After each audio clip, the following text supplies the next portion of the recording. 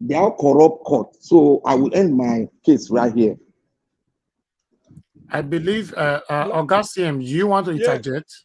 Yes, Oga, not really, just Oga, Black Panther. What I wanted to ask you is this: you've seen the situation, you know it is the way it is. Yes, the strike should go on. What do you think? What do you think a responsible government should do now? There's no, what is it called? There's no um, uh, good and bad, and is it good and bad, or wrong and right answer to it, or something like that. What do you think a responsible government should do now? Hello? Oh, it's like, I think they should dialogue. That's just all. Dialogue with them and prefer a solution. okay. Okay, at least they start with dialogue. So Okay. with the dialogue has negated the what is it called? This court, the court injunction for them not to go on strike, which is anti-democratic. You don't use court you don't stifle people's opinion. That is, protest is a way of people's opinion. It's just the government we having is irresponsible. Otherwise, you don't use court, the judiciary, Yeah, to you are muzzle right. anybody. You're right. You don't do that. That is the free expression of the people. Although some strikes might be frivolous, but as long as the constitution guarantees it, what you do is you call them to a dialogue. By calling them to a dialogue, you've indirectly stopped the strike, because by not involving the judiciary, you call them to open up a dialogue. So they will come in, and as you are dialoguing, you are heading somewhere, but they don't bring in the judiciary. Unless maybe the dialogue is not going anywhere, they go out. But in this case, they've not started a dialogue. I stand to be corrected anyway. Thank you. Thank you, Oga CM. Let's hear from, we have AJ with us. AJ never talked to us. AJ, thank you very much for joining us. Good evening to you. Please talk to us, sir. Yeah, thank you. Thank you very much. Thanks for having me. Thanks to everyone there. I really appreciate everyone. For me, with respect to the NLC, I'm kind of, disappointed. In as much as strike could be, strike is necessary. NLC, as it stands now in Nigeria, does not at any point in time for a long period of time now, they never go into any negotiation with government with their respect and dignity intact. They are always fractured. NLC is always fractured. They don't go into negotiation with respect. That is, the other party, which is the federal government, giving them their full respect, on the negotiation table. And that brings me to that question. I think one or two of the panelists have asked that question, but they didn't provide answer. And that question is, why now? Why is it that it is now that NSC is coming out? There have been other issues. They never came out. But why now? For me, the answer to that is because NSC, Nigeria NLC, Nigerian Labour Congress, they never go into the leadership now. I'm not going to generalize. The leadership of the NLC, they never, at least I can say that from my experience, from my adulthood, for about 30 years now, that I've been following the labor trends in Nigeria. NLC, the leadership will never go into any negotiation with federal government unless it provides them a payday. Again, I repeat, payday. If the issue on ground is not going to provide payday for them, they will not go into it. And the longer they stretch it, the fatter the payday is going to be. Make no mistake about it. We are going to see in the next day or two, they are going to succumb. They will succumb to the federal government. I can see, if I go by history, the trajectory of the NLC they go into negotiation, the leadership. If not, somebody mentioned that, you know, there are some states, we all know that, they don't pay salary. Some of them will go out even as far as 6 months, 1 year without paying salary. And NSC will do nothing about it. Where does that happen? Who does that in a normal Oga environment? AJ, the noise on your background is too much for a broadcast, please. So They are worship plates there, or they are worship drums. So sorry about that. So sorry about that. With respect to what I'm saying, that see, in Nigeria, the NLC does not go into any negotiation with their respect and dignity intact. They are fractured.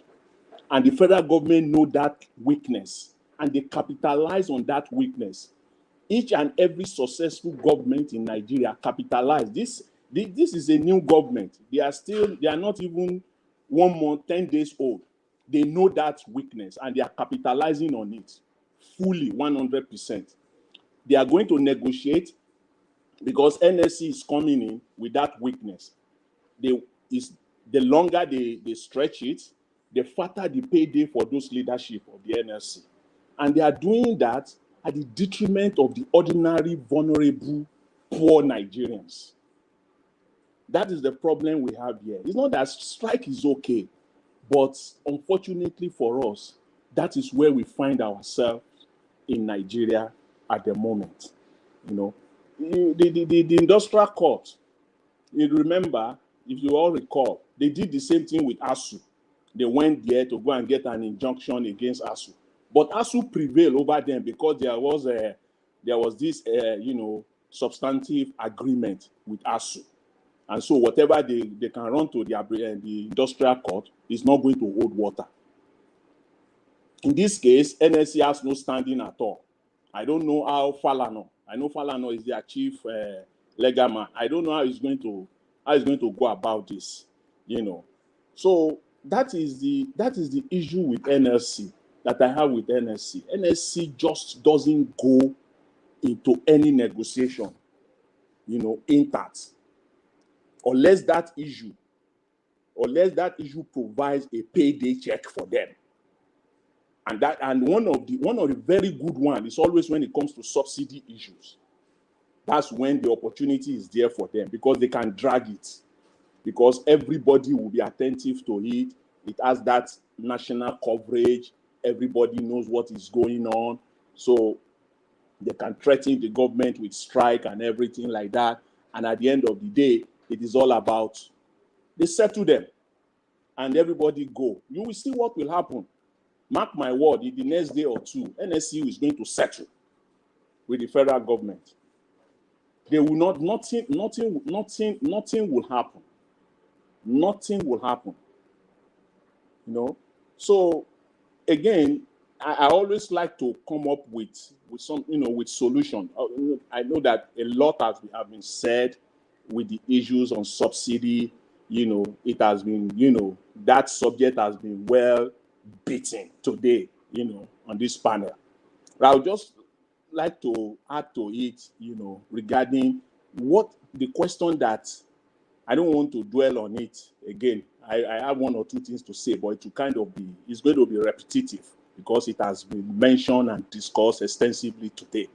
But the question that CN asked, what can be done? What can a responsible government do now at this point in time? As I said, I don't think they have the capacity to do it because the subsidy issue, as it stands in Nigeria right now, cannot benefit the ordinary poor Nigerians. It can't benefit them. Most poor Nigerians don't even drive cars. They don't even have generator. So this subsidy is not even going to have direct impact or, you know, or positivity on, you know, in their lives. No, it's not going to. So what are those things that government will do, a genuine government will do right now? Is the issue. You just showed a video also of a guy somewhere in Europe. I don't know which part of Europe, showing, you know, one of the city, you know, about 3 minute video that you showed. Those are the things that will impact the ordinary people. That's what a responsible government will do. Transportation, food security. Those are the things they will do right now that will impact people, because that's what Nigeria cares about. But these people visit abroad, they don't emulate what they find here. I know. That's the problem that we have. But those are the things. This salary increase, minimum wage, at least we all know, is only going to impact less than 10% of Nigerians. What is the population of the civil servants, state and federal, in Nigeria? Those are the people that is going to impact. Nigeria is an informal sector, pretty much. So it's not going to have impact in their lives. Is it the woman that is selling corn on the roadside, or the guy that has a small shop, he has a small shop on the street? Even the woman that has a small shop, even employing 1 or 2 people, tell me how the salary increase that NSC is negotiating now is going to impact her life, or that of her family, or even 1 or 2 staffs that she has, paying them 20,000 naira per month. It's not going to have any impact on their lives. And how do you want to compare that woman to increase her salary if minimum wage is now increased to, say, 100,000? That woman selling on the roadside, that is even helping 1 or 2 individuals to, with 20,000 naira per month. You expect that woman to increase her salary to 100,000? It's not going to happen. So the wage increase thing is just is the NLC thing that they use all the time. If a responsible government want to act now, they will have to go full security, transportation. Those are the things that will have impact immediately on the lives of people. That is what a responsible government will do. But again, I dare them, just as you said, I don't think they can do good, because if they have that capacity to do good, the first thing they will do is to cut on their own wages, first of all. You said something in your intro today about contingency. They have contingency. You know what they do with those contingency every year? At the end of the year, once it's October, November, December, those remainder, the money that has not been spent, budgeted for contingency, that is the time of the year that they just do what? They just wipe them off. Because once it goes into January 1st of the next year, you can't touch the money again. You cannot touch it again by law. But the money must be spent. It's just sitting down there. So if they spend it now, which money do you want them to, to distribute in October, November, December? They will not touch that contingency. That money is there. There's always contingency in every budget, every year. Anyway, let's listen further to NLC president here. I'll come back to you, sir. Thank you, sir. So that we can understand. But before that, what the Labour Party lawyers have to say here, let's listen to this, then we'll come back to the other one.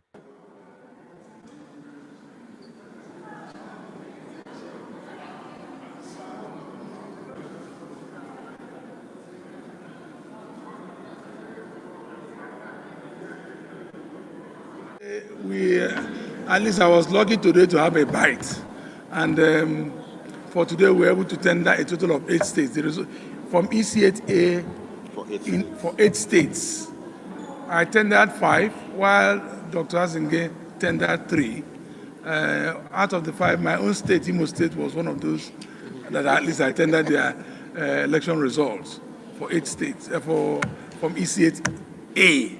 So tomorrow we continue from EC8B and C, and like that. So the objection by INEC is more like a statutory kind of objection. They're just trying to play safe. There's no harm in that. It's just a routine objection that they take just perhaps for reasons best known to them. But the documents tendered are actually documents, certified true copy of documents procured by from INEC, which we duly paid for. So for me, there's nothing to bother about. It was a good day. Yes. The cooperation by INEC now, because I remember initially you said that some percentage of documents have not been acquired yet. Are they cooperating as it is? Incidentally, INEC has improved in their cooperation. Substantial documentation has been availed, while about 20% now are still outstanding. I think about 20% thereabout. I'm not exactly sure. I know not all, particularly the issue of beavers. They have not been able to give us proper cooperation on that. We need to have access to the beavers using our IT team to extract information. Even if the deleted information contained in the beavers, there's a procedure of extracting it. So it's for them to avail us that opportunity. Exactly. Even though INEC have proactively deleted all the vital informations from the beavers, you can still bring it out. There are people specialized for that.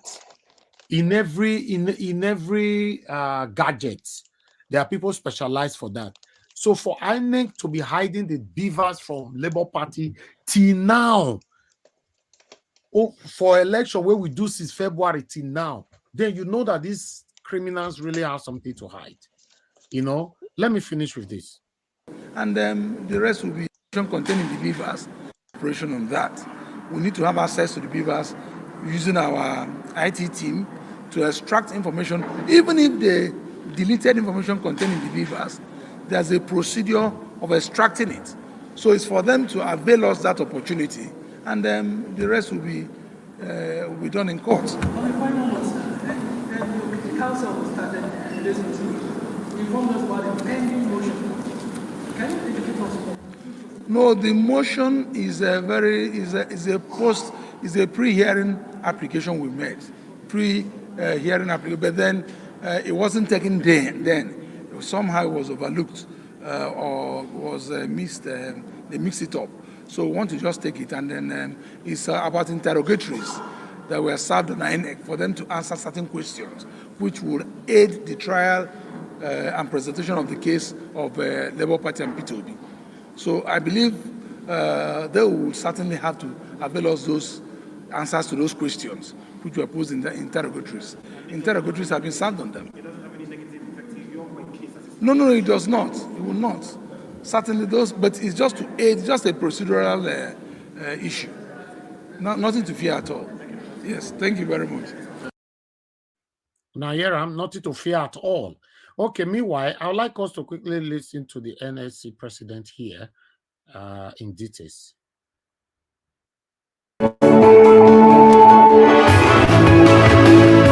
With the labor movement already angling for a fight over the sudden but yet long-expected removal of subsidy on petroleum importation, what could be the likely impact of this development on the already frosty relations between government and labor?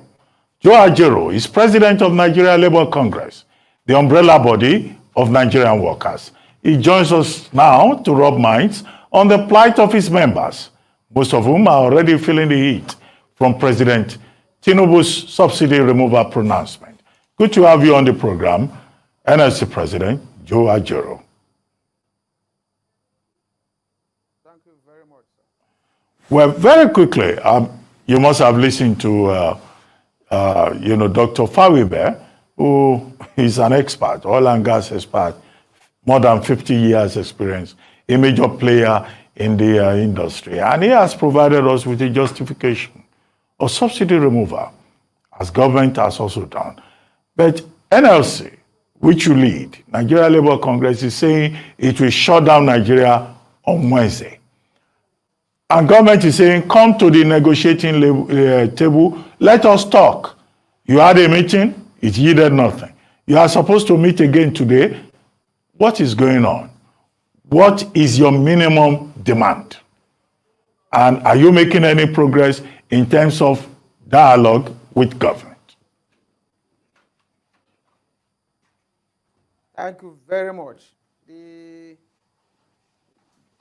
I don't think we are making any progress so far because we are still at the same point. We have not gone beyond the point. That's where we are. The issue of alternative and subsidy are things we have discussed over the years, and our position were made clear. But government appears not to be interested in our position, and maybe they want to roll it over us. I'm sorry, my people. I don't know if I'm the only person saying what I want to say right now. If now let me see, I'm going to still let me know. This man, so way they talk to this president. One, I take get there. He looks too dull for my liking. People like this can never take decision, and if they do, they can't stand by their decision. I'm sorry, I might be wrong, but you can just hear him out. Look at it, they talk. Our position, if government, listen. This is serious business here, man. This is serious. Let's listen further. Nowhere. Okay, but I understand that you were supposed to meet again today. What's the situation with that? And what are the issues? What are your proposals? Well, of what use is today's meeting? We by Wednesday, by Tuesday night, I held a meeting with the TUC president, with Mr. President and his team. There and then, NNPC said they were going to bring out figures and prices. And on the spot, I told them, if you do that, we'll fight back. There's no basis for you to, to take that decision before discussion. And they went ahead and did that. We decided to boycott the meeting, but people still prevailed. And we attended the meeting and asked them to return to status quo to enable us discuss freely.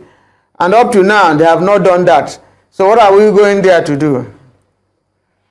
Well, but if you look at it, the Tinubu administration is saying that this new administration is presented with a fait accompli. There is no provision in the budget 2020. I'm sorry, my people. I don't understand. This might be like person way a nepotism carry enter office. To be honest, I'm sorry. I might be wrong. I've talked this thing since. It be like person where they just go call away the sleep. They can't say Ojuku, and now you go be the next president. You know, so I've tell you that time. You see, I don't like to insult people with their looks and no, or the way he speaks, but it doesn't look like, is it that all Lagos Nigerian workers are just people that can't present themselves well? He's supposed, come on, I don't understand. And he's like, somebody said he might actually be easy to compromise. You can see that. He's literally saying, let's go back to something. This kind man go fear. This kind man go fear back and slap. Go fear. Go your pick race. Yeah, if you raise hand like this, don't take off. We say not be me or you. I have my family to look after. Because I never sit down like this. Make I look this man's face. This man not apply for this job. Now the loyalty way he pledged 1930 many years ago. Now they call and say, okay, take this job is yours. You go say thank you, sir. To me, but then what is not really from what I can deduce by assessing the man, he hasn't got that mental what can I call it? Just the agility. Just exactly, something like somebody who you can just tap, that mental alertness. He should know the facts at the fingertips. He should be talking. That is something like convince you that really he's not being prodded to do what he's doing. Now the time you say not be favoritism, bring this man enter presidency. So wait, now so many things under Buhari you have to unravel. So this thing is that where he's talking, he's not convincing. Looking at the body language, like some people will say, it doesn't look like a leader. Exactly, that's the right word I was looking for. It doesn't look like a leader. It doesn't look like a leader. As much as he may have proper, let me put it this way. Sometimes they say, sometimes your case, somebody might look at your case and find out that what you are agitating for, what you are calling for is good, but you are making a bad case of it. If it's on merit, assessing the man is not convincing anybody. Irrespective of the fact that yes, there may be need to rescue, so sort of bring the government to a round table, discuss this thing, look at or force government to do what should be. Not palliative does not mean you might not really increase salary. But if you had put all these things in, there are certain things government should have done to cushion the effect of this thing coming.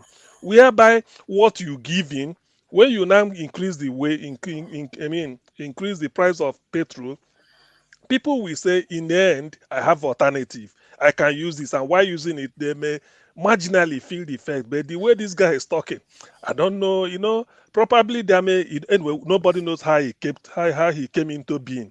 But as far as I can assess, he hasn't got the willpower to lead an organization on a nationwide something. Particularly when it is critical for labor to speak up.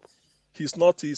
Or maybe it's another a junior version of Papa now. I don't know, because he's labor. You know why I'm saying this, my people, is because it be as it gets. It be as it gets. Hey, take over now. It's true. No, we are seeing it.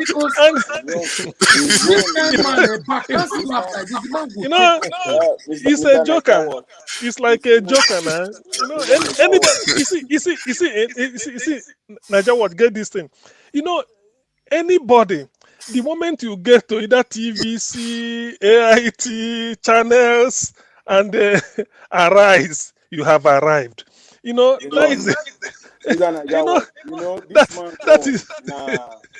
man own a double wala for dead body.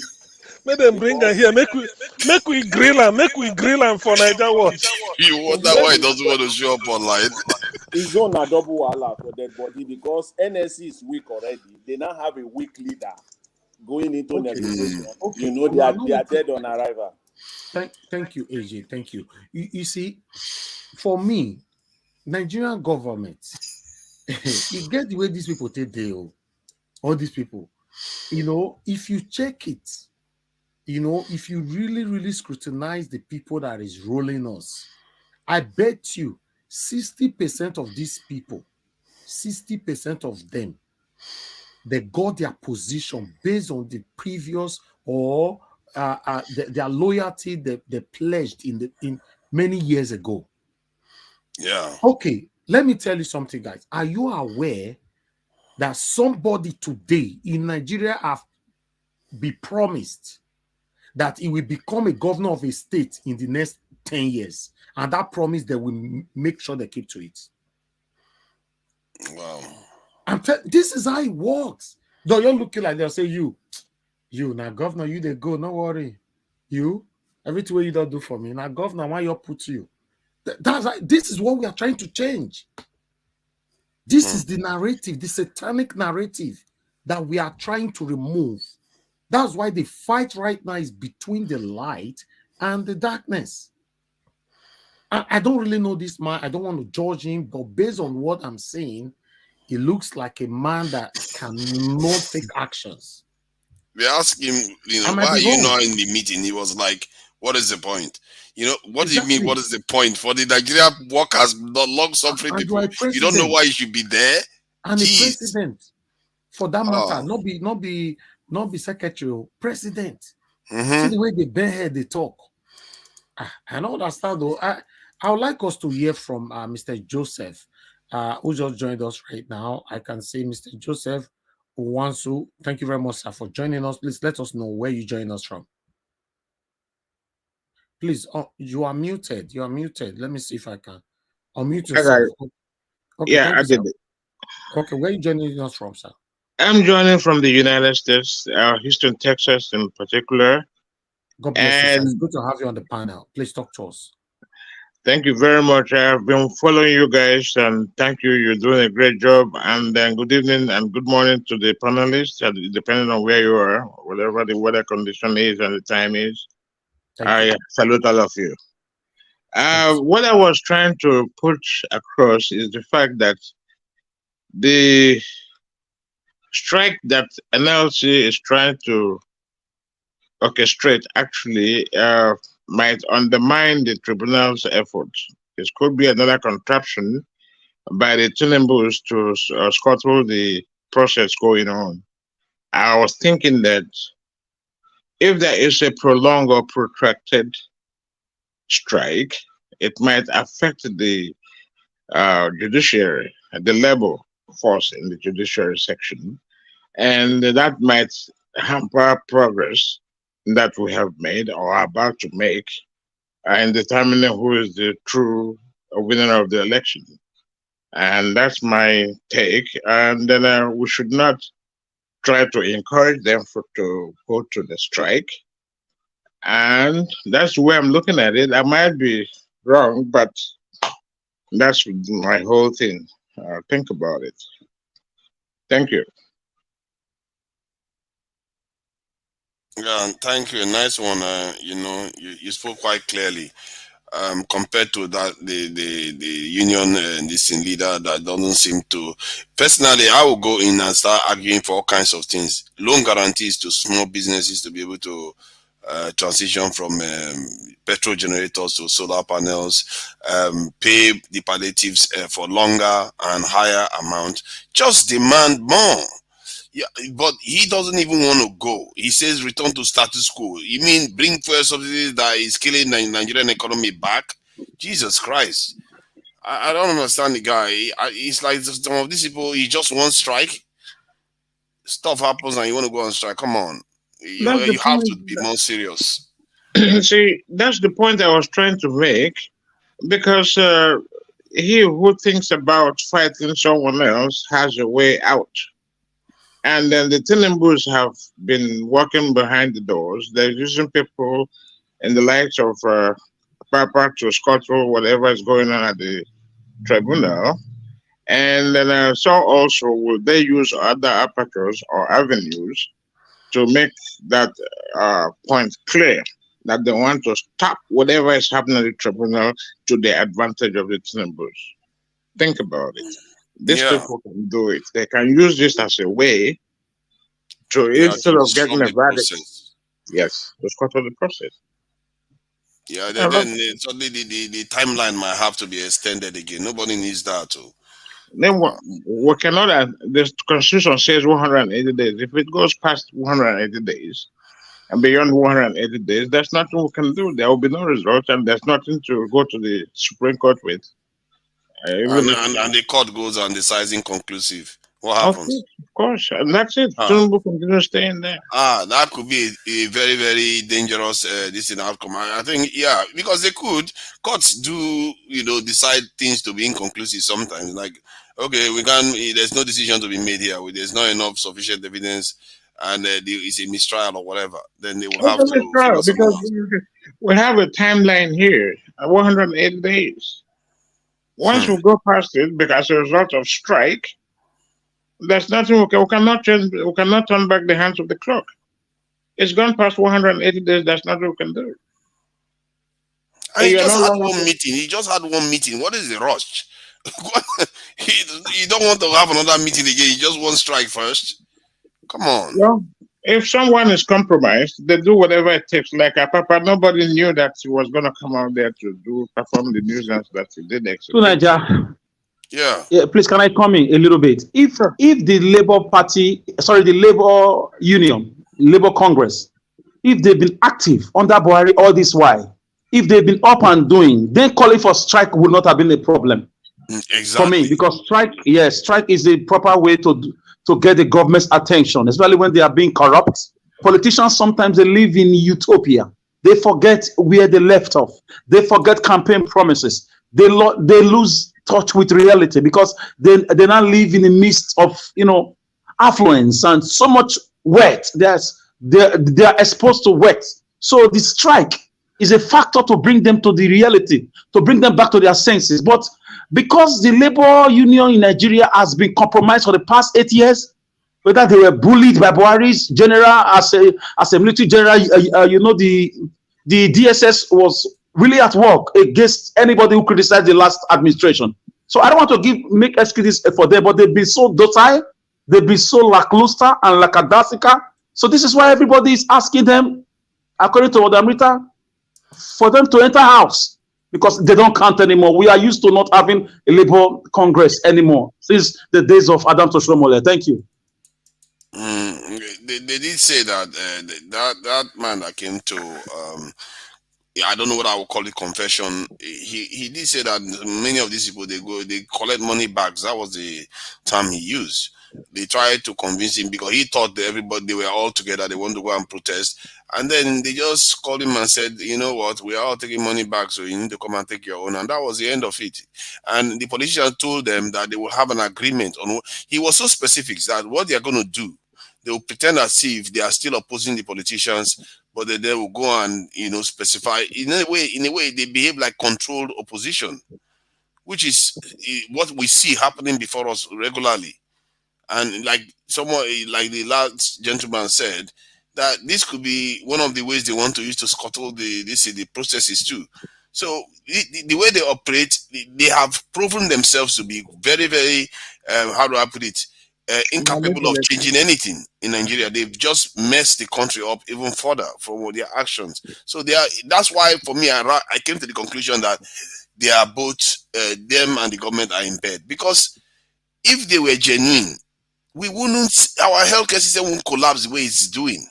This jackpot system won't be as strong as it is, because they will be stepping in on behalf of workers to make sure that these people are always, they have jobs going, they have well-paying jobs. So people are even still getting paid 18,000 or 15,000 in Nigeria per month in that country, and we have labor unions. No, I don't understand it. For me, this type of failure is the kind of failure that if you did that, you fall on your sword and move on and give someone a chance to do the job right. And if they don't, if they keep failing, then they call it a day because they are not fit for purpose. Let a proper union come to existence that is actually there to fix issues, not to just complain and go on strike, destructive strikes. In the industrial laws, when you are coming to the round table, what other government do in the world is ethical. You have to go back to status quo. If you want to have a headway, you have to go back to status quo. They know that you got to remove it, but you got to go back to status quo. Then you now sit down. Look, this labor issue, it has been there for over 20 years. Sorry, Black Panther, if I have to come in, let's ask, if they have to increase the minimum wage from 30,000 naira, let's just see, how much do you think they should take it to? Before you increase the minimum wage, they got to sit down and talk, because we are talking about inflation, and inflation got a lot of things to do. Like inflation. What about no. You are going to devalue your currency.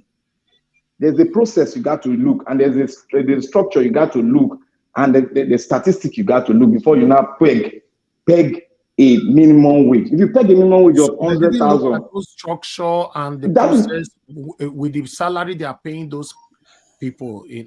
They are running this country like a jungle. That's what I'm saying. No, we don't need to go far. How much do you think they should go? If they want to put the minimum wage, first we got to know how much they are going to peg the gas. You got to peg it. How much do you? Let me move on to the next person. Since you don't, it's hard for you. No. I can't tell you. Okay, that's fine. No, I think Black Panther is actually right. Yes, I know. You can't out of the fixed arbitrary figure, because you may be wrong. Okay, this is what they are asking promise for what now. you can meet up. You can see what they are asking for. Minimum wage to be 200,000 naira. 200. Sorry, sir.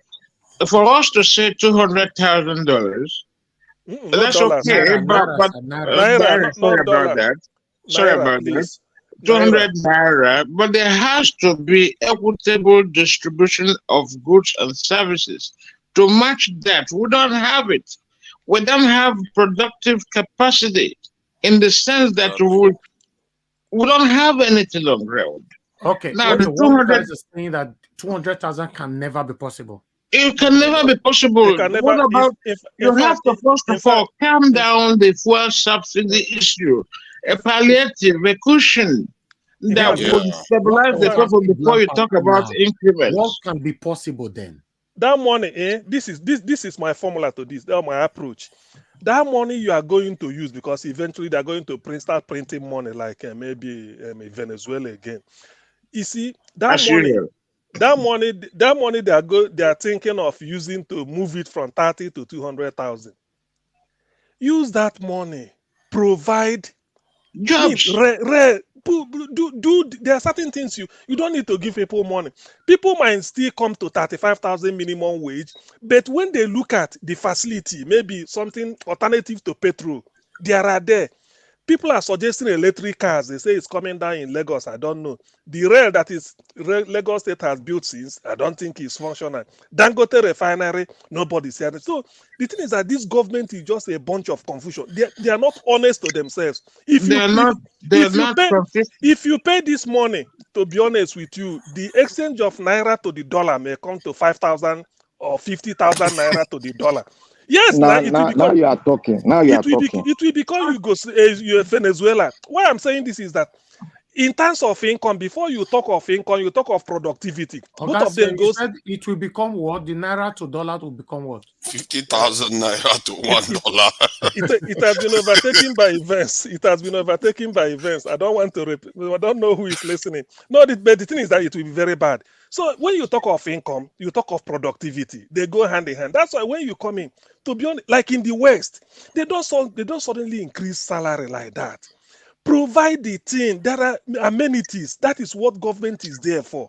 Provide the amenities in terms of infrastructure, road, rail. By now, Nigeria with our population, you can't expect a country like Nigeria to be moving around the country on maybe trailer and road. There should have been tram. There should have been rail. Something like somebody can say alternative transport from Port Harcourt to Lagos. You must not go by road. You take the sea. Port Harcourt to Lagos. From Port Harcourt to Abuja, you can go by sea through River Niger. So there are things you could have opened up. There are things we could have opened up. And I understand that in the 60s, there was this issue of from Lagos, Apapa Wharf. You can travel to Port Harcourt. People living in Imo State, they say when they're on leave, they go through the sea. From there to Mr. CM, let me draw it. If you peg it at 1,000, 100,000, let's say peg it at 100,000, they are going to find a way, because economists always try to reduce the amount of money in circulation to peg down inflation. That means you are going to have an increase in your food prices, in your transport, because in economy, they have to mop up the money to know how much is going around the country. And the dollar rate you're going to be pegged at the minimum is 5,000 naira to $1. And businesses will lose. Will lay some staff off. Exactly. They will lay off some staff. Yes, they will lay off some staff. And people will start storing money in their warehouse again, because it's too much now. Instead of going to a bank, you pack the money in the way they store it before this change. The question now is, so what's the highest they can go from this 30,000? Sir, I think they can do 60,000 without necessarily imploding the entire thing. Maybe, but not more than that. I think 60,000 is okay, just to make sure that you don't dollarize your economy. Because one thing is that the Europeans want you to dollarize your economy so that they're able to pump in their product into your economy, because you are not productive. That is the bone of contention. If we are productive, we can merge it up if we are productive, but we are not productive. Well, as a matter of fact, if you ask my opinion, let Mr. Joseph finish, please. Mr. Joseph, if you ask my opinion, I'm going to say brilliant ideas. I have to say, where is he? He's talking. I'm here. If you ask my opinion, increasing the wages is okay, but very reasonably. But think about if we don't have production. Now, increasing that wage increase would actually have a counter effect by hyping up our inflationary rate. And that will be to no advantage to anybody, not even to the nation, except the people from the overseas. How much are we exporting?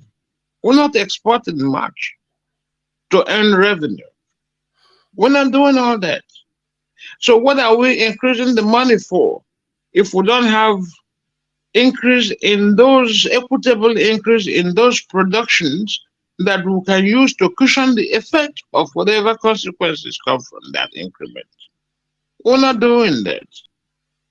That would be a dumb thing to do, even though it would be beneficial to the common man who thinks that he's earning more now. But what about the value of the product he's buying? He's paying more for it, way more, too much for it, because every price will balloon from then on. It's just like what happened after the Civil War. They call it the George. That was the beginning of inflation in Nigeria. People earned the Dodge money, and the price of goods and services sold increased. So I don't know. Nigeria is prioritizing our efforts, whatever it is that they're doing. I don't understand, because it has to be one production, self-sufficiency. Look at this little town that was suffered from COVID. Look at how much the Buhari government put into agricultural produce. We have made a headway there, but can that headway be sustained? That's another question. You know, if we have, go ahead. Sorry. Can I chip in something one of there? the suggestions I wanted to make was that one, you can look for efficiencies in the system. That you can try to increase efficiency so that the cost that people are currently bearing reduces on things that they are doing already with petrol, like the fact that so many people use individual generators. You can make it so that they start using communal generators, because that is more efficient and it costs less to maintain, and that it means that you've saved costs there. In terms of this in transportation, sector, you can reduce the tax that they pay, that the transportation people pay, because that's targeted at the right people, because they are the ones moving the poorest people around. And you reduce the tax that they pay. That way, you don't necessarily get to charge them, or you just not take the tax. That's all it is. And that also increases efficiency. So it's not then the palliatives also add to that. There are measures they can take. Can I contribute there?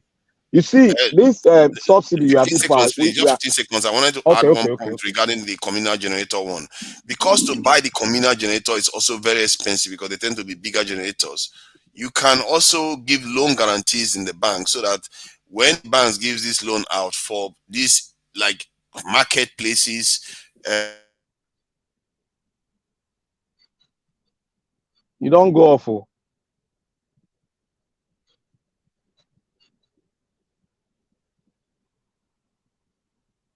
Is there anybody there? Yeah, I'm here. Can you hear me? I can hear you, but two Nigerians cut off. It's like the NEPA don't come now. That's exactly what we're talking about. Okay, can I just chip in before it comes back? You see, this subsidy we are talking about, Nigeria has not set up the pillars that you can put together, then now remove subsidy.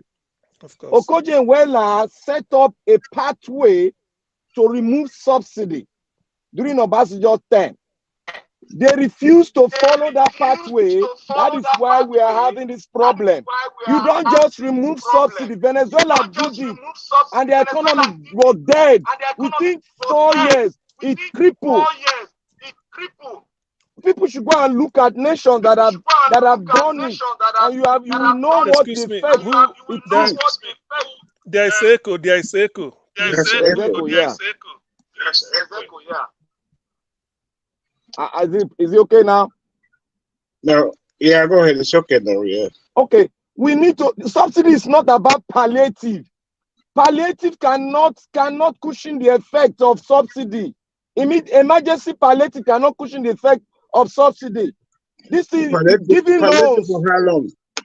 Thank you. That's what I'm saying. They are giving palliative will not even have an effect, even 10% effect on it.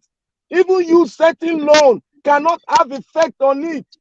What whole economy you have to put in place and be able to do this? If you're even removing subsidy, what area of the energy sector you want to pull it out finally? because there's no way you can pull subsidy out of the entire energy sector.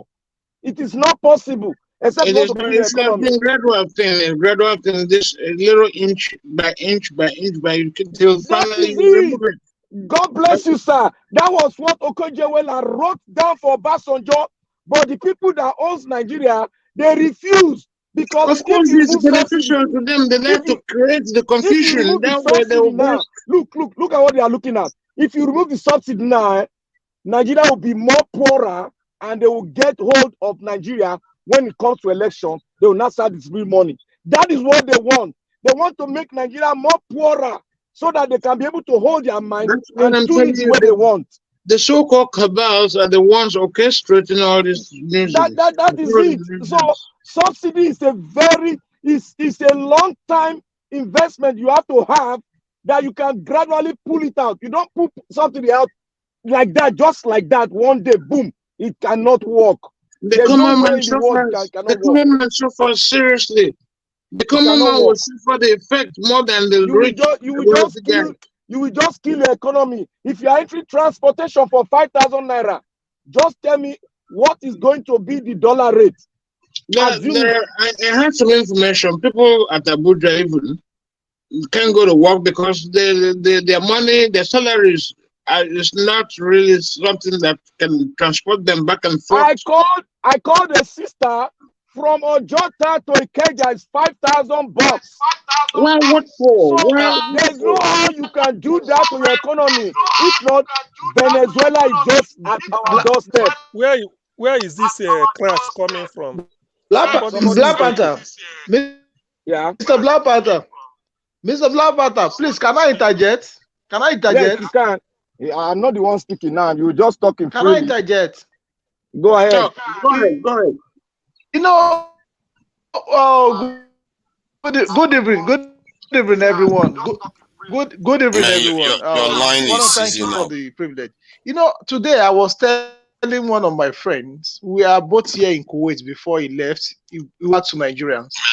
And your line is seizing. You know, so he went back to Nigeria, and from there he go. You know, every time when I see most of the things that this man is saying, I put it on my status. So he went to go and tag me and say, we are not that patient. Well, because of this man is just entered, we should be patient enough, blah blah blah. That the way he's seeing this man is going to do things, blah blah. I think let's be patient for it. I tell him blankly. I say, bro, why did you left Nigeria? It's because of you people see the hardship. That's why you left, you run away from Nigeria. I say, as far as I'm concerned, there's nothing good thing that come from these two parties, APC and PDP. I say, can't you see? It's glaring that this man doesn't have any manifesto to work with, doesn't have anything to give us in Nigeria. I say, for example, you are talking about him to remove. He has a manifesto.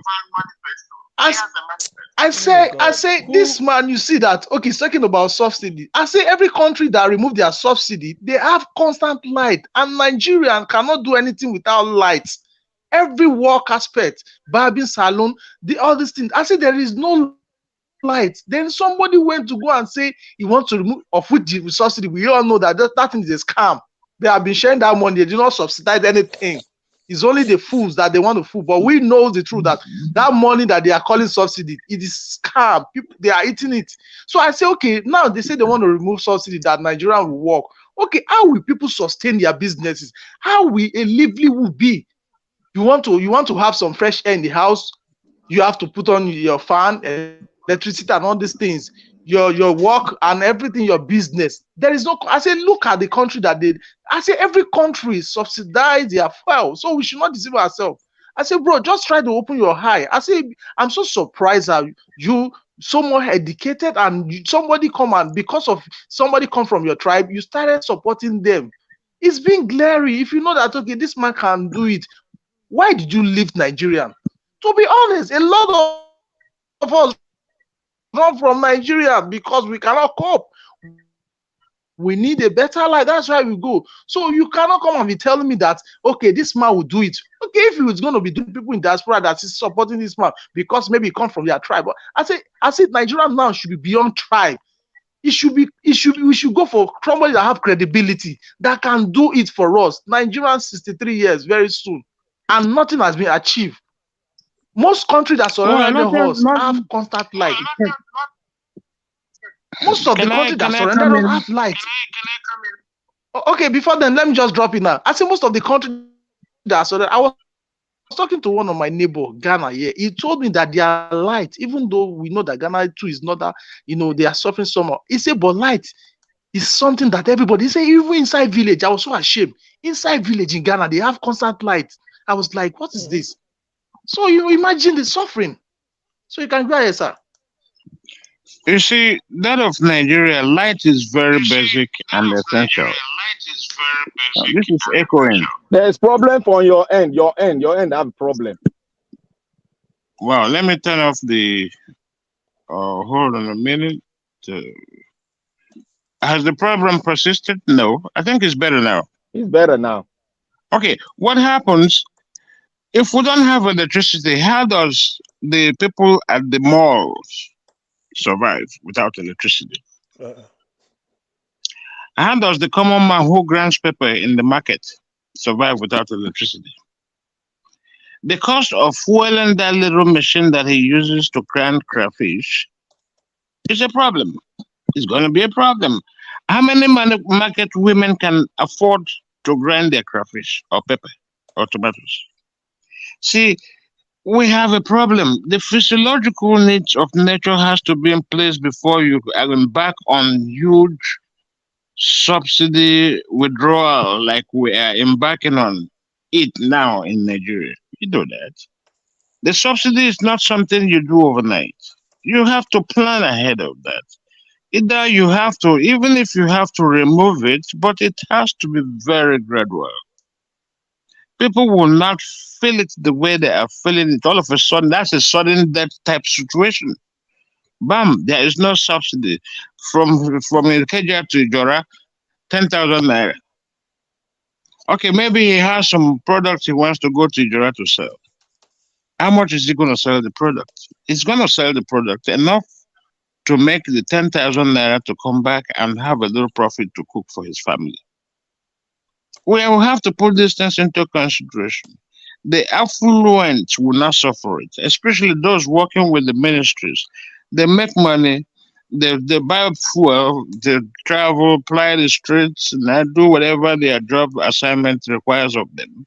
They come back, they go back to the office, turn their receipt, they get back their money. So who suffers? Two elephants are fighting now. It is only the ground or the grass that suffers. You know?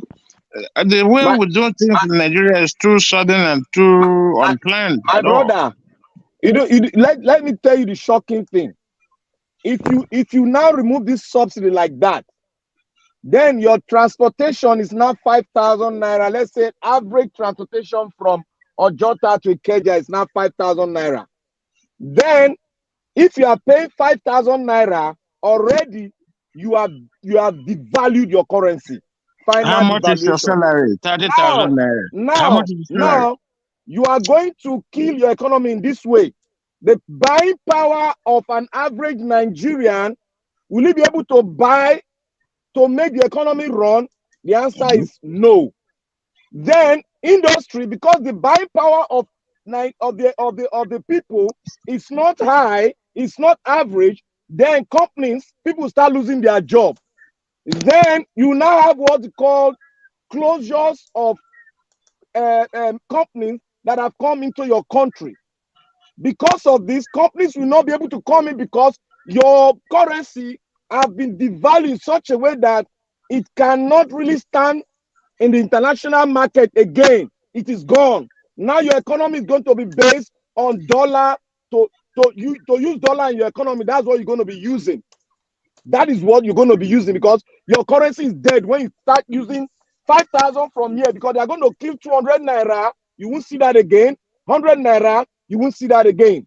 Because my brother, you're right. You're very right, my brother. 5,000 naira, you are going to be having only 1,000 naira denomination and other denomination.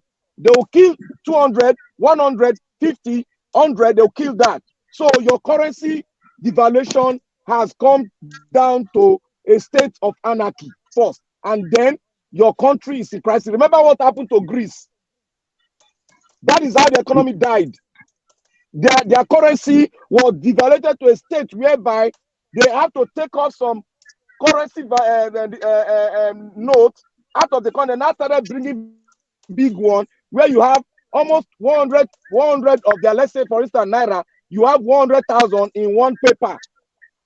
That's what Ghana did. Ghana did it. That is what they want you to have. That is what they want you to have. Your economy is gone. Even the big man that is stealing money, he will not steal Naira again, but he will stealing dollar. That is what you are going to be having. You people should think and go on research on subsidy. How countries of the world go on subsidy, how they remove subsidy. And one thing about it in economy, you cannot remove 100% subsidy. You cannot do that to your economy because the subsidy is like a social welfare to a certain part of what drives the economy so that me and you can get that thing and be productive. If you want to set up a small scale industry, we can buy something that make that industry move and sell so that it can run the economy. You can have exchange of money around so that people can be able to buy. But if you cannot buy, then your industry will close down. That is what it's going to be. You people should know this is just a layman language I'm using. There's so many economic terms gathered with it. Thank you.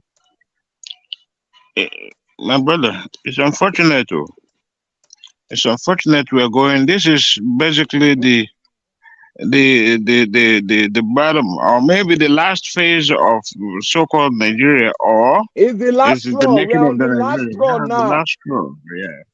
Come on, time. We are more or less a Venezuela state where we say people migrating to West Africa. They'll be migrating big masses. That is because we have the population. That's they it. have to survive. That is it. Yeah, so there has to be survival. So when we come here and say, oh, they need to remove this because the cabal is doing this, guys, we need to study it very, very well. We need to study it very well. Do we have the infrastructure to withstand removal of subsidy? Do we have the shock absorber? We don't have anything in place to remove it. You don't have any social amenities for your economy to make it stand. And you want to remove that which is driving the economy. You don't have anything. You have not built your infrastructure for years. You have to build your infrastructure at least averagely for 15 years before you can even think of removing subsidy. I live in Texas. I remember when they used to subsidize fuel, petroleum. We used to pay 50-something cents for a gallon of gas. But when the Texas state decided to remove that subsidy, it was gradual. We started paying 90. God bless you, we started paying 100.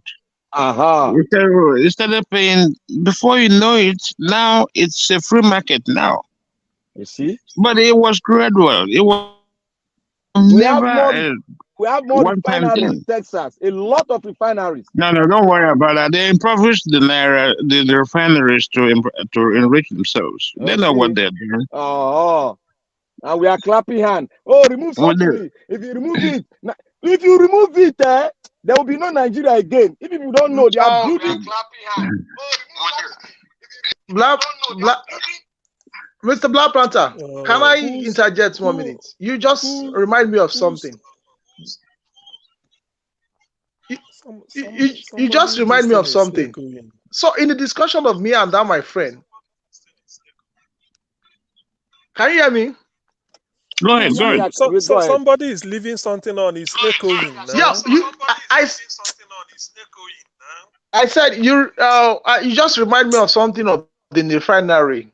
To be honest, if not that this thing that they are doing is a game plan, is it? If I thought we know that the refinery they say they build is stolen money allegedly of Nigerian money that they gave to this man called what is it called? This Dangote. Dangote, it's a history for another day. It's a history for another day. They leave. They leave the Niger Delta. This is becoming horrible. If you are not speaking, mute yourself. Somebody said this thing is echoing. It's making. How can we be behaving? Is it okay like now? behaving like kids. Can I go on?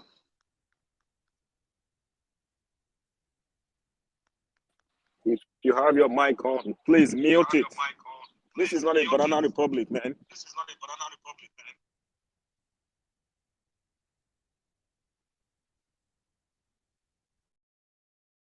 When somebody is speaking, the mic is opening, so many voices are coming, as if this becomes another APC gathering. Thank you.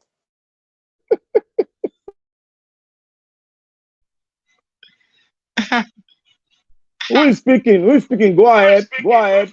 Yeah, it's me. It's me. So like I was saying, so these people, where Nigerians are supposed to know that they have a game plan. They have a game plan, you know. Imagine they lift Niger Delta that has a lot of crude oil. They know when to go and build refinery there. They bring it down to Lagos. You know, this is where Nigeria needs to wake up that they have a plans to make sure that they pocket everything that concern that country called Nigeria. If I thought they want to help Nigeria economy, which I don't believe them, why can't they take the refinery down to the Niger Delta, the place that have a lot of crude oil there? Why is it Lagos? That's the question.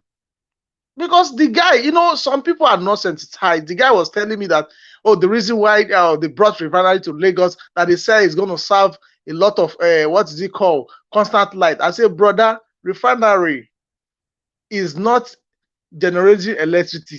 Is to do what? Is to make sure that, you know, they use it for crude oil. Electricity is different from, I say, if somebody wants to do something, just like you guys said in Americans, you have to have alternative. Let there be constant light. Sometimes I ask myself, how much does it take Nigerian government to fix our constant light? Is the money too big to the ones that they've been stealing, borrowing, for us to at least light, constant one, then from there, because everything boils out to light, electricity.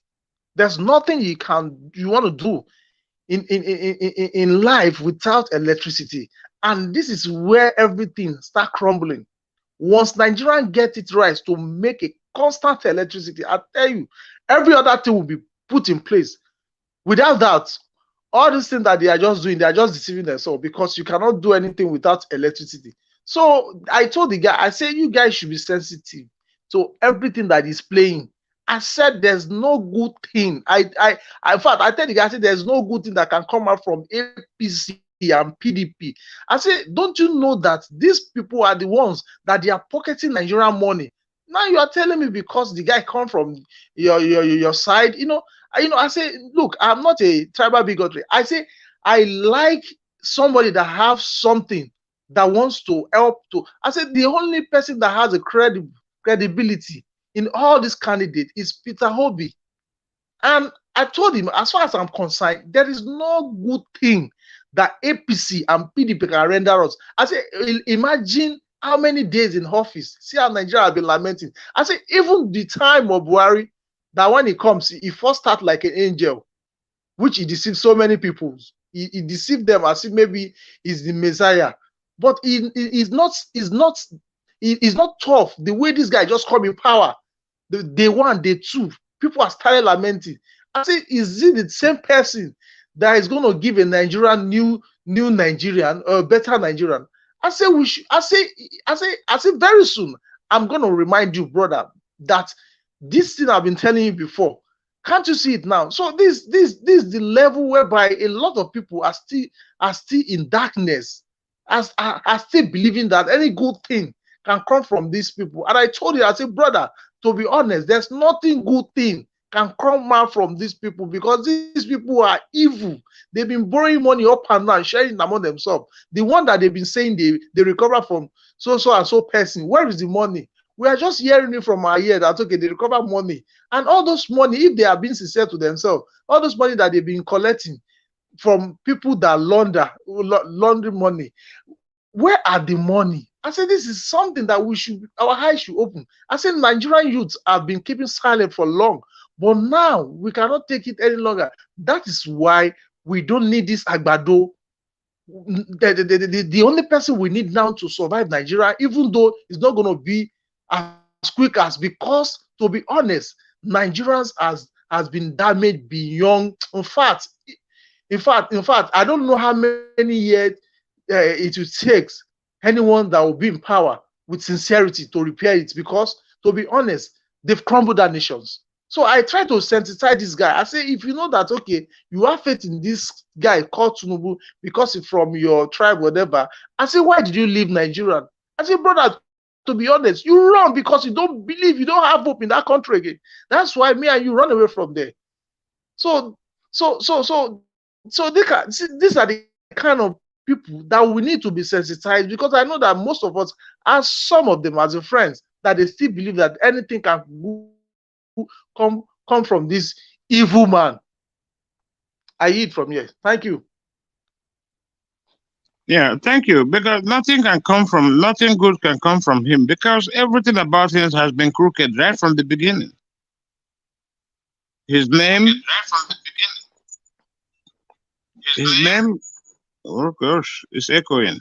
I don't know what I did wrong. Oh gosh, it's echoing. I don't know what I did wrong. Yeah, go ahead. Let me mute my speakers.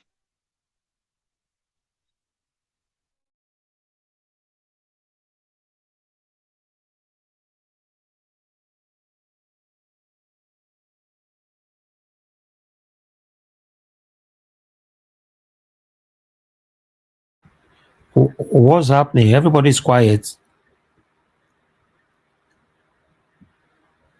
Okay. Augustine, are you there? I am here. This thing sometimes they echo. I think they are talking of the subsidy. No, but everybody got quiet for like few seconds. I think the other chap is sorting out his. I was the one talking, and then it started echoing. I don't know if you're controlling it from there or not. No. I'm not. Is it a case of you listening with the mobile and watching on the TV? I Yes, don't know. No, my TV is off. I'm just on my phone. That's it. Yeah, maybe somebody else unmuted themselves. You know. Okay, can I go ahead and keep? Yes. So what I was saying is that Chris Dublin, yes, you can come in now. You know. Go ahead, sir. So the number of a guy, nothing good will come from him, because everything about him is crooked. From the forfeiture, his name, his school, his employment. Well, though he's educated, don't get me wrong, he's educated, but not under the Bola Tinubu's name. You know that. And then his brother is a governor for the old governor for Osun, but just got replaced. His same brother, same mother, same. But his name is not Bola, not Tinubu in any way. But that's another story for another day. The point is, the cabals have decided to render the country unproductive so that they can bask in their loot. They have to do whatever they have to do to impoverish the nation. That way they can accumulate as much wealth as possible at the detriment of the poor masses. Are we going to stand and look and watch them do this to us for the generation unborn? Look at the amount of money that is outstanding, that debt.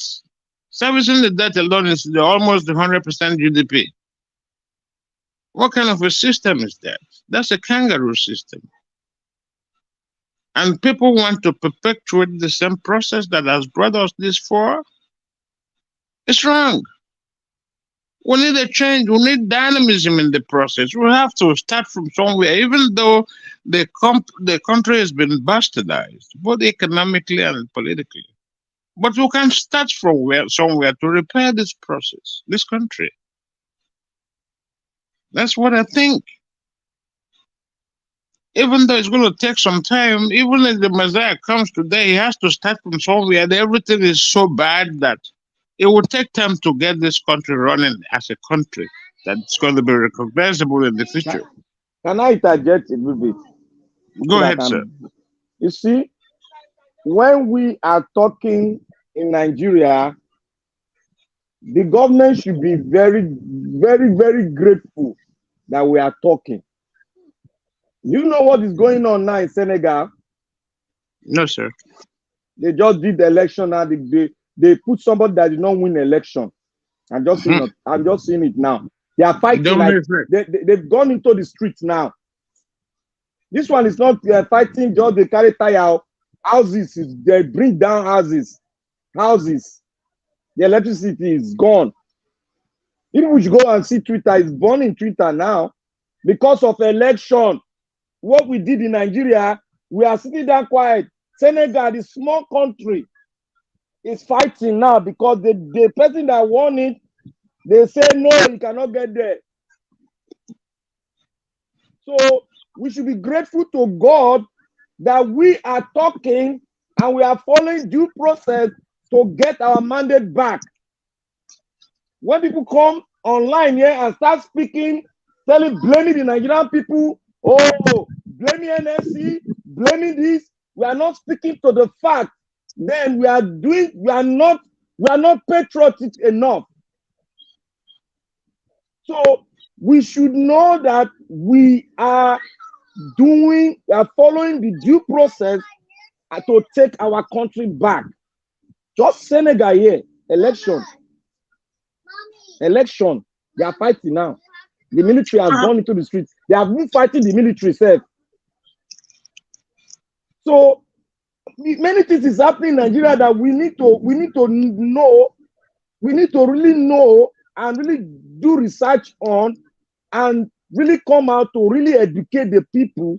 And we should not be talking, speaking on the surface alone.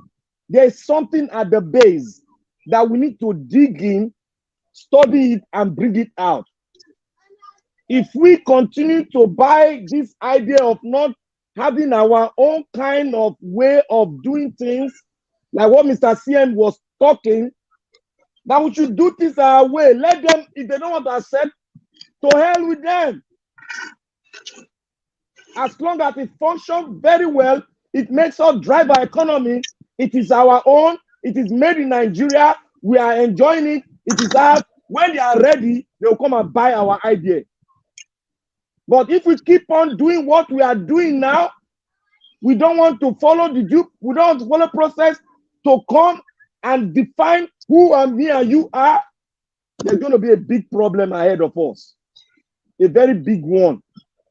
That is why I'm so confident that with the substantial fact we have on ground that have been submitted, my brother, if they turn it, oh, thank you. I'll just say thank you, Jesus. That is it. Please, let me just interject for a minute or two. You see, given what you said about Senegal and the Nigeria is just spiraling downhill because of what is happening, although people may disagree with me. Do you know one thing? Is it not petrol we are talking of? Because I like coming from the first principle. Is it not petrol that you put into your car or it will start, or you put it into your generator, you start it, and it will give you light? Is that not petrol we're talking? And we are waiting for Dangote to refine it. Look, if really Nigeria should be treated or shown that like a country in a war zone, not really war in the way it is in Ukraine, because under the war zone, necessity becomes the mother of invention. Our boys, where they creek, they refine petrol. No subsidy, no dollar to import anything. Let us return to that. Let us go and revolutionize that. Because of the fact that the powers that be feel that they can make money out of the wretchedness of the poor people. Otherwise, I don't see. Because why I'm saying this is that it may sound crude, but do you want us to go to Venezuela, become Venezuela? Is it not petrol? Good thing, the petrol is in the soil. Can I interject? It's within us. One moment. It's within us. And there's one type of crude technology brings it out. We refine it, whether you buy from Dangote or the one they import from Argentina or Brazil, or the one from Norway. If you put that of the one from Niger Delta, the creek, the motor will start.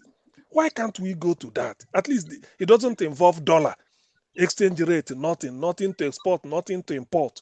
Let's use that and be self-sufficient to save our people. That's what I'm saying. Then all this, they speak a grammar, economic jargons. You think they are with you. They are not with you. They're only doing it for themselves.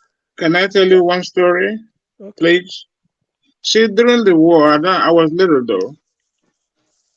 The Biafrans were able to produce their own generator, their own petrol. Yeah, that's true.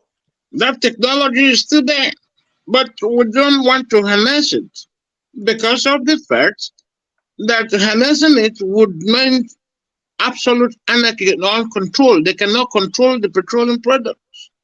But people are still stealing it and refining at least diesel. I know they are producing that in an abundance. The people at the creek can supply diesel that will suit the whole nation, but they're not letting them do it.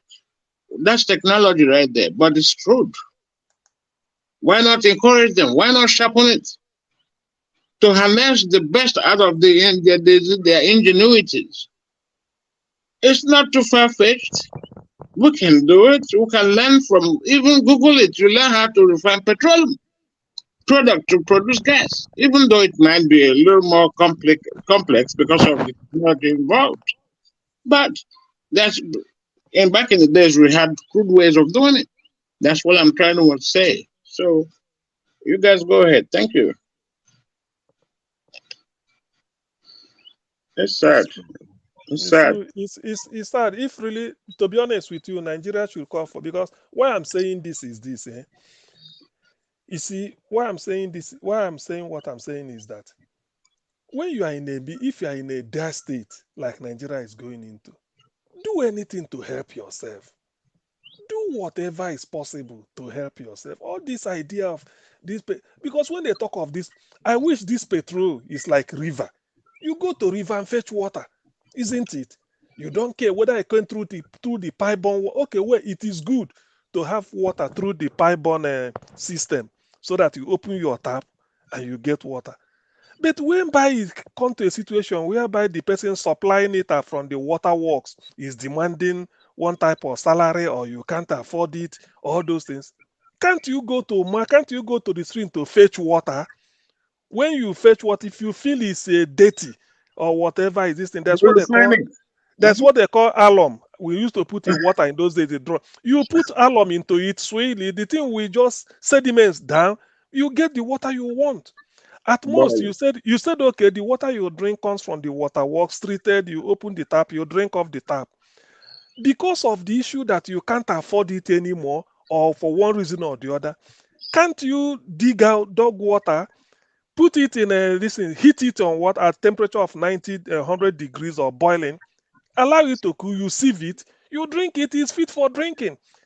You will be doing that pending when you sort out whether the person working at the water works will come and resume duty and then start, because already doing it through the water works is good, because you will be in your bedroom, in your toilet, you open the water, it's coming in the kitchen, but this time you have to go to the stream. Invariably, you solve the problem that water will solve. So why can't we, those people at the creek, why are we criminalizing them? Go resort to that. That is what I suggest now.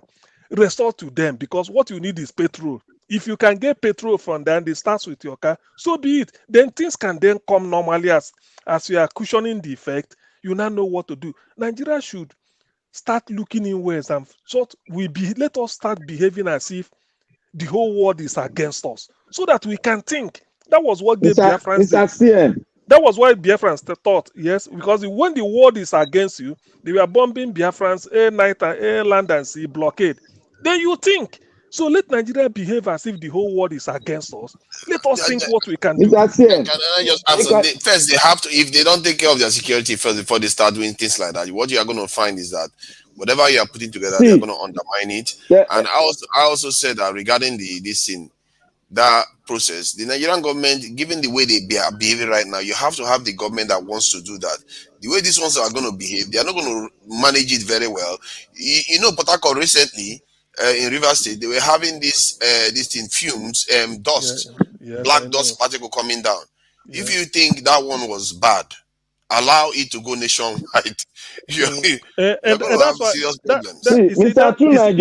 that's why I'm saying that we should sort of, that when I said it's an option, but I know it's crude. That's why it's crude.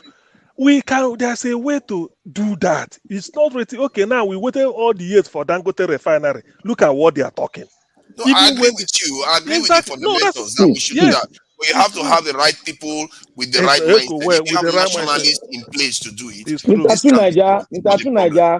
Mr. Tunaja, you see this bunch of politicians you have. Yeah. They belong to another generation. No, they are serving the masters. Sorry. No, I know. That's why I'm coming from there now. They belong to another generation. If you don't pack them out the way we are trying to pack them out now, everything come about when you talk about defense, when you talk about economy, when you talk about infrastructure, when you talk about social welfare for the citizen, when you talk about raising to have a what they call it, the middle class, so that you can be able to structure your country such a way that the middle class will drive the economy very well. This generation, they know nothing about that. You see, when a twisted mind is ruling your country, all he know, because he's focused on one thing, he's focused on the money itself. That is the dollar itself.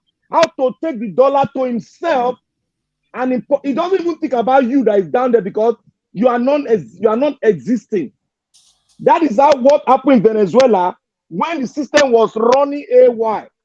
The people were shouting, people were advising, but the man in power refused to listen, and the caucus, like cabal, they focus on the oil until the thing got boom.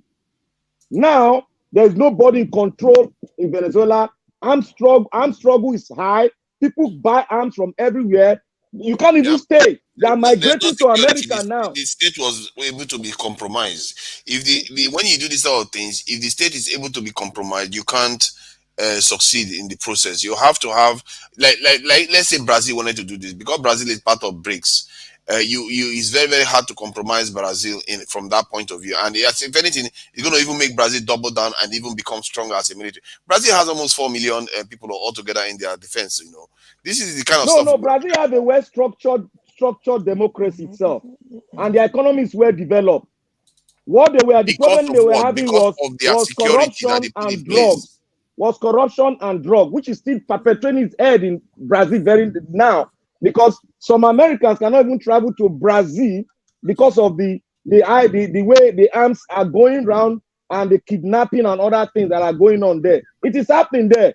It is happening in Brazil. The way it's happening in Mexico, it is happening in Brazil. But Brazil has a sort of a well-developed economic base that really can drive the economy, and they are trying to curb it down by really going in dialogue with all these people that are causing the problem, so that they can inculcate them to the economy and then drive it. Like all these drug people, they are fighting. They have a unit that is fighting that. And all these homeless people, they have a ministry that is fighting the home to make sure that the homeless guys, like you see all those young kids in Brazil, they go on rampage. If you are a new person, they know they can take your passport and they'll steal it. If you are not very careful where you are going. They have a lot of kids that are really working for the drug guys in Brazil, but still they'll be able to build up their economy, their tourism and other things to a level whereby it is curbing down a lot of things. But we don't have the structure, we don't have economic layout to pass through this kind of stuff we are having now. We only have a criminalized structure that believe in the monetary aspect alone, but they are not looking inward to develop the structure that will make the country stand. If the country should stand in a very strong structure, then that structure itself can be able to curb some of these factors that are trying to affect the structure on its own. Because if you don't have a stable government, you cannot have a good military. If you have corruption, you cannot have a good military. You have to really sit down. It doesn't matter from what I've seen. It really doesn't matter. It matters. It matters. You either have the right size or not. No, it matters a lot. Go and look at what brought some economic down in South America. It is because of corruption, basically. Corruption and drug. That is what brought a lot of countries in South Actually, America down. if you look at those countries, their military is small. It That is doesn't the matter. Your problem. economy, your population is according to your population. You build your military. If your military, That's if your true. population is 10 million, you can have 1 million or maybe 500,000 military strongmen with technology. It will multiply. The multiply effect when you have technology is very great. But when you have an economy of 250 million people, you only have 4 to 600,000 military. That means you don't have a good government that look at the future. You don't have it. That is what we are having. Nigeria's case is even worse. Nigeria is over 200 million, but our military strength is security. Let's put the securities in terms of military. Okay, we are just focusing on military alone. It's around 200,000, and that 200,000 out of them is only about 140 something thousand that is active, defending 200 million people. We are talking about one soldier to around this thing, almost 2,000 people. If you take into account that many of them are securing VIPs and all kinds of different things, that even reduces the numbers even more. So, and we don't have as much technology, like you said. You see, this is the problem. Then everything just increases on us. First, you take care of the ones you already have on top of the table, which is the human beings. Who is going to do it? We have them right now in Nigeria. We have millions of Nigerians without jobs. Give them good jobs. They are driving Okada earning 60,000 per month. When you could give them a job that gives them housing, gives them pension, gives them everything, and at the same time they're still able to defend the country. In other words, doing productive work that is going to bring most of us in the diaspora back. Nigeria, they are scared to empower the people because they believe they are going to revoke when they start moving to the middle class level. That is what they are scared of. These people are really scared. I don't subscribe that. The UK has a large middle class, but the rich is even richer than that of Nigeria. This is sabotage. We don't have anybody down. Can I come in, please? Please go ahead.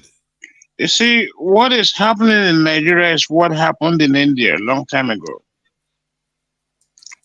India was subservient to the comfort and wishes of Great Britain, UK. Okay? Until they decided, they wisened up and decided to stand on their own. Look at India today. It's a semi-superpower. Whether we like it or not, believe it or not, that's the truth.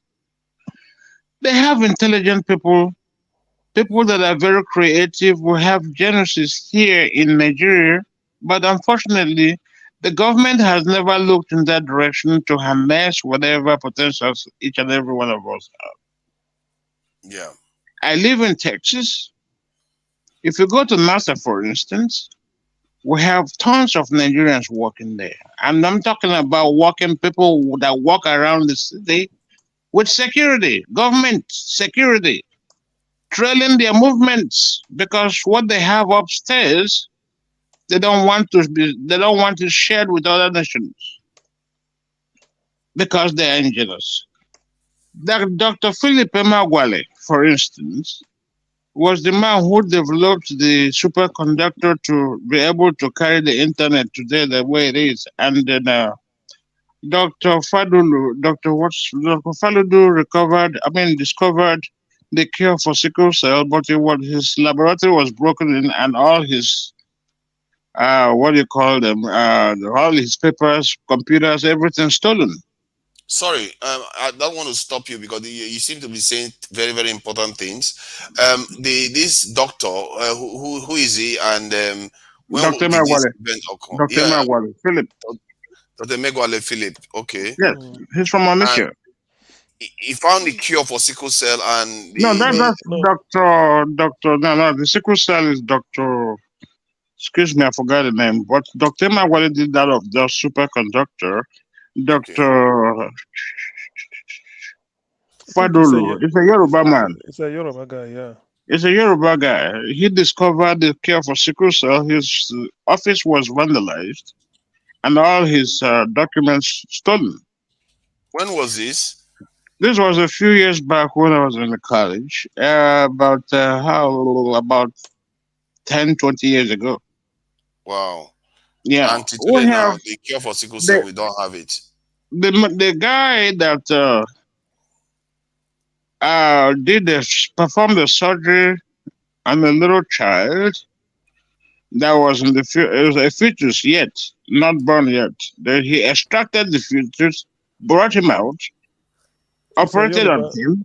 It's A Yoruba man. Yes. We have people in various disciplines that can put Nigeria together to a productive nation. But the country hasn't thought it wise to do that. See, just hold on for a second. I think what you are contributing is very, very important here. You see, CM, this is one of the things I'm telling you. Whatever you build, if you don't have any way of securing it, they can take it away. And it's going to be of no use. We're in a white man's country. They didn't want the doctor. They just didn't want to give him that credit. His son was in the US, maybe because of racism anyway. That is racism, yes. It does not negate what you are saying. Even if he's building it in Nigeria, they can come and whisk it away. Surely it will happen. But the thing is that in terms of patents, we all agree that Nigeria have more than its fair share of intellectual. Yes. I mean, to fix Nigeria, I mean, we have more than our fair share. But the thing is, that's why we are hoping. When I hope on Obi, I want a man that will come in, to be honest with you, because from the little I've known about international politics, do you know that international politics is you have to be greedy. You have to be greedy for your own country. That's just what it means. You don't Correct. get. Let's let Nwosu complete, because he seems to be, saying things that I've not heard of before. I'm quite interested in hearing what he's saying. These guys, we have people that can build that country. We're talking about electricity. I know it's a very intricate area, but at the same time, we have people that have studied electricity. We have studied the people we have electrical engineers. What is research? Put people together, luminaries, put them together. They will start interacting with one another to make discoveries. And discoveries that can either elevate the status of the country, or they keep researching till they get to somewhere they want to go. So the way we are looking at Nigeria, everyone like, what is this brain drain going on now? Every doctor that comes out, boom, goes out of the country. Nurses are migrating to different parts of the world. They are harnessing the technology or advancement in their various disciplines. Whether we like it or not, that's a fact. They are interacting with different technologies and all that. So that's brain drain. When the lottery was going on, Nigeria was given 25% of all the international lotteries opportunities available. Nigeria had the most of it because Nigerians are engineers. They are very creative and very hardworking. That hard work can be utilized in the country to build that country called Nigeria. But there have to be some incentives. To be honest with you, the type of leader Nigeria will need now is yes, I know, a leader that will come up, challenge Nigerians. When they say Kennedy told the Americans, not what your country can do, what can you do for your country? What can you do to your country? If you challenge, because Nigerians are so versatile, but they are in doing it. You as a leader, we first of all shun whatever the Western media will be talking about you. Forget about it. External influences. Yes. Exactly. What you tell them is we use our own formula to solve our own problem. That is just it. No matter how we come out. After all, do you know that they say that people that invent something and sometimes they behave like crazy people? Mad people. They're isolated now. Yeah, they are. You just try. Look, we have a peculiar problem. The world is not coming. They weigh you with loan. You see, it's not realized. Recently, I'm realizing that for you to be a good leader, the world, especially if you're from Africa, Western world won't like you. But the moment they start calling you to tea here and there, you are not. They want you to suffer your people. So if you want your people to develop, just shun the West. Forget about them. They call you whatever name. All you are interested is, forget about those conventions. Follow whatever will work for you to solve your problem. With time, you start refining it. And if we start doing it like that, that is looking in West. We don't care as long as it satisfies our this thing. As long as it satisfies our curiosity and what we want to achieve, that's all we want. Yeah, in the end, they say politics is local. It's our own. Look at China. China opened up just recently, not too long ago. China isolated itself from the countries of the world, the international countries. For several years, they built their economy. They were building, asking questions, and then doing whatever it took to solve their problems. In terms, they used that opportunity to develop themselves technologically. They did themselves to advance their military. And now they have opened up to the world almost a second superpower in the world. Yeah, and I've been saying these things for a very long time. And see, and the thing about Dr. Umosu, you sound like a doctor. To be fair, maybe you should just include a doctor at your name. No, please, I'm Aburo, man. It's a civilized Aburo. So, but regarding what the Chinese did, because from reviewing some of the activities that was involved in how they took care of their security first, they had to make a lot of sacrifices. And by men, do you see Nigerians going through that? They were facing a situation whereby this in the West was saying that they were going to nuke their country the way they just nuked Japan. This is something they just did a few years ago, and they are threatening China with it. And the Chinese still went ahead, braved it, and they were poor. They were eating rations and doing these things. So, can you imagine Nigerians going through that? This is one of the reasons why I said that sometimes the events that makes a nation great is something that has happened to them. And Nigeria, the kind of stuff that has happened to us hasn't risen up to that level where Nigerians will be like, hey, I'm about to be nuked. God forbid, get out of here. Even the little that are happened to us, we don't seem to put it into use. Even the little that has happened, the mind we can also learn from it. Nigeria, we must not wait to get to the level of Venezuela or Somalia to come. Unlike all those countries, the blessing about Nigeria is that Nigeria has talent. Somalia can't boast of it. Venezuela can't boast of the type of intelligence people Nigeria has. So why are we not putting them to use? I think Brazil is something that Nigerians can learn from to an extent. Brazil, they are part of BRICS and they have advanced too. In 1961, the GDP of Nigeria was more than that of Brazil. In 1961, China self, you Oh, see Chris. that talk of China. Oh, yeah. Okay. Chris, welcome. Good evening, everybody. I've been listening to all your contributions. Very beautiful and brilliant contributions.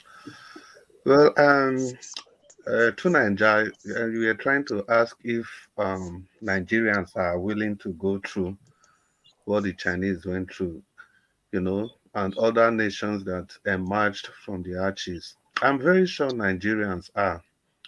We are willing to go through such difficulties just to ensure that our country sees the limelight. And I agree with everybody that has spoken. We have the talent, we have everything, but when there's a failure of leadership, it becomes difficult for people to key up to the national question. Because if you see, Mr. Well, he said he's not a doctor. Mr. Yeah. He has given a lot of examples, which is very true. This Philippe Miegwali, I've been hearing of him for a long time. He's responsible for building the fastest computer in the world. The fastest computer, for that matter. Yes. And there's even one of recent. There's this other Yoruba guy was talking about. That Yoruba guy, I think they gave him. Of course, Nigeria recognized him. He took a fetus out of a pregnant woman, operated on the fetus, and returned the fetus back. Yes. And the Nigerian government, the Buhari administration, recognized him anyway. Then there's what was there about that? One doctor from UNCH. The guy went to America of recent. Dr. Umalu, or what? Yeah, that's Okay. Oh yeah, I know him. Yeah. Bennett Umalu, the concoction guy for mental health. You can imagine to Nigeria. You see this sport that the US they've been playing their Super Bowl, that high impact sport. You know, and they discovered that people that retired from that sport, you know, they usually have some Brain problem. some mental problems, and nobody Alzheimer's. suspects it. Yeah. It was this guy that has been he trained in Nigeria, everything in Nigeria. He went to the US just of recent, and he was the one that now discovered that ailment. They even gave him the opportunity to name that thing after himself or whatever name he chooses to call it.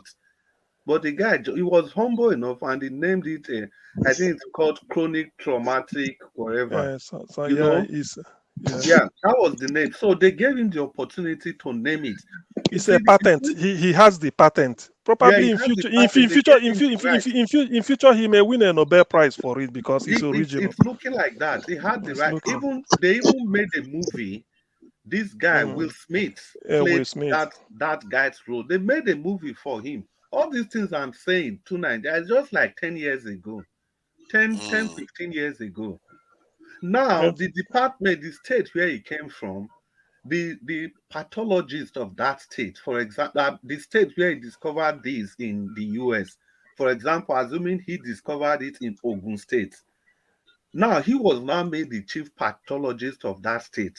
Yeah. The FBI invited him to give him a position. He declined. He said he just wants to stay in that state and keep working there. You see, the point in this is that, you see, when the system recognized a talent like that, everybody went for that talent. He wasn't discriminated against. He got different opportunities. The FBI, they literally begged him to come and work for the FBI. He said no, that he would just prefer to stay in that state and keep practicing, because it was that state that gave him the scholarship, the support, and everything that he used in getting into fame. Now, that guy has came to Ireland several times to come and deliver lecture. Very humble guy like that. So if you see this whole thing, we lack leadership failure. I believe the people, Nigerians, they are willing to try more. They are willing to go ahead. They are willing to make the sacrifice. They don't just believe on the current leadership the way it is.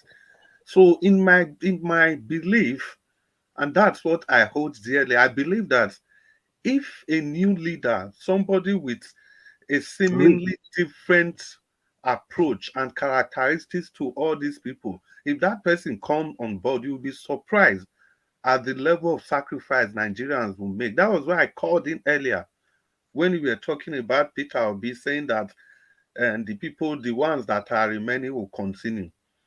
You know, there's a meaning to that. There's a meaning to that. There's a reason why he said that. I'm sure the way Nigeria is now, you can see the man has lived by example. That is all Nigerians are demanding. You cannot be telling fellow Nigerians to sacrifice to eat made in Nigerian goods, whereas you just starting from the president.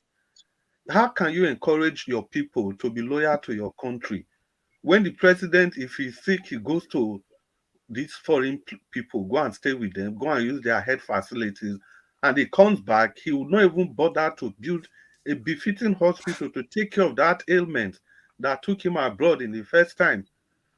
Even his wife, and the president that does that is definitely not going to want the people to be patriotic anyway. Yeah, so he's not. So I'm coming. Sir, look at our leaders. Sorry, sir. Our leaders have their masters they are serving. Exactly. These external influences are the ones killing Nigeria because they are still the ones stealing our resources. Whether we like it or not, that's the truth. Yeah, that's the truth, because we, to a very large extent, it will be foolhardy for any person to say that the West is not against Nigeria. But it will also be a foolhardy for we to assume that we are the only person they are against. All nations, they are in competition with each other. Of course. They are looking at how to outplay each other.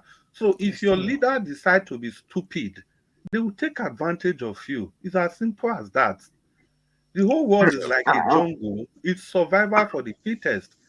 Now, tonight, I remember you talked about Brazil and you mentioned the technological development in Brazil. Do you know that not Silva da Lula, the one before Silva, Do you know they just convicted that man now, president for that matter? Yes, Yeah, of corruption. Yeah. He's going for 9 years. Bolsonaro. President. I think Yes. Bolsonaro. He's going for 9 years. And you remember that in 2014, when they hosted the World Cup, under 2 years, they added 30,000 megawatts. Oh my God! I know about the electricity. What they did was, because Brazil was given the hosting right for 2014 exactly World Cup, and they were given also 2016 to host Olympics in Rio. So they felt that their power requirement between these 2 years you know the story. will be small. So they felt that for Rio, it is either they relocate the poor people in the favela, just like you have at Jegule in Lagos, to somewhere else and build a new district so that they can use the place, or they check the cost, or leave them there and then go and develop something like a hydro somewhere near the Rio, and then take the power to the stadium. So they did the comparative analysis, found out that let them leave the people in the favela where they are living. They went there. Do you know it was hydro? If you see the way I watched it's on YouTube, the way they did this thing, it can be done in Lagos off the Atlantic. It's being done at Ethiopia. They're doing it. Yeah, the Renaissance Dam in Ethiopia. See, that 30,000, oh my God, that is higher than the entire energy Nigeria is generating now. If Nigeria, for the past 10 years, Nigeria got to to Nigeria, you cannot see when I mention Brazil, you cannot see where I'm coming from. They just give you a tip of the iceberg. Well, let's not forget, Brazil, at the top of Brazil are still Europeans, Portuguese. And this is the thing. So we should not forget that maybe that is why they have that laxity to be able to do what they are doing. Let me tell you, sir, you're right. But at the same, at the same time, the people, the leading class in Brazil are mostly white people. At the time, they shunned America to do what they want to do. Yeah, that is the thing. That is it. The point is commitment that India did. India committed to the people, to the progress of the country. Yes, we must learn to stop being subservient to these white people. Because leadership. It's because the problem is that our leaders, they are too soiled. Their hands are too soiled. It's so bad. That's they are in our business everywhere. Yeah, they have so many things on them. So many things on them. Half of their children are overseas. How do you oppose the people where half of your children are living in their country? And apart from half of their children, they have other secrets. Just look at Gbajabiamila Miller. We all know that he was a lawyer in the US. He was stealing from his clients. Yes. He's there. He was he's there. In Georgia, in the state of Georgia. He was stealing from his client, and that's the chief of staff to a president.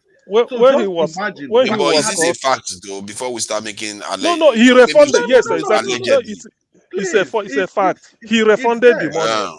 Yes, if you refund, that's why he left the US. That's why. See, listen. You can Google it yourself. Gbajabiamila, because he left the US.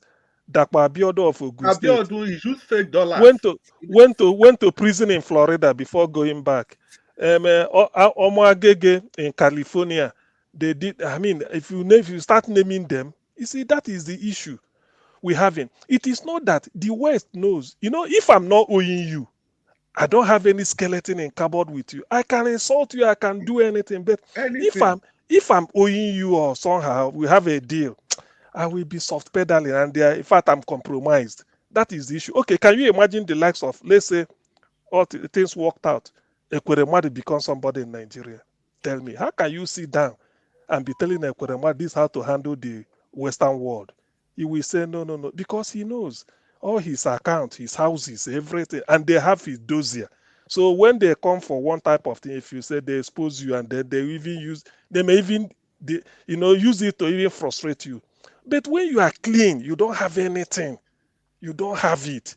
you can concentrate on your country. That's why some of these countries you see, when they want to call America's bluff, they call. They don't go about owning properties in America like Africans do. They don't do that. So they can call your bluff, but not that they are calling your bluff to your face, but when you are calling them for one partnership or the other, they may ignore you and then do it their own way. If America knows that you are helping yourself, you are not playing in politics, international politics, as to affect their interest in one country.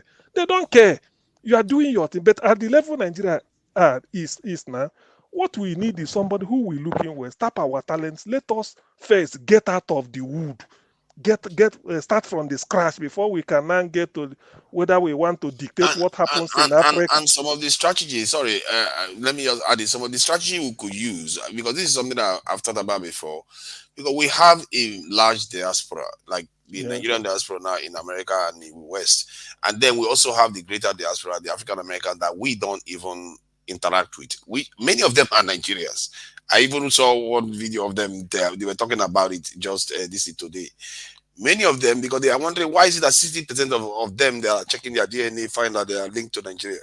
So if we are liaising with them, they could also act as a cover that will prevent America from doing some of the nasty things they like to do to nations that are doing what is going on now. So they and even without even interacting with them, there will be natural buffer between America and us, because we've just not tried it before.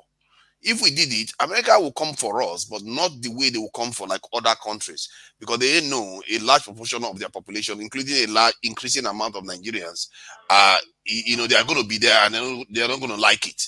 So Nigeria, we just need to produce a leader that can do it now, because after 10 years, that window is going to close. This argument they're having with China will end. So now they always have arguments, but sooner or later that argument will end. And then when they settle, we are in trouble. Then they will come for us again. And now they are united. If they are united with those sort of numbers, what chance have we got? And this is one of the reasons why I keep saying this is a window. And this is why you are seeing our refineries are coming up, because the Chinese are coming, working with us. The West are doing everything to please us. But what they do to us, man, that thing annoys me. They come here, they act as if they are our friends, because now because they see that the Chinese are coming around. Then they just come and start offering us trinkets. They'll just say, we want to partner with you diplomatically and with security. You will see them in our military bases. They will be coming, we'll be working with them. But they don't give us nothing tangible at all. And then whose fault? Is it not? Our useless leaders. Now, that's the Tunaja. You and I, we cannot. You see, international politics, like what CM just said, everybody is greedy. Yes, that's exactly. And it all depends on the level of your greediness that makes you have good deals. Because like what George Bush did, you can see what CM said. He did it because that is the highest level of being greedy. And he got what he wanted. You cannot bluff him in any meeting. You cannot bluff him because they have a pathway towards everything. But we don't have any pathway. We don't have any patriotic person there. Then you cannot have your way because you don't have anything. The thing is, if they come to us like Tunaja is saying, maybe this partner, don't turn them off. You sit down with them, but all you want is to be pushing. This is your interest. When they see that you are consistent, they may even leave you or they yield. So that is demand a lot. We don't demand. That is the thing. Hey, whose fault? It's you. So when they come, he say, look. When they are talking of this, he say, look. He say, my problem now is I want to develop the agricultural sector. I need this type of thing. This is what I want. Look at our vast land. That's what we want to consider. We want to stop importing plantain from Colombia or importing something from China. We want to do it here. When he's talking, he said, look, no, this is the most important thing for us. Now, probably when after this, we can come to. When you are talking, you don't know this is your interest. Tomorrow, you find out that, look, going there, flying in to discuss with this people, this is where the interest is. You insist because that will benefit you. Or you say that, look, we're under attack. All we want is look at the type of military gadgets we have. They're already outdated. We are trying to see if we can modernize it and then boost our military training. Can we do it on a pro rata basis or this thing for us, or bring somebody? This is what you'll be telling them. You don't. Let me give you an example of what is said to what you are saying. when the Chinese leader first asked the Russian leader that they need their nuclear technology, they said the Russian leader was a bit shocked. Like, he didn't expect it. Like, you just met me and you are like, give this to me. They are our most deadly weapon. We've just developed.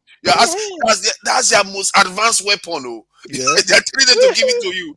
Like, that is what the kind of stuff. If you don't show ambition, why would they respect you? That is the That thing. the Russian leader was taken aback and was silent for quite a long time because of it. That it took that and Stalin didn't give it to them. It was Khrushchev after Stalin died before they got it. But you have to pressure to get what you want from these people. Because go ahead. Do you know what is the Indian Prime Minister? Was it is it Gandhi? During Kennedy's time, he visited the US 1962 or 61. When they came, they say want to see MIT where America is producing brains. After visiting there, he told the man that let them come and help him and establish the branch of MIT in India. Eventually, he gave rise to IIT, Indian Institute of Technology. They said the graduates there are higher than that of MIT. Today, look at where India is. In other words, so I'm just giving this as an example. It can be anything. It might be erosion control. But the thing is that when you are with them, because you know they've advanced more than you, and you want to, so if they want to play that politics, you always tell them that the politics you want to play is to benefit your people. That is, or you even raise it that why is it that they don't open up enough space for Nigeria to get into NASA and then come back? They will say, You say yes now. We want Nigerians there to get into NASA and then study. Look at what. Want us to work closely. Give us because after all, you need to for the Japanese. What do you have against us? Exactly. You did it with the Japanese. You don't want to give us access. By the time you say something, not when you are negotiating how to buy one type of Long Island in New York, for your own selfish interest or your kids. You tell them that, look, you say America is going to the moon with all this technology. You want Nigeria to come and understudy them in NASA so that you can send them, they go there, it's exchange. And the advantage of doing that is that you are going to be nagging them so much that then they will be running away from you. Yes. Then you have time to go and do what you want to do. And you can go and do all that is why they are running away from you. And to them, they now know that this is a leader that loves his people. They may not tell you. They mean business. So not that when they... That's why sometimes they don't blame anybody. They have everything. They're looking for this type of maybe you're running from your country or this thing, and you tell them that look, all those things. We are even in the process of developing this thing that will be using this uranium. We don't want to export it. We want to create job for our people. Before you know, you say look at the unemployed because America cannot live. I don't think America has got up to 50% unemployed people. I doubt it in their history. No. So, but you tell him, you say look at Nigeria. 130 when multi-dimensional poverty is I can't sleep. I want to reduce it down to 20. So this is what we. By the time you are talking all this, they will know that yes, you love your people, and by telling, and they can't fault you. Mr. TM, yes, do you know why? Do you know why we cannot run deal with America? Why? You know why? Because we are infested with Islamic ideology from the north, and most of the people in the north, they are the one trying to hold the power. So remember the time during the Obasanjo regime that they wanted to have a joint military force with Nigeria and the Guinea whatever Guinea. I've forgotten the place in the sea there, but they refused. They refused because they don't want it. It's not. Wait, listen. That joint military. Please, one moment. That joint military they want to have. Who will it benefit? Is it because America want to use it as a base to deter other people for their interest, or is it to the interest of? Because it doesn't. Look, I'm not saying that you can partner with the devil as long as you are gaining. Forget about what the world is saying. No. Look at what they wanted to strike. Look at what they Look at what they wanted to strike. One, they are going to have a sort of bilateral relationship with America so that you can exchange ideas on military-wise and equipment. You can buy equipment with us. You can have a sort of credit with us, whereby we supply your military with a lot of equipment that is modernized. But they refuse because America will not come and do that kind of shadow deal so that it just mess up their deal and give their technology to another country. So Nigeria cannot strike deal with any country, but the corrupt country, that's what they do. See, back to what I wanted to say before. You see, in a situation like that, you as the leader, we know what is good for your people. The moment you know this, you don't care about it. Look, you can be in good. In fact, do it this way. How will I say it? Do it this way that any leader, whether it is Israel, any country, you sign, say, but let it be. You have to say, I'm signing bilateral agreement with Brazil because Brazil, the agricultural sector is highly developed and they are feeding themselves, exporting food. You also want to feed yourself and they export food. How did Brazil do it? When they are talking, say, no. We are so hungry. We don't want to be imported. We are a poor country. We have the land. All we needed was a bit of the expertise to make this easy. That's why we are talking like this. That is when you know. For every country, if you sign with 50 countries, 50 interests are coming into you. Why can't you develop? Tell me, why can't you? 50 different countries, each one, you know why you sign with them. The reason you sign with China might not be the reason why you sign with Indonesia. The reason you sign with Indonesia is not the same reason you sign with Norway. Norway might say, look at our navy.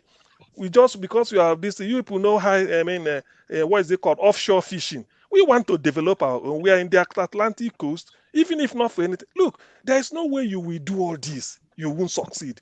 It's only because our leaders, they are only after themselves. They don't even know what leadership is all about. If they do, there is no way you can go. I mean, what is the point that we are coming to me? And if I'm pressing what I want, and you are telling me the other way, I will be saying, no. I said, look, that won't benefit my country. This is what my country will be useful for. Look at unemployment, 130 million. No. I want to reduce it to 15 for a start. When you say it like this, they will look. You say, I want to reduce it, and this is what I want to do. I want you people to be involved. Bring your billionaires. We can give them land. Let them establish here with our distance. They will create job for us, and then we provide farmland. They will be farming here, feeding us, and everything. They will have a steady market. If you go to UK, I think while doing that, you have to, like, without a doubt, one of the in short, not one, multiple of the countries, you have to demand strategic this in the defense technology, like the way the Chinese did it. They were not messing about. Can you imagine asking America for its most advanced military technology today? Can you imagine? Nigerian leaders will not even think about that. That's exactly what Chinese did. They told the Russians, you just tested their nuclear weapons. As a matter of fact, the Russians hadn't even, hold on, the Russians, they've not even tested it yet. They told them, give it to us. We want it too. If you don't ask, you don't get. Exactly. I mean, but why? But there's no harm. If I was a Nigerian leader, I will go to Pakistan, I will go to India, I will go to all of them. I'll say the first one that gives it to us, they are our friends for life. What I wanted to say was Mandela. You know, when they released Mandela, Mandela went to New York. It was in, I think, one of the universities there. They were just interviewing, just like town hall meeting. Somebody stood up, maybe one of the intellectuals or lecturers said, we are talking of, he said, Mandela, ANC, you are cahooting, you are cavorting with J.S. Arafat, cavorting with Gaddafi, cavorting with Fidel Castro, non-terrorist. After saying all these things, everywhere was quiet. They were waiting for Mandela. And it was just in your face. They just told him, without saying, look, why is he coming to all this? Mandela said, the mistake most people often make is that their own foreign policy will determine our own foreign policy. They clapped hand for him. He said, this country you are calling terrorist, during our struggle, they placed their resources at our disposal for us to free ourselves from apartheid. How then do we turn back from them? Everybody stood, they were clapping for him. Watch this thing, it's on YouTube. So in other words, Mandela on that, he told them that, look, your foreign policy is not will determine my foreign policy. That the enemy, your own enemy, cannot be my enemy. That's what he's trying to tell them. He said Gaddafi placed the resources of Libya at our disposal to help us when we are in difficulty. Arafat sympathized with us, Fidel Castro. That's how we play our own foreign policy, because they came to our aid when the world abandoned us. So how do you say that? That is the thing. It's on YouTube. Just said, I think Mandela's foreign policy answer to somewhere in New York. He won either Pace University in New York, I can't remember. The thing was a shocker, even to the guy who asked the question and the person interviewing him, and they clapped for Mandela. So that but is it not shocking though? A country like Nigeria, not once have we even ventured in towards nuclear direction at all, not once. What is wrong with us? Wait, that would let us see to Nigeria. Listen, let us A major nation let like us Nigeria. let us advance. To You know Nigeria. all these things. Yes, in terms of status, we are supposed to. In terms of status, Nothing else should suit us. I don't care too much about employment. The Chinese didn't go there and say, I want employment. And no. They went, I want the best that you have.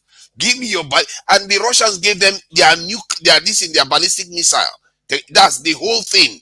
The rocket, the documentation, everything. Handed it to them.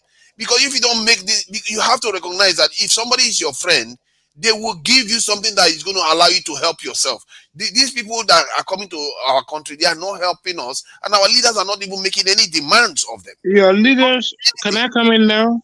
Yeah. Your leaders are serving their masters. Of course. Our northern leaders are serving our masters, our so-called masters. And the resources available in that country is what the masters need. So if we approach them for that kind of venture, it's not going to work. There are two things about building yourself and building your strength. If you want to build yourself or build yourself as a nation, there are two things. Either you buy the technology or you steal it. Yeah. Okay, we don't have the money to buy. Or you build it. Or you steal the technology, steal, and then build at home. Yeah, true. We have talents out there. I remembered one doctor, one professional, an aeronautic engineer that went to Nigeria from Germany, told Babangida to assemble the Nigerian army scientists, those luminaries, those people that have intelligence, so I can teach them how to service and build an aircraft. Babangida welcomed the idea. The guy managed to escape, got to Nigeria,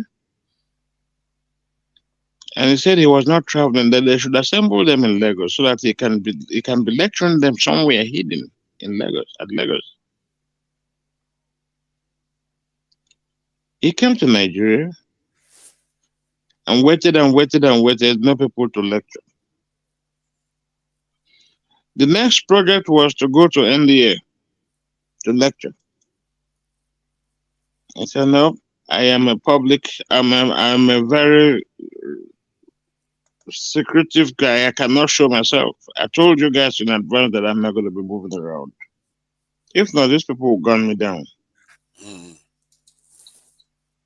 He said, I'm not going to NDA. I mean, at Kaduna. I'm not going over there.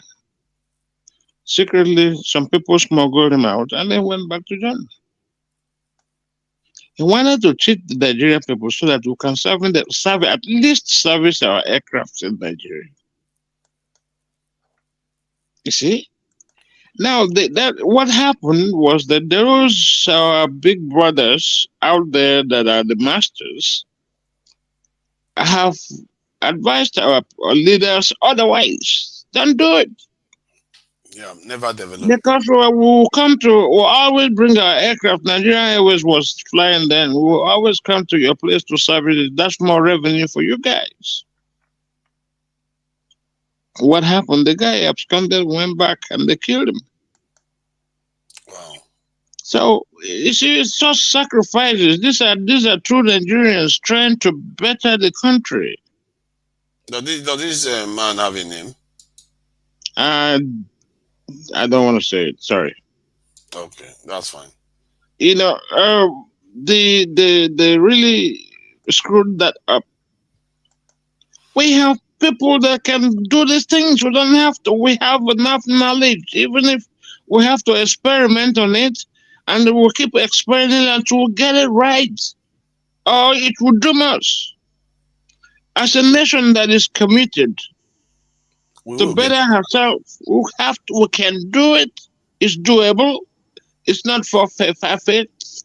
It's not a rocket science technology. We have people that are vastly knowledgeable in these areas. Put all your factors together and see what the results are. Even if you don't get it right, keep doing it till you get it right. This is one of the challenges of life. As a nation, you have challenges.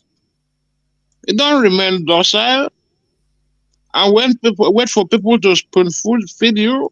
As a nation, we don't have palliatives. We don't have nothing to show. We can't even take care of our people. We can't even feed our people. We don't have those physiological needs of nature, light, water, and shelter. We don't have them. What about transportation infrastructures? Now zero. And we'll make so much money from oil. Oil now become the only source of income. That's, give me a break. We have 100 and something, 200 and something million population.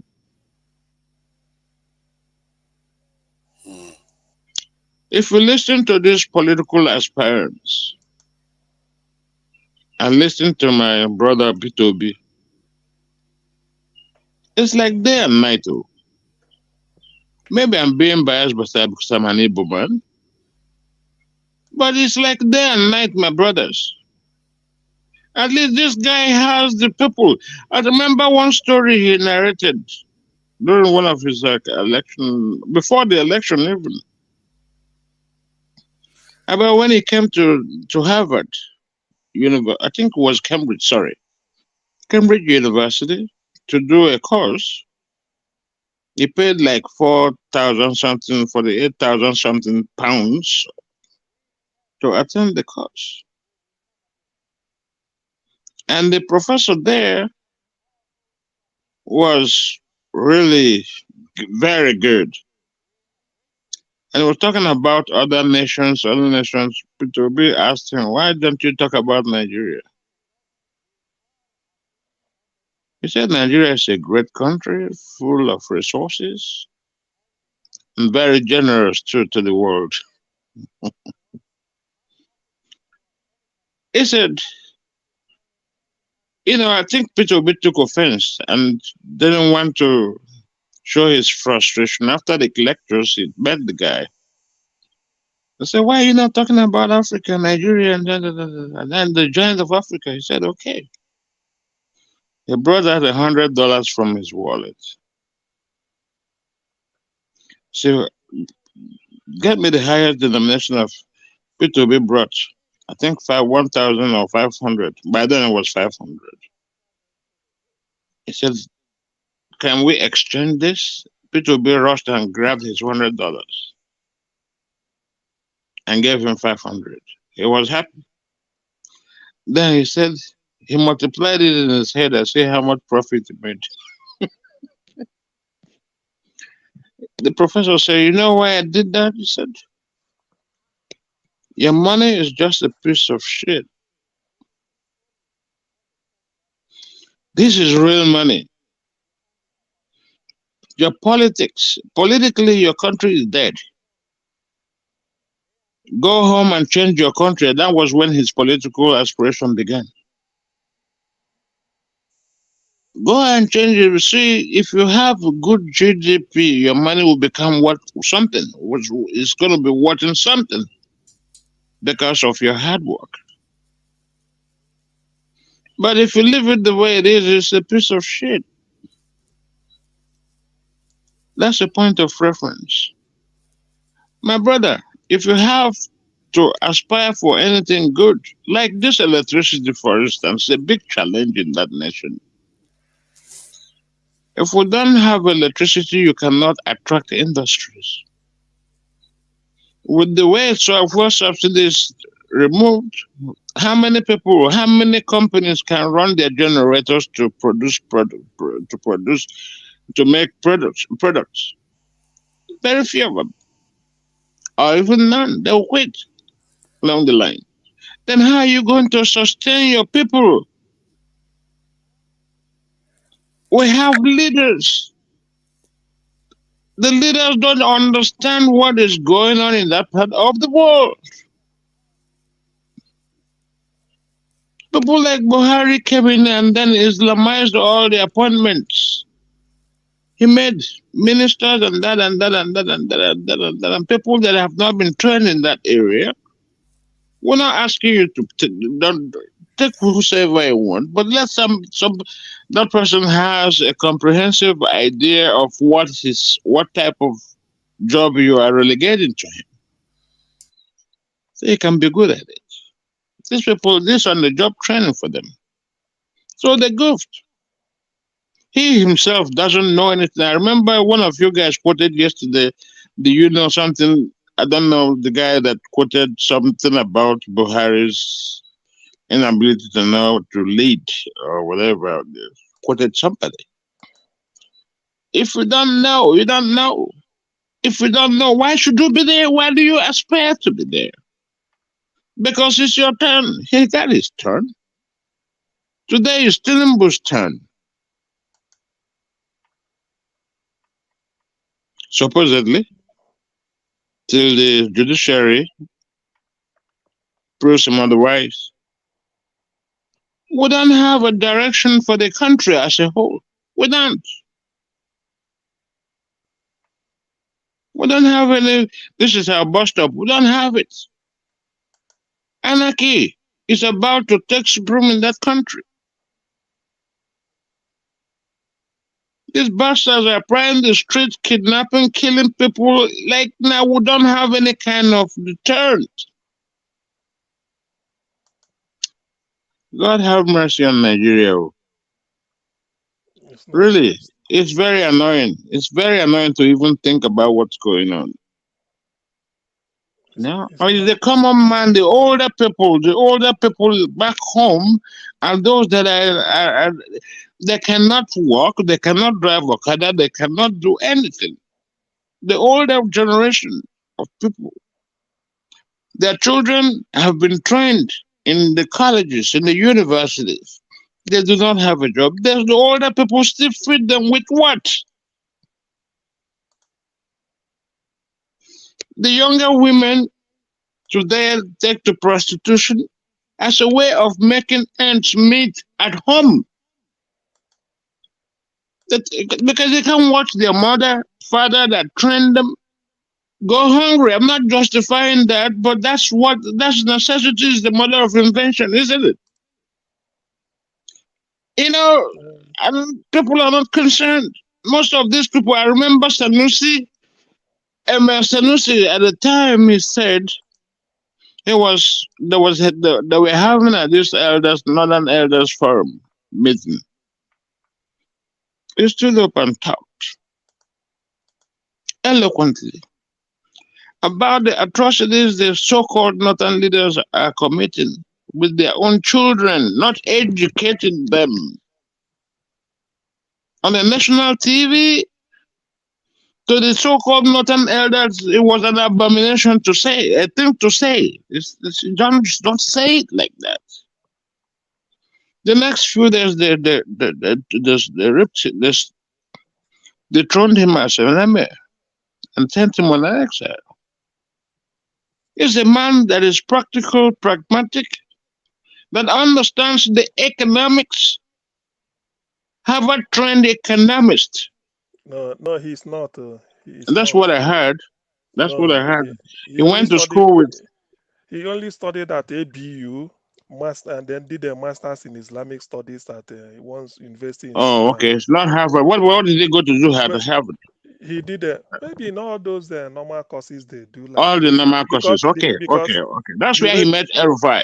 I don't know. That's where he met El-Rufai. They became friends. Okay, please. So there's somebody called One Love. Hey, I didn't know. Somebody came in and didn't speak. Oh my! Please, we are sorry. I'm really sorry. Said One Love said me and Tuna just should know there are other people who have not been able to speak. What a shame! And then we've lost the contribution that he would have made. He or she would have made. And then this. Please, sometimes when it is like this, it's like free for all. But really, we be considerate. Not that Yeah, but it's up to you to look at the monitor now. I didn't even have it. I forgot. There's a time I saw One Love later. The person, please, One Love, if you are still available, you can probably from US, which is still your evening or early night or No, early it's evening. early night here. It's evening or early night. So It's whatever 8:40 whatever it is, p.m. whatever Yeah. you see, all that we are saying is because our leaders do not conduct We don't have leaders. diplomat. Well, those that appoint themselves now, they don't conduct themselves the way it should be. Because do you know why I always felt that even if you don't know what to do, you copy from those that you know what they are doing. America cannot, whatever America, anywhere America is for their own strategic interest. The same with Britain, any country at all. So Nigeria should think of strategy. Even if Nigeria want to go and help out in Togo, you should be thinking how will you benefit Nigeria? You want to go and help out anywhere. But our people that say they are leaders, I don't know why, they're only interested in acquiring. And when you are materially conscious, you can be a good leader. A good leader, Nyerere, Mandela, Nkrumah, you shouldn't be, when you are materially inclined, you cannot be a good leader. You can never. I don't see. Particularly if you didn't acquire the material wealth before coming into office, or when you are in the office, you now feel that you want to, shortchange your people. Then you can never be a good leader. That is what Nigeria is And that's suffering. why I feel we don't have leaders. We never had one. Because all they do is Right. all they do is the worst they could do is nepotism. But to be honest with you, I feel that sometime in the affairs of a nation, if we become sane, things will turn. At least what Nigeria needs is somebody who will give them hope and then sort of challenge Nigerians. What can you do? Let us do it. I want a leader who will say, look, I don't care whether it is a wheelbarrow we produce, let's use it. That is when our salvation will start. I don't care, no matter how it is, let's use it. No matter what it is, let's use it. Go and see car made in India. If you look compared to Mercedes, you will think this is one type of toy. But they are proud to use it in India. It's their own Very indigenous fuel technology. efficient. We have a lot Yeah, of those cars here in the United States. that is their own. So Remember that when is we had the fuel crisis? A lot of them came down to Houston, Texas. So you see, what there are a lot of things people should, until we have people that think in that direction. I don't think we've arrived. Because as a leader, you should not just be thinking of. I mean, you don't better than, and you can't destroy your own economy to satisfy an economy elsewhere outside your country. It's not done. Everything in Nigeria in life is interest. They say in politics, no permanent friend is permanent interest. If Pakistan can give you what you want, Mr. CN, yes, please, you go to Pakistan. do you know why? Do you know why we are like this? There are a lot of reasons, so it's not one See, reason. the fundamental reason why we are like this is that we have not yet become a nation. Probably. This thing I'm saying is wisdom. It comprises of a lot of things that you can crop out of it. We are not yet a nation. If we are a nation, we will believe in it, we will work for it, and we will grow it. But we are not yet because we are so divided that this one, the North want to take his own, the South want to take his own tribe, they'll bring tribe issues, bring nepotism, bring everything. It's like we are like fowl. That is, when you put corn for ground, your fowl will scatter. That is how Nigeria is. Just put the corn is resources. Everybody will just scatter the final. They are not thinking of bringing it together, plant it, and make it grow. No way. We are just there to eat, and scatter. Oil, nothing more, crude oil. Nothing more, no, nothing more than that. Let this crude oil dry now. Everybody will go in Papa house. Crude oil. What a shame. Nigeria, a country with the most intelligent people in the black world, yet we cannot configure electricity for ourselves. You see, Let me tell you. Sorry, sir. Let me allude to you. Let me at this point, please. You see, during that amalgamation of the protectorate,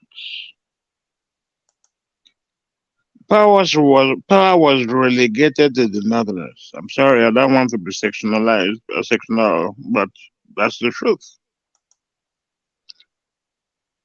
And when that happened, it was problematic because people were encouraged to flood their youths in the military so that they can protect their political grip on power, so that they do not face opposition. And anyway, the thing is, my friend, the thing is, issues like that. I mean, anybody who is of age must have had his own read books or had stories or witnessed or this about it. You see the video Niger Watch showed this evening. Obi said, "We have lost yesterday. We are losing. We've lost today too. Let us not lose tomorrow." So that's I think that looks, because they said you have two eyes. If you keep looking backwards, you miss what is in front. I was going somewhere with that narrative.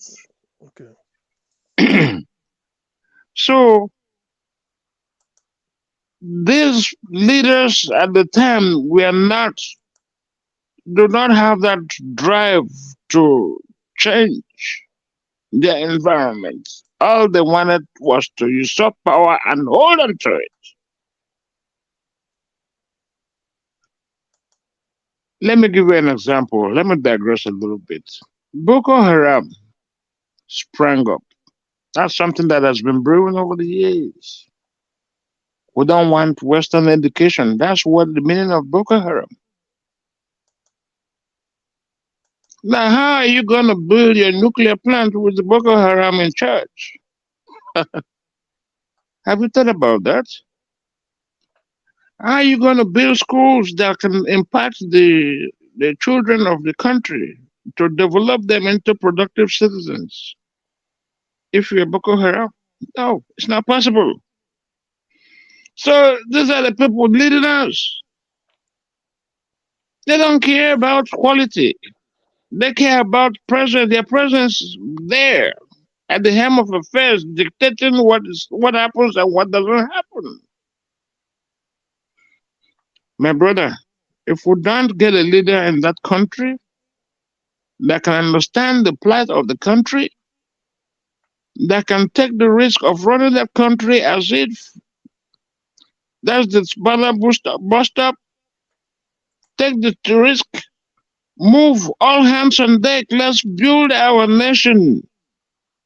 It will not happen if it continues at this rate.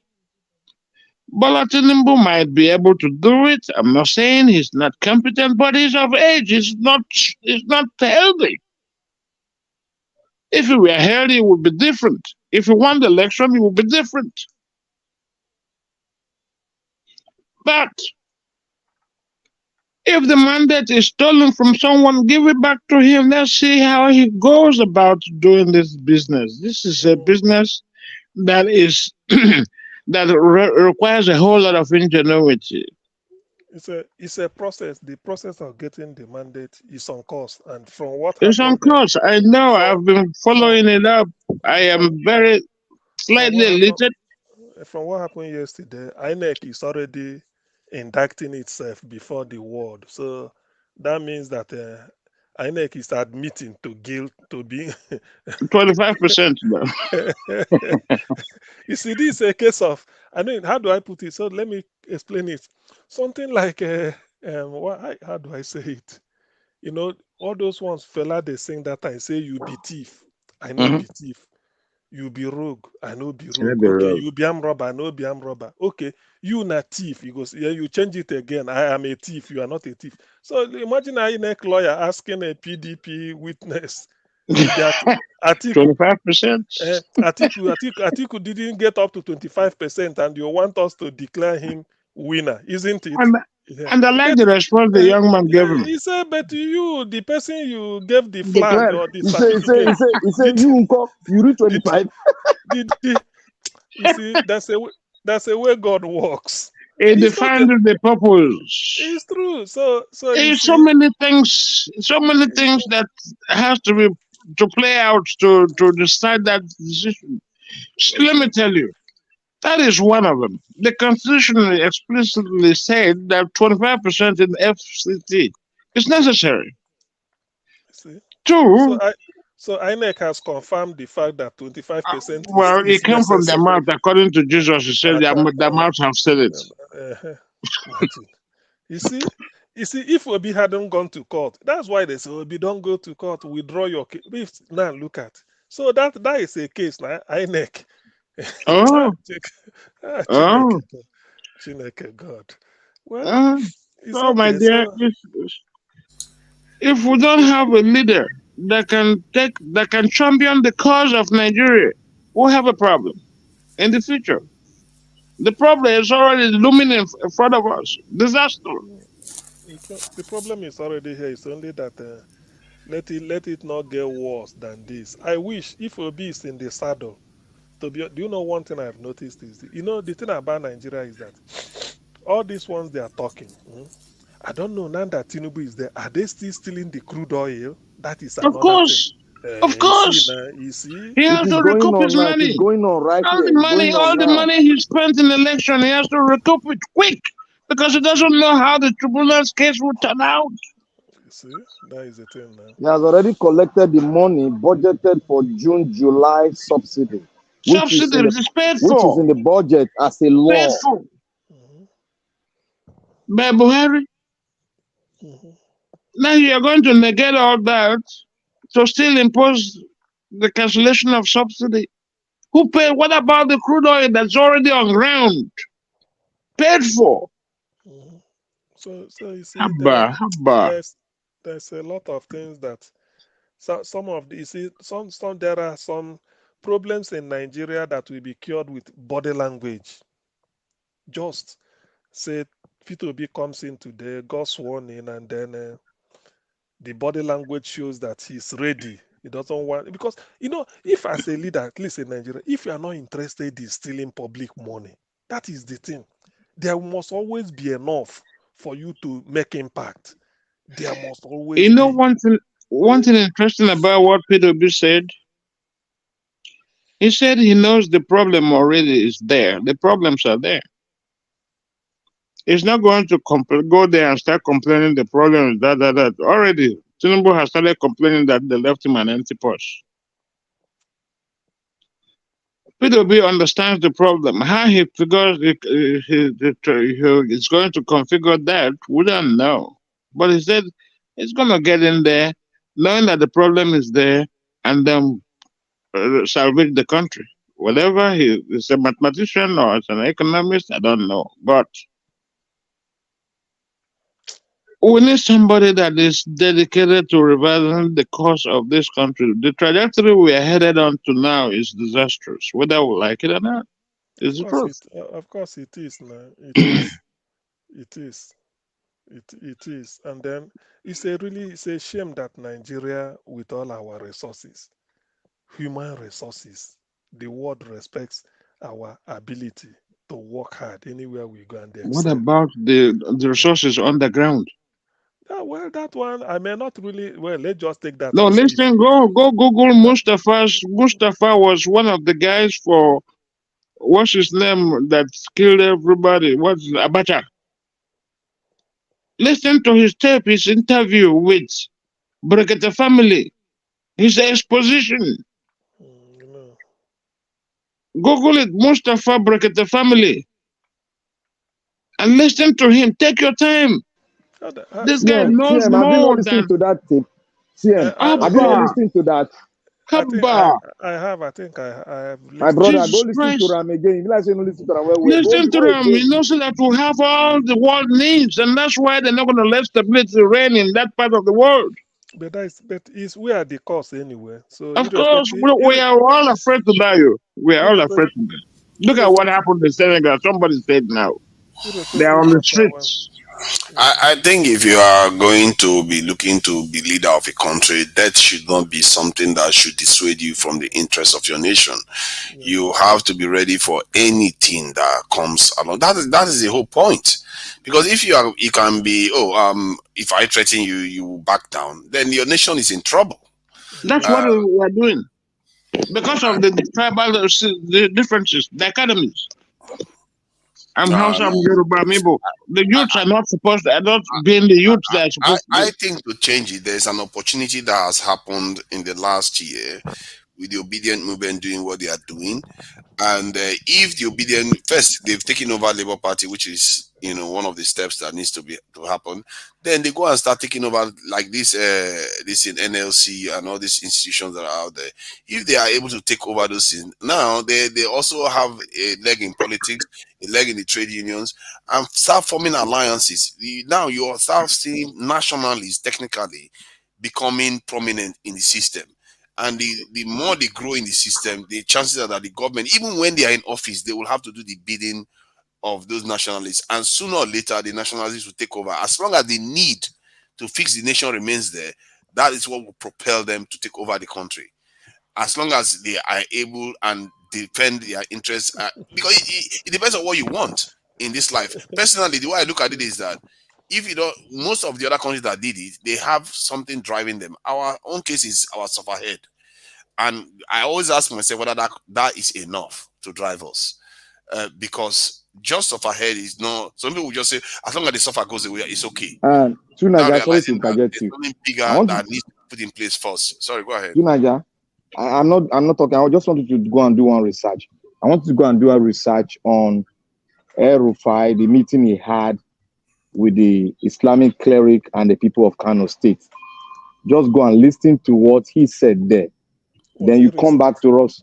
It's recent. Come back to us tomorrow and you see the way your mindset will look like. Okay. What did he say in case I failed to read it? The guy is saying that the entire North should be happy that they are going to making sure that this man in power is going to really continue the Islamic thing they have put in place in Nigeria. What is Islamic?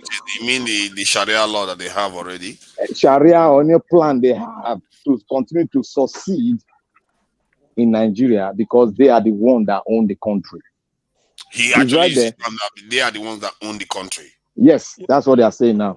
Okay, now you see, you just said now that's what they are saying. Did you hear him say that own the country? I said go and do your research on it. He was speaking in Hausa, they were interpreting it. No, that's dangerous. We need an interpreter. When I was watching it, I was telling my wife that they should go and arrest that man and put him and throw him inside the river. There's a video for that. There's a video for that. I just watched it. Can we send a link, please? If there's a link in the private chat, that would be useful. If you listen to the way they talk about Islam and Muslim or whatever in Nigeria, you will think that Dubai is not an Islamic country. That is the shocking thing. You will think that this Dubai. He was using Kaduna as an example. He said, in Kaduna that he was a governor Muslim, he was deputy Muslim, the chief of staff Muslim, and then the secretary. The secretary of state was also a Muslim. My brother, if you don't understand that during the time the predecessor to Tinubu came into office, his first agenda was Ruga. Yeah, we know that. Abba. Very, very clear, glaring. Excuse me, sir. Excuse me. We don't pass information that we don't have a backup to back it up. Please. Everybody that is here, please. Any information is not allowed to be passed here. Now we should know the rules. Okay. Exactly. That's why I was asking for links to verify, because we can be what we are talking about. People being funny towards us. They could plant things very easily. This is what they call counter intelligence. They will come and put things to divide the people and cause problems all over the place. And this technology that they are using, you know, they have it. They can literally invent anything, use people's voice. They That's are why I wanted listening. They are listening to everything we're saying here. If you don't know. Oh yeah, they are listening now, and they know when it is actionable and when it's not. And eventually, it's just in the end of. That's why I always go through the people, because when you go through, if you change the mindset of the people, what are they going to do to the people? You can't do anything. But if you are few and you just talk from the top and all, they can just pick you off, take this one off, then the system returns back to status quo. But if you change the people's mindset, they can't turn that around. That is the one they can't turn, and that's how nations change. And this is why I keep asking: are people there yet? If our people get there, nothing this will do will change our mind. Our people will take whatever our leaders tell them to do to make sure this change happens in this our generation. Because if this change doesn't happen, my God, the consequences could be very, very dire. If you talk, It's already there. The consequences are already The consequences there. are already there now. Why are you running from the consequences? No. The consequences are there now, but what is coming is far worse. We are talking about a country of about 6 billion altogether coming against us. That is not good at all. We are talking about Europeans before, we're just Europeans. But now, if the Chinese, Indians, Asia, and this in the Middle East have always been against us. Naija. Have you Google Senegal now? Google it now. Senegal. See what is happening there? Yes, Google it now. Okay. I've heard of they arrested this opposition leader, and you see all these people. Why would you arrest an opposition leader towards an election? And now you cause instability in your country, and there might be a coup in that country now at the rate things are going. Because if this type of stuff start happening, guess what is going to happen?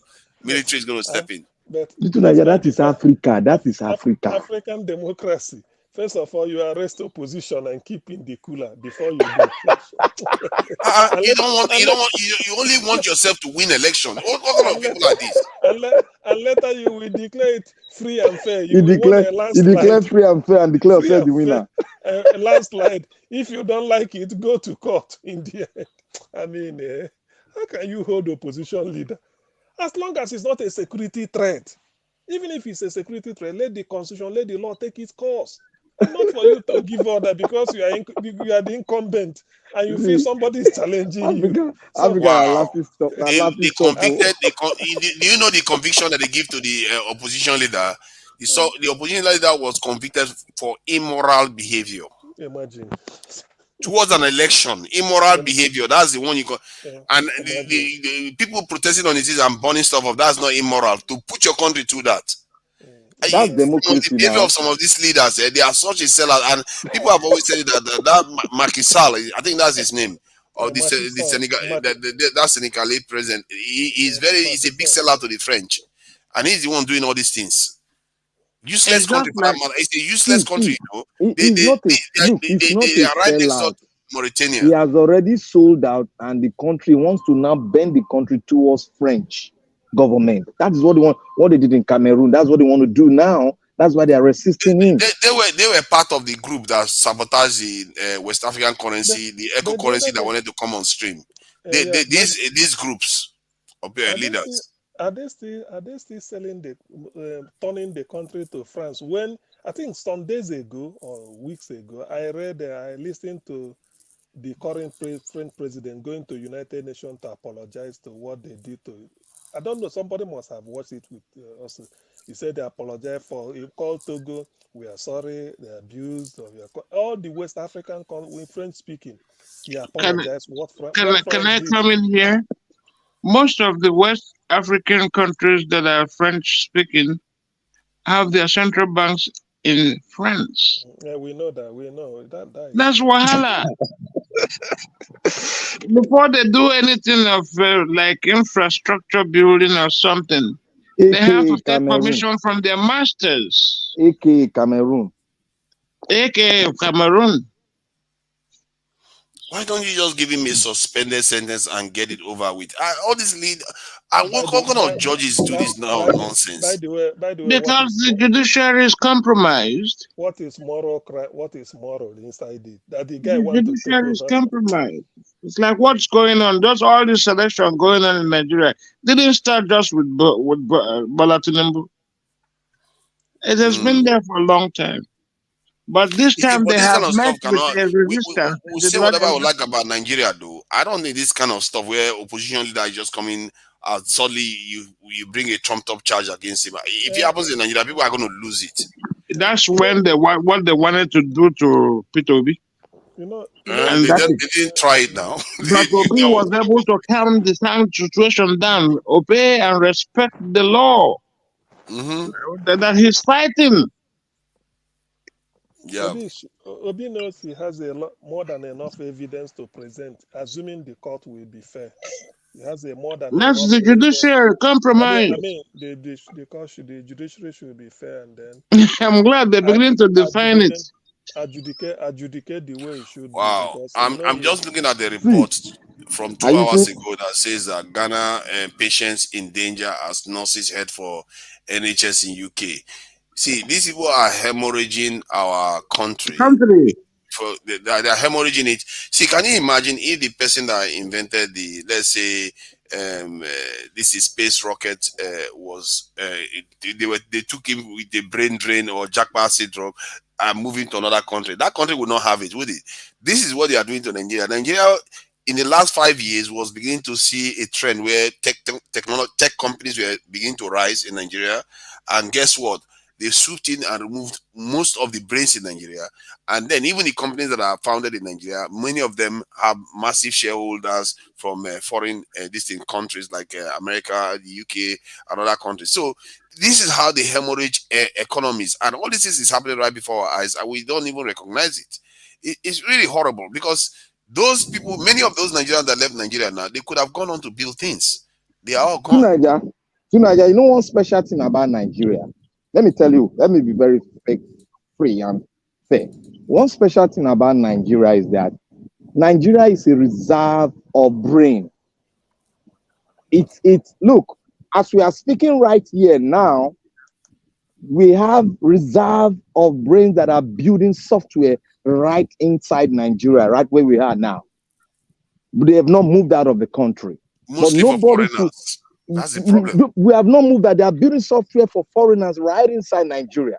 If you go to Lagos State, there is this software company, Bill Gates company itself. He has built a big tower in Lagos where he's nesting all the Nigerian software best mind. They are all in that building software. Not for Nigeria. Not for who now for you now you invest now you go tell them. It's not for Nigeria now. Stop this, man. They really need to really start harnessing. And you know what CM was talking about, that we need to go local. We really need to start thinking local and figuring a way. And sure, I know how. Secure the country. We need to make Africa African. That is we need our diaspora to return because there's too much. They cannot return when you don't have security now. We don't have That's what I'm saying now. We need to put security in place. We need to put strong security in place because it's not hard to do. We can do that. Then this will need to return because if you can't carry on like this. If we are thinking alike, we can do it. But we have different ways of thinking. The ones that think this way should get their way because the ones that think the other way have been getting their way all this while. So the ones that think in terms of securing the country and having all the brains returned back to build, they need to win. These are progressive. You are speaking to the future now. If we get Peter Obi in now, what you're speaking now, will be coming in place gradually. We all will look. It is my desire to invest in Nigeria. It is my desire. I want to invest in this estate development. It is my desire. But how can you go there when you get kidnapped on the highway? My brother, the ground has to be fertile and conducive for you to do that. This is why I said, and the way it is you hear me out. In one of the proposals I had, to be fair, that's part of what P2B is also proposing, was that because when I started coming to the Nigeria space, my focus was on security. I said P2B intends to recruit about 2 million into the security forces. He wanted to increase the police and to about 1 million and the military to about 1 million. So if you wanted to recruit, if you create 2 million jobs instantly, one of the things that is going to happen is that the people that are going to service those jobs, like the people that are going to make the uniform, build the barracks and all the rest of it, that's another downstream this in economic activity that is going to improve.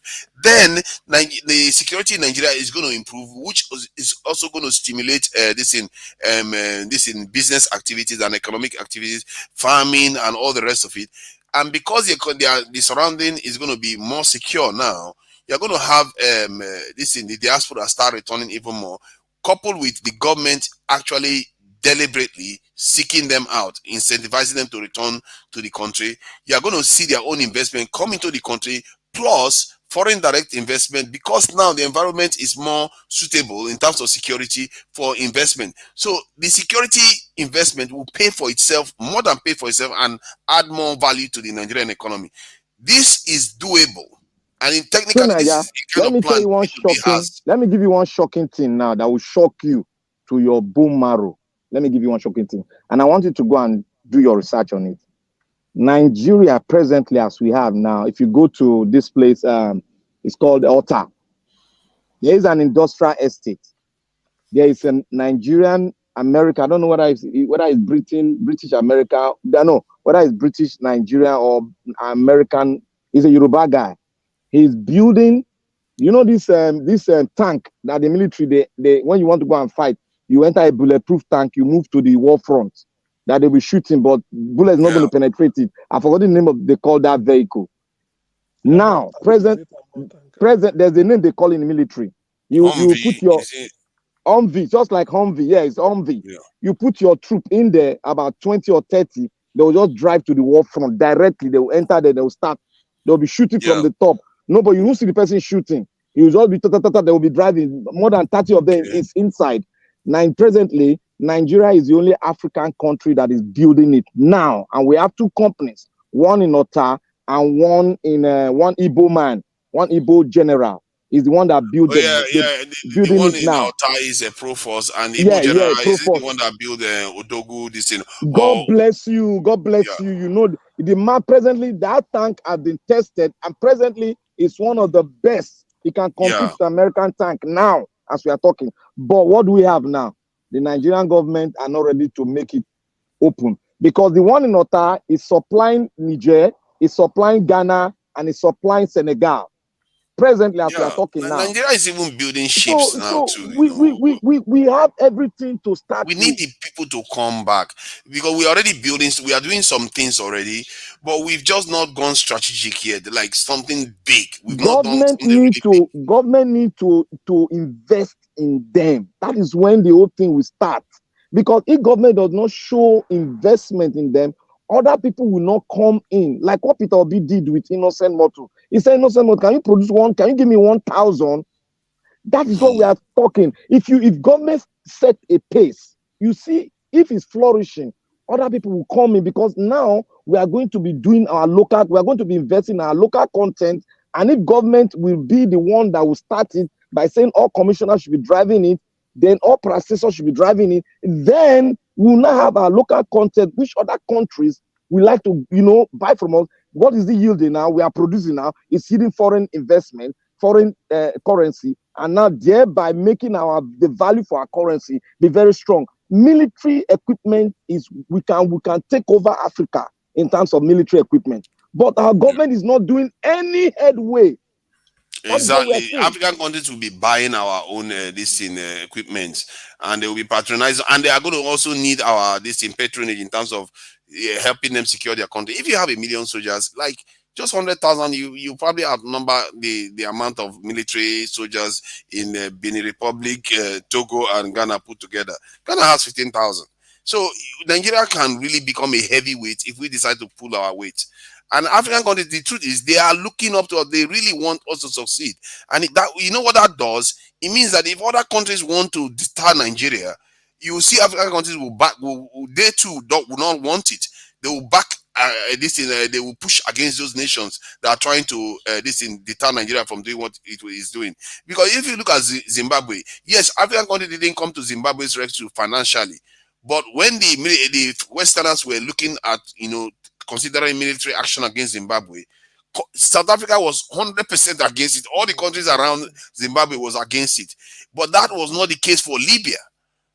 The countries around Libya, like Egypt, they were working in cahoots with it, because Libya wasn't getting on with Egypt, wasn't getting on with Algeria, so they were working in cahoots with foreign powers. They allowed it to happen. And most African countries, like in Nigeria, we don't share border with Libya, so we don't have much of a say in what is going on there. So, but I believe that West African countries, they get somebody that attended this in the Tinubu's inauguration. They were showing him on TV. He said in that listing that he said every single person he met that came from African countries, because many African dignitaries came there, they kept telling him that where is Nigeria? When is Nigeria going to get its act together? They are waiting for Nigeria. That's what he said on TV. And this is what I mean by the environment that you are in. If the environment you are in is ready, you start seeing the leadership emerge. And you are beginning to see that within the continent itself. They used to think of Nigerians as criminals and troublemakers constantly. But now, the narrative is changing. They are beginning to feel like, okay, Nigeria needs to get its act together, because they need Nigeria to be able to step forward, because they feel like we have the numbers. Most African countries have been broken down to 30 million, 20 million, tiny countries. It's not enough to build a strategically powerful nation. And this is the trick these Europeans played on us. They reduce the population per nation so that one individual nation can not emerge. And the only one that has a chance of doing that is Nigeria. By Asian standard, Nigeria is a relatively small country. Was it Bangladesh that had 200 something million? I was shocked. That is considered a small nation. India has 1 something billion. So these type of things, if we are to fix where we are right now, we need to start taking over the systems. I hope Peter Obi wins. I really wish Peter Obi gets this. It was going to make it a lot easier to do, because he's already signed on. You see what I mean? You don't have to convince Peter Obi to do these things. He's going to do it himself. You just have to now, appoint the people to get into all these organizations to actually start changing things on the ground. I think Peter Obi is more suited than even people like us here, because the way we talk, we are very, very direct. But Peter Obi will say the same thing we are saying in a way that you will not like. I'm telling you, he can convince. I get a feeling that Peter Obi can even convince Oyibo people to do things for us that they would not originally want to do, because the way he talks, he doesn't come across as being confrontational. No. He doesn't come across as that. But what he's asking for is just as direct as anything. Like Peter Obi, like when he was talking about sacrifice just now, when he say, "Oh, those people that," people were laughing.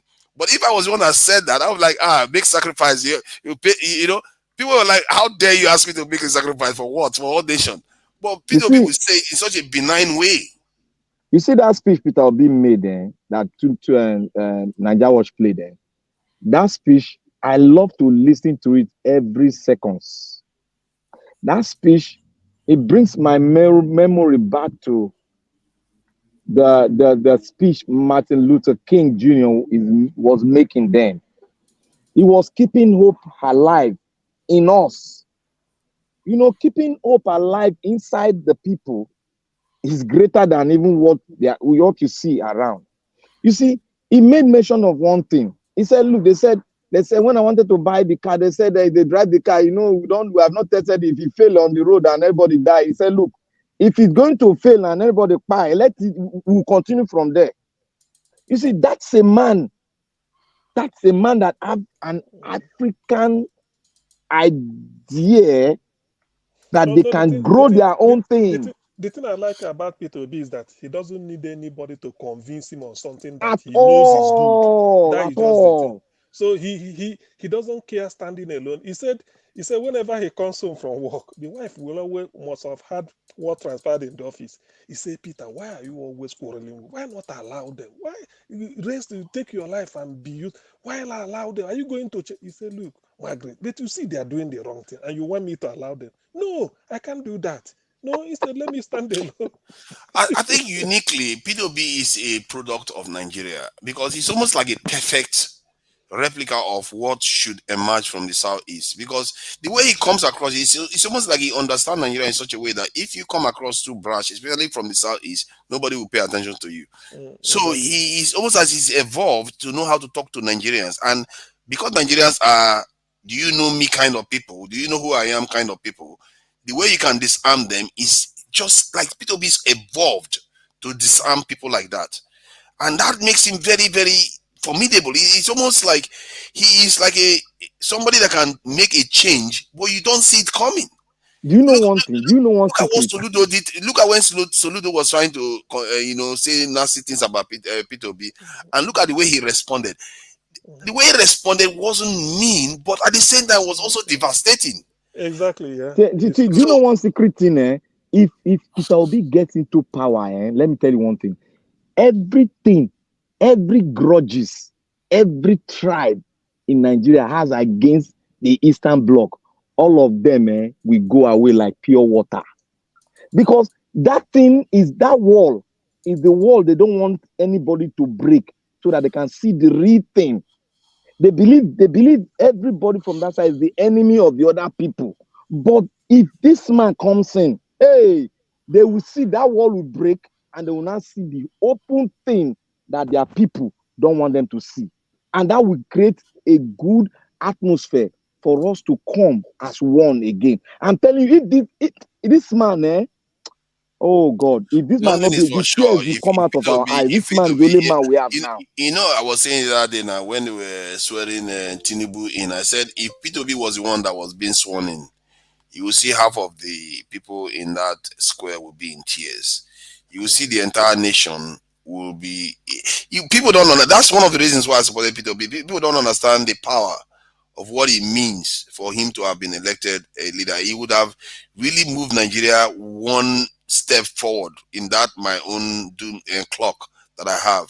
He would have really moved Nigeria in a place that would have set Nigeria up to make a massive step forward in all, more than something that has happened in the last 400 years. If people don't understand that, those are the kind of clocks that I look at. But these hopeless people plus Wiki and all the rest, when that truncated it, and now we have to wait for court to decide on this, because that day would have been just, I believe that people that will be in tears there, women, even in the north, they will see something that they've never seen before. They will see a nation that is coming together, because there was a time Nigeria wanted to have that opportunity, which was during the time of Abiola, when almost the entire nation was hoping that this man is going to come and change things, even if he was one of the corrupt people at that time. But it was truncated, and Nigeria never got that chance again for the next 10 years. I want to give you, for instance, now, the day they sworn in Barack Obama as the president, the first black president, if you see on that ground that day, if you see tears, if they say that people have buckets of water, that's exactly what I'm talking if you about. see tears for people, even foreigners, African foreigners, all those foreigners where they come, they see tears for their eyes. They run, come down. I say, now your country, people were tears of joy. The day the judge will read that P2B won this election, the tears will start flowing from that day. This is not. How can you give that up for Jagaban? People don't understand. I saw that a long time ago, and I said, how can you say compare P2B to Jagaban on so many levels? He is better. There's nothing like having a leader who has the courage and conviction to do what he feels this is. He said, no matter what, he said, no, we do it. Let it happen. That's one thing. When Peter came to Anambra, he said he called a meeting. Everybody came. This is. He said, look, let's just say we do it this way. Any money missing, let me be whole responsible. I will approve. So that any money missing, it's only one person they will hold, which is me. That's all. So in other words, he's not afraid to take responsibility. We say, look, I will do it. I'm not upset that we do it. When I go there, we change things. Okay, for instance, this oil theft. the thing is that as much as Nigeria is borrowing money, do you know the tragedy of Nigeria is that it's like all of us. You are leaking. Oil is being stolen, yet you are going to borrow money. But the oil you have, your own, this is your own, fully 100% you own it, is being stolen, and you are losing that money. Then you are going to borrow money with interest. It's a tragedy. It's unheard of. Nigeria does not need to borrow. Peter Obi once said, "Why? When I fear that guy was the day he said, you should not borrow money to go and do a wrong way. When they want to repair Zikiwe wrong way." He said no. He said 80% or 70% of the flight coming to Nigeria goes through Lagos. What you do is you call the local airlines. He said commission them. Whenever any flight comes from any part of the world, then if it's from every flight goes to Lagos, all you know is that you book your ticket for Abuja or for maybe Kano or Calabar. What you know is that when you arrive at Lagos, they put you in another flight, local, carry you straight to Abuja. You don't have to pay for any other thing. He said, as you are doing it, you are repairing the wrong way. The money Lagos will generate within is what you are going to use to repair it. After 6 months, you've got a brand new runway in Abuja. Then Abuja will feed Kano. Lagos will now feed Port Harcourt. Port Harcourt will feed Calabar. There's a way he was describing it. He said, you don't need to borrow. He said, because the money will be coming, you will putting it there. Say Calabar, Port Harcourt, you are now responsible for Calabar runway. Whatever money that comes international flight from there, you use it. Abuja will be responsible for Kano. Lagos has been responsible for maybe Abuja before. He said, that's all you need to do. After doing all this, in the end, within 2 years, you've got about 4 brand new runway in different cities of Nigeria without borrowing kobo. Because people hate borrowing. He said, look, not every time you borrow, you check if there are something you could do for yourself. For instance, look at Nigerian Post Authority having a guest house in London. For who? Peter said that we sell it. Oh my God. Yes, he said that we sell it off, God. gather the pound, bring it home, and then invest it with What? What is he doing with the house in London? No. Nigerian Post Authority guest house. What is Nigerian Post Authority doing with the house in London? They go there to do party. Look at there are better things. Hi. Peter, he said, what are they doing? He said, for what? He said that is just nothing. Nigeria will just be wasting money. He said a lot of ways. That's why he comes. He believes in cutting the cost of governance. He said all these things, he doesn't need it. Say Nigeria, the house still there for London. You can Google it. You can go there yourself. You see it there now. You see it there. They never sell them. You see it there. What is wrong with our people? And there will be council tax. Remember? Oh God. The council tax and then all the other taxes, property tax, and all of them. That is, that is the thing that pains Peter. And Peter said, when I came to Anambra, governor has 12 guest houses, where they are committing all sorts of. Governor said, look, I live with my wife. I leave my wife. I come to work. When I finish, I go home. What is governor doing with 12 guest houses? All of them sold. Went to Abuja, bring the people back. Said there are teachers.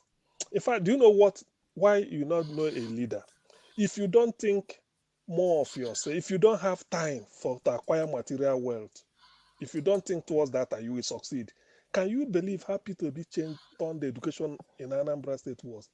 Every school principal, secondary school principal, got a brand new Peugeot 604 from Peter Obi. Brand new take. Dash. All you want is for you, go and maintain discipline in your school. You want to see result, everything. You want to see improvement. So which school principal won't be dedicated? You see there, okay, but all those 604 you used to, there are 177 towns in Anambra. Some towns have up to 4 secondary schools. Some have 2. Okay, let's just say give or take 300 secondary schools, 300 principals. Do you know that those money could have bought him so many houses in Dubai? But he didn't want it. There are things to do. If you're not interested in drinking champagne, okay. Do you know when Peter said all his friends, we phoned him, hey, Peter, since you became governor, we've not seen you. Book an appointment. I want to come and see you. Peter said, don't worry, I will come to your house in the evening. when I finish, he said, when I finish, I tell my driver, let's go. One of the billionaires want to see me. When I go there, they feed me. They even give me their champagne to take home. He said, but don't come to government house. I don't have what it takes to entertain you. Yeah, that's Exactly. yeah, The guys that for is it. the guys spoil business for all of them. No, it's true, it's true, but when you go to, you see, do you know that, okay, one man once said that the governor of Osun State was owing salary up to more than 12 months. The governor goes to Abuja for meeting with chartered flight. How can you? Charter flight running into how many thousands of, almost how many million naira? Charter flight from Osogbo to, you know, the thing is that the type of life people live in government is part of, because if you see the overhead, you will shudder. You don't need all this.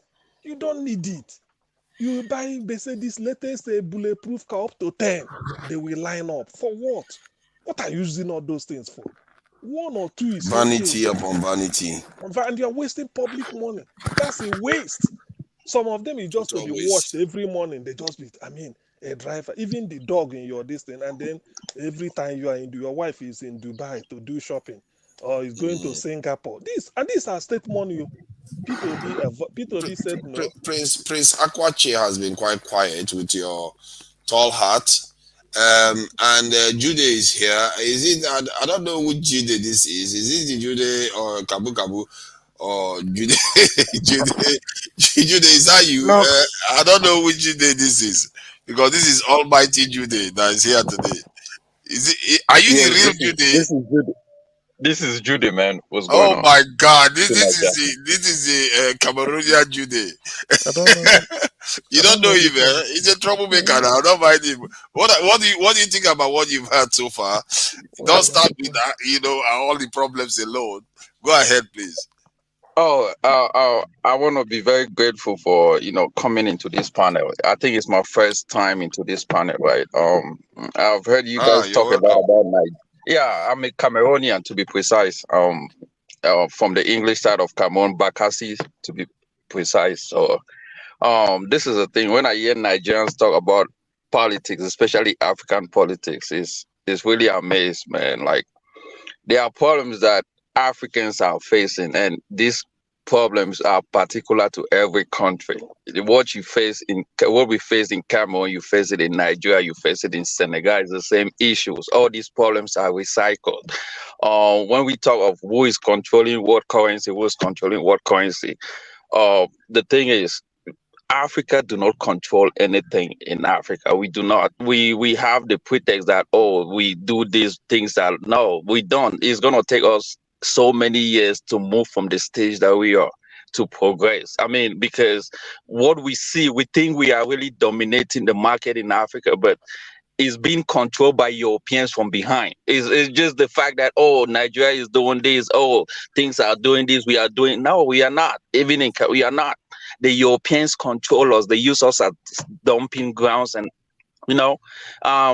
I wish things can change, but it's not, because when we talk of this is, how can you even solve it? Because it seems like our own people are the problem, because we feel like we cannot do things on our own, right? Somebody was saying that, Nigeria is borrowing, but you have to borrow to build an economy.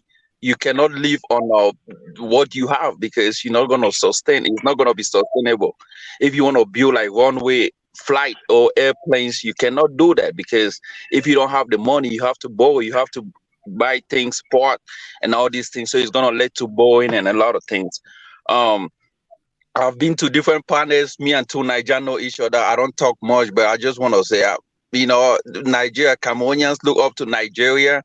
And when I hear sometimes Nigeria bash other African countries for not doing great, for, depending on France for their economy, and then I ask myself, what about the other countries who do not depend on European countries?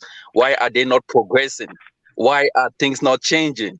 Why are we still on the same spot if we have our own economy in our hands? So, and then I kind of say, maybe we are all in the same boat, but we don't know that, But if you can't have your own economy and central banking, and why are you a sovereign nation? That is I don't support that idea. What you just brought forward now, those things are just not it. They are not it. Those central banks that you mentioned, it's a fake things They because are not it. Cameroon What have you just their explained central. is your own idea. What you know, that's what you're speaking. It's not what is on Right, ground. right. Because okay, Cameroon does not print its own currency. That's it.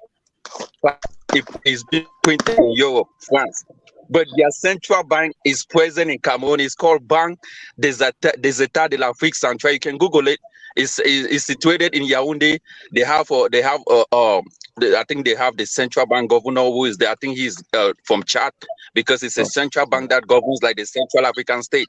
You can Google it, but the money is being printed in France. But this is my question, right? You can print your own money in Nigeria. You can have all this. Can I chip Why in? are Can I things chip not in? Can I changing? chip in? Right. Can I chip in? No.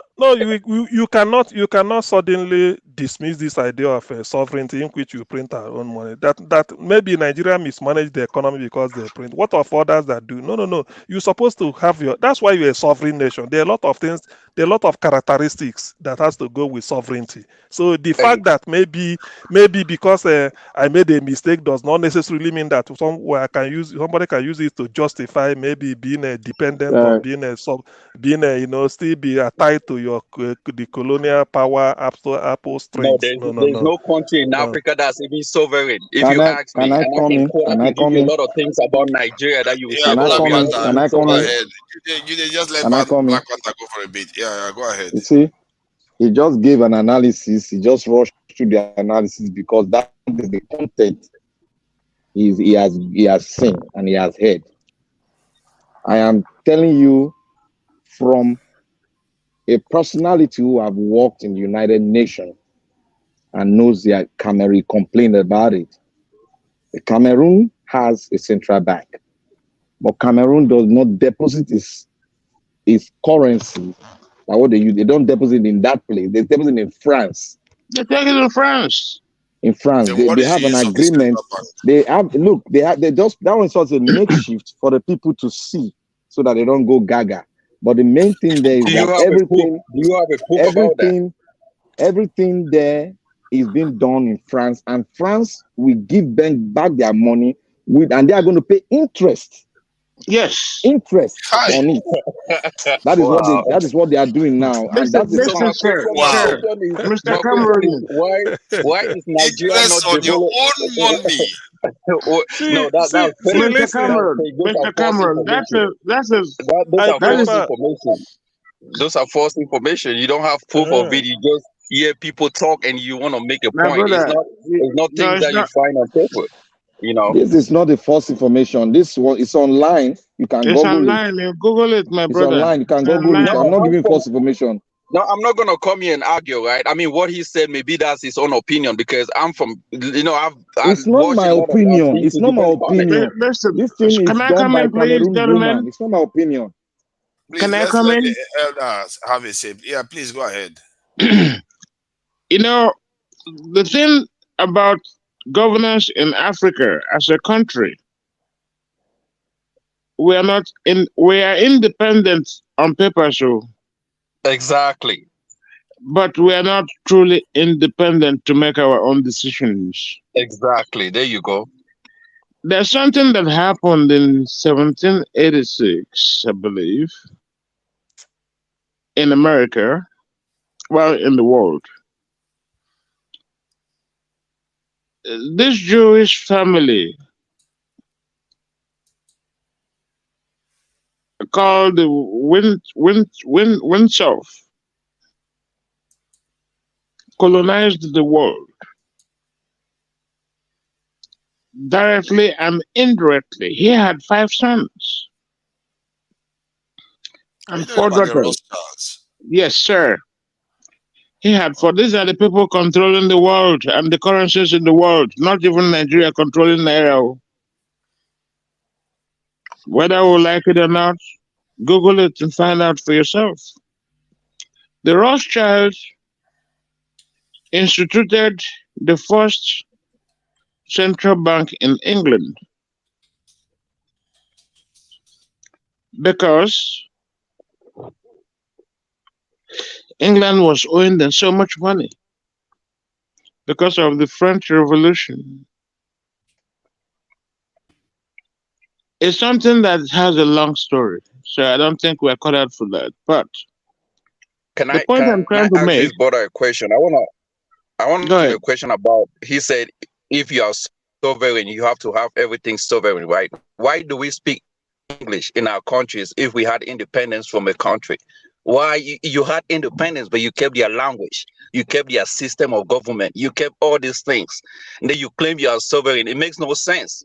And then you tend to blame another country whose currency is being controlled, but you don't see your own self that, No, no, no, no, I'm no, no, speaking a sir, language that sir. are supposed to be No, independent. sir, you can't use that, No, sir. you You can't can't No, use use I that. that. mean, There based on has what to You can't use that. there has to why be communication.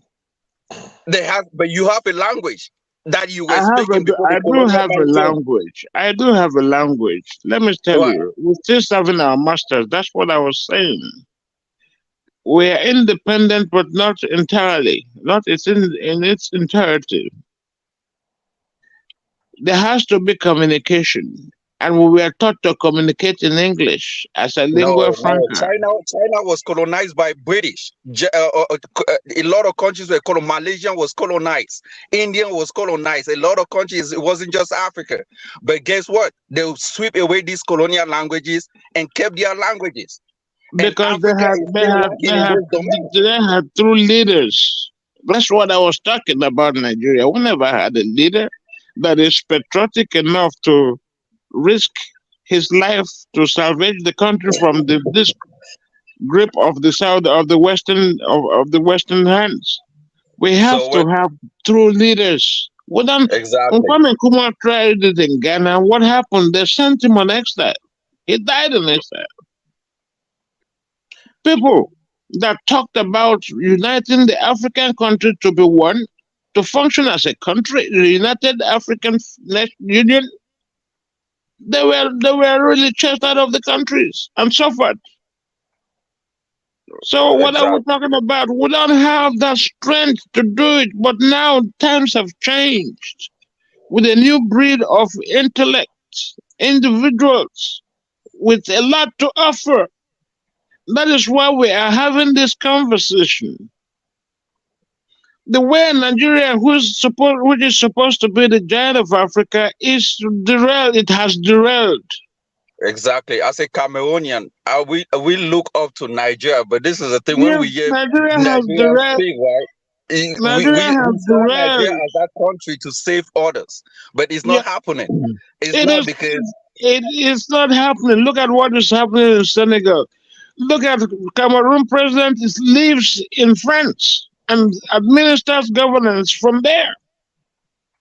You know how much he has deprived, how much money he uses every year to keep himself in France? That is weird. Yeah, I Look at think I think for what Jude said, maybe there's some truth between Jude and Black Panther. He says Cameroon has a central bank of Central African states. The Bank of Central African States is the central bank for 6 countries in the exactly. Central African Economic that's Money. what I So said. they It. don't They even have all their have own it in individual France. central bank. Oh my God! They just Oh. have they're all central banks in France. See, No, the it's not question, in France. You It's not in borrow France. money from the question is, France. You are going the, your own que- money you are borrowing from France. You are still going to the, pay interest. the, It's que- there. the, que- No, the you have question no is, clue. Does Oh the, that my say God. that? I don't know There's why Jude, nothing this on guy. Jude, that I think paper I that told you says that that. Nigeria should take over Cameroon. the, Maybe we should just take over Cameroon. Oh no, come We on, too. we are already in Nigeria there. doesn't We have the already have power to 4 take million over. in there. We should just take Come over on. the entire thing. see, And the question I want to ask is this: how has all this analysis by Judean and all this, how did it justify Cameroon keeping money in France or France controlling Central? I mean, Let me come in there. Let me come in there, please. listen, listen, when we say sovereignty, America was colonized by UK. They are using English language. So many. It doesn't necessarily mean that if you didn't drop the language of your whoever was in your country before. No, none of America Issues, is exceptional issue. because they were English Okay. already. issues like America was issues. English already. The founding fathers of America were English. Even then, America has changed the English that America. I live in the States. I live in United States. The It's English that okay, but Americans speak it's is still different from English. what the English UK It's still, speak. listen, it's still English because But maybe the labor founding fathers were BOUR is English. labor You BOR. can say I'm China. Can coming. you quote that about China? See, listen, your currency is your heart. That is your No, economy. I mean, see, Your this is the thing. no, listen. Your currency is your symbol. It's your heart. This is your money. You are keeping it in another. Somebody is keeping custody of it for you, and you are telling me it doesn't You count. don't understand about central bank of Central African State. Ghana, as we speak, Ghana print his money in the UK. Does it mean Ghana currency is being controlled by the UK? My brother, you are from Cameroon. You're You are from saying it Cameroon. Look, superficially. You're not looking in depth. Can I say something? The woman that says that spoke this issue, I think it was one of the United Nations, whatever. It came out when they were having this United Nations Are you meeting. talking about Africana? The woman came out. She was distressed. She spoke lengthily and she wrote a petition concerning this issue. She didn't just speak. She wrote a petition to United Nations on this matter. That there's a new kind of recolonization of the west of some African nation, and he specifically brought out Cameroon, and he wrote it verbatim in that petition. So I'm not speaking from my own thing, but I'm speaking for what she said, and she's Nigeria involved in does this print issue. its own money. How comes things are not changing? That is the question. How comes Nigeria is still below other countries that is being controlled by France? How comes there is no development? How come people are living out of Nigeria in numbers to other countries? See, my dear brother, listen. Nigeria is suffering a blip, particularly this since 2015 that Buhari came in. Listen, of course now. I mean, I can buttress it for you. You see, where I have to tell you before, as at Jonathan, because I believe in when you want to I mean, sort of compare countries and countries. I mean, there are indices you could use. Since Buhari came, because of we having a worst regime ever since records began in Nigeria. Even during the wartime, it was better than this. So Nigeria will rise. That's why we are saying P2B coming will rise again. At least we start moving. As at 2015, there has never been a time you can compare Nigeria and Cameroon in whatever field of human activity. There has never. Listen, of course, now we take, because if you want to say, you mentioned the indices. Is it the economy? Nigeria was the biggest economy the biggest economy in Africa after South Africa before Okonjo-Iweala came, and look at where Nigeria is. You should know Cameroon can't even measure 10th even today in Africa. A Cameroonian economy is still not better than Nigerian economy today. But that's not the point he was making. The point he was making was that we are not in control of anything. No. I agree. Nigeria has gone down. Nigeria has gone down.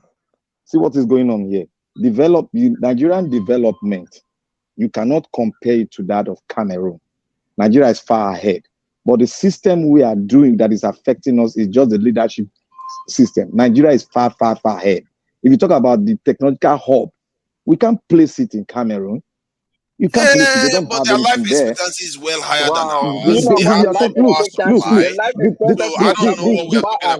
The problem there is that we don't have. Life expectancy is higher. So what metrics are you using just because you have hubs? See. Do you know that? Listen, Do you know that? my If not Cameroon because of brother, strong leadership. Please, Let me talk to my Cameroonian leader.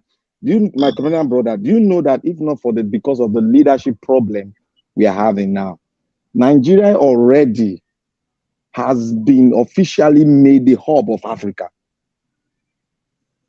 But because of the bad leadership that we have, and that is why you see those things cannot crop up. They are very slow. In terms of the way Nigeria is central in Africa, the way positioned in Africa, they made it already the hub. But they cannot pull it up because of the problem. That's the problem. They cannot pull it up. Let me tell you, my Cameroonian friend, please, forget about national differences. we're talking about African problems. Nigeria is Africa. Cameroon is Africa. Forget Exactly. all about sentiments and look at it objectively. From the perspective that other people see it too, you have to consider why it is an interaction. You know, let us interact But I wisely. have no problem. I've been So listening to this panel. I came to this panel because they talk about Nigerian problem, but I believe that all African countries are facing the same problem. we are You facing can the be same controlled by problem. France, you can be controlled by the UK. It's the same problems that all we have a presidential problem. We have a president that's been in power for 40 years. Every country has the same Senegal is facing presidential problem. Cameroon is facing the same thing. South Africa wants to evict their president. Zimbabwe is having the same problem of That's why presidency. I said, It's why all the over Africa. It's the same issue. It's not Cameroonian only one, Nigeria. wow. It's not Cameroon only worse, so Nigeria. Cameroon worse. Shoyinka Wow, said, that was on the presidential part. That is really bad. Wole Shoyinka said there are X and there are X. You see, Cameroon is in another league. I know. let's not forget all about Cameroonian League. The most important thing is that African leadership is poor. We don't have one. That's why I say there are X and there are X. Where there are X, but there are The X. African leadership, as for the control in France, every money goes to France. France makes out loans to people, even loan the francophone countries money for a little interest. If Africa withdraws her money from France, France will collapse. No leader can leave Nigeria for 20 years. Listen to this. But the question that I have with this remember what happened? What happened to Haiti? They had to fight France because of this strangling hold on them. But the question that I have about these English countries, you guys blame francophone countries in Africa, right? The question is, how comes the English countries are not progressing? How comes South Africa not progressing? Is South Africa is Kenya not progressing? Tanzania not progressing? Do you know Tanzania? Oh, come on, but francophone countries are still far better off than some of these English countries. No, but you said they are not progressing. I gave you Tanzania. They are not progressing more than this one. They are almost progressing on the same pace. No, Tanzania is better than Cameroon. Tanzania is better than Ivory Coast today. Tanzania to Ivory Coast or Ghana to Ivory Coast. Ivory Coast is far better off than Ghana. No, I'm not. I'm saying Tanzania is better than Ivory Coast. I'm giving you Tanzania as English. I have to give you now. You said, I'm also giving you an Ivory Coast country which is French. Is far better off than Ghana. You can quote any example you want. Cameroon is better off than Malawi. Malawi is an English country. You see what he's choosing. Right, you decide to choose your own countries. I'm telling you which one is better. You shouldn't have made the carpet statement before now. You should have said, okay, that's why I gave you. You shouldn't have. Now you are dodging it. You are choosing your own. It's okay, not to worry. But the thing is that one thing the thing about Cameroon is that it's like they love their leader to be ruling for 40 years. No. They don't love it. They don't love it. No, you fail to understand. Cameroonians have been on the street several times, especially the English Cameroonians. We have been killed, mobbed, do a lot of things. The same way Nigerians have been on the street and they have been chased out. That's why Peter Obi, people could not go on the street and proclaim Peter Obi as winner, because you guys are still also scared of what will happen. By the minute, it's the same thing other countries are doing. You see what is happening in Senegal. Senegal are fighting. Burkina Faso did the same thing. But the military, is the same thing. It's not necessarily out of fear that something will happen to the protesters. But the fact is that the winner of the mandate, Peter Obi, in his peculiar way, his body language speaks. He said he had evidence, and we've seen, because this is overwhelming. The evidence is overwhelming and everybody saw it. So the thing is progressing very. It doesn't mean that people might still not protest. The people feel that, well, we have a case, so let's go through the distance. But let me tell you, Peter Obi will never come back in power. I'm telling you for a fact. The same thing happened to Cameroon. The guy that won the election, No, I'm telling you, I've experienced it in Cameroon. I've experienced it in most countries. An African president that comes in power cannot leave power. I'm telling you, an African president that comes in power cannot leave power and say, "Oh, he lose the election." Come on, man. That's not an African thing. It's not an African thing, bro. Cameroon is different from Nigeria. No, you can be dreaming. You can be dreaming. If that was in Europe. President. 40 years for one president. No, for no. one Nigeria, president. It can't happen, man. Survive 10 years in Nigeria. It can't happen It's 10 the years. same thing with Angola now. The same thing with Angola. How many years? Augustus Neto. Well, I don't know, but then there's that. You know, the thing is that why Cameroonian own is so pathetic is this. Why is pathetic? See, you are making this a bit like competition between we and Cameroon. Take it easy on that. No. You know, because he has already, sort of a fait accompli. He's still Nigerian fate. Peter B is not coming back. That you sent him. No, Peter B is not coming back. You guys are just dreaming. Once the president is there. I'm telling you for a fact. You don't know how Nigeria operates, Peter. Oh, come on, Nigeria. How are you going to tell me about I don't know how Nigeria works? How many countries have you seen where they remove governors from office because of election issues? Nigeria can do this. And they've done it in Kenya too. So I don't know why you are saying that. What I'm saying is once a president has already been stooshed in, as inaugurated in Africa, you don't see an opposition leader say, "Oh, I won," and no, Sir, there is a wave of change going on. There's a wave of change going on in Africa. No, there is a wave. Listen. The judiciaries are on trial. We understand. Nigeria. Jude, listen. We all agree that Abia must live on Cameroon Street. There's no doubt about that. So we've all agreed on that.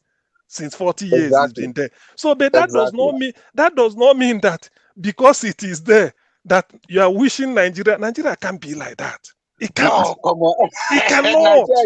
Have you guys heard what other Africans talk about Nigeria? No. In terms of longevity. Forget about. See. Listen, Juden. Let me tell you one thing. Do you know one thing with Nigeria? You may hear the worst of news today about Nigeria. Listen, the next 24, 48 hours, you hear the most brilliant news in the world, a Nigerian. Go and balance it up. I can give you instances. No, it's true. The day you are saying that, hi, can you imagine what Nigerians are capable of? Everybody will say, Tofia, why all this? The next few days, you come and see a Nigerian and making world headline. So that we have it. It's like that. So we have it. Nigeria, you can't just before you say it. Even if I tell you now, as we are even talking, you find out that the most successful businessman maybe around Bamenda area might be a Nigerian. Oh, you know Bamenda? These guys might be. Don't forget Aliko Dangote got his cement factory in Douala. So Okay. So you see, that's what I'm trying to say. When people with the moment you think Nigeria, that's why I'm telling you, Nigeria is going through. Since this 2015, even the whole country will tell that Nigeria by our own standard, no, we've gone too low.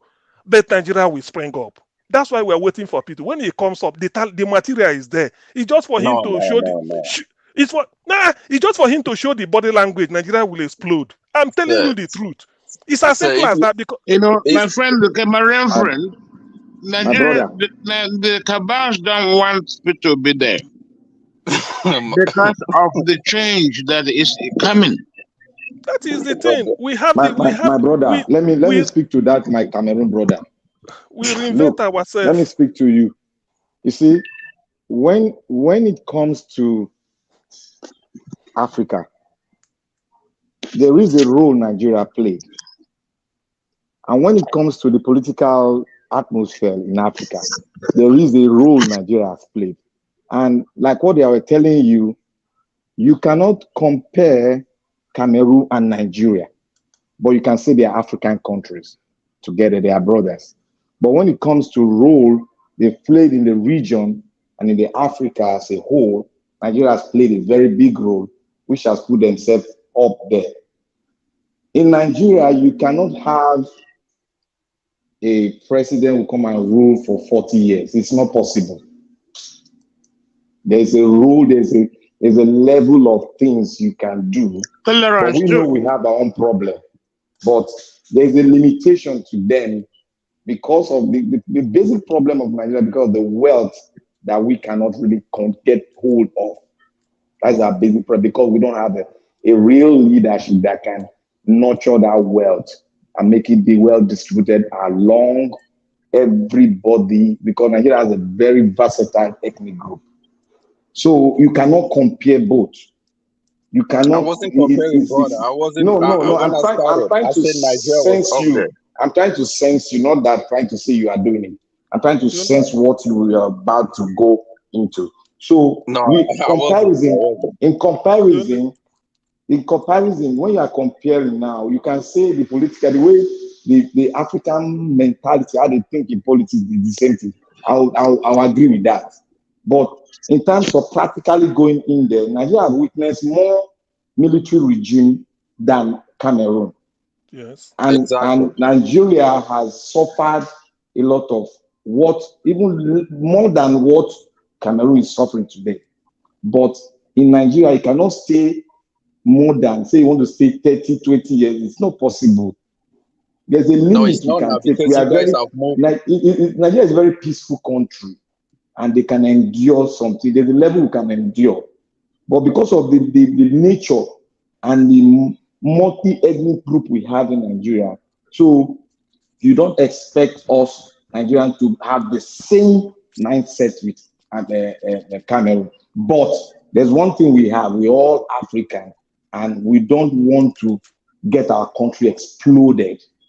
You understand? So, can I say something before? Okay. My Cameroonian friend. One thing I want you to take the pattern shot. One thing I want you to know about Nigeria. Just tell people that Nigeria has a capacity to reinvent itself, no matter how low Nigeria might go. Nigeria has the capacity to reinvent itself. It's as simple as that. From within. Yep. Yes, that is what I mean. From within, we have the cap. We have it. The only thing, let me tell you, the dream of every Nigerian, to some of us here, is that the way the world look up to United States, I mean the Western world, not just the world, but let's say the Europeans or NATO or anything, the way they look up to US is what Africa should be looking up to Nigeria. I know we are failing Africa. No, of course now. It's not. It's not. Let me, yes, now, if you like, I can give you one or two instances in the past when Nigeria was there. Nigeria is because it was, if not Nigeria helped to decolonize Africa, South Africa, Nigeria apartheid, who crushed it, it's just like Nigerian single-handedly. Mandela admitted to that. SWAPO, Namibia, these are the countries. No, it's true. These are the countries. People come to Nigeria. So the thing is that because of the fact that Nigeria, that's why I say Nigeria has the capacity to reinvent itself. So it's just there.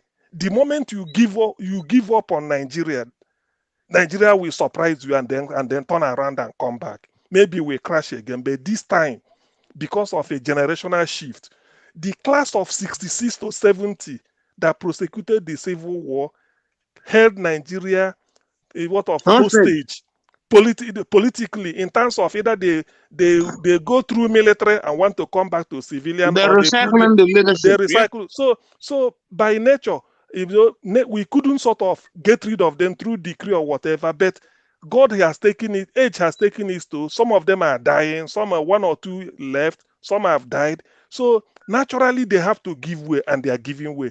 The moment this power passes to be, the torch is passed. We can't go back to the class of 66 again. True or false? It's true.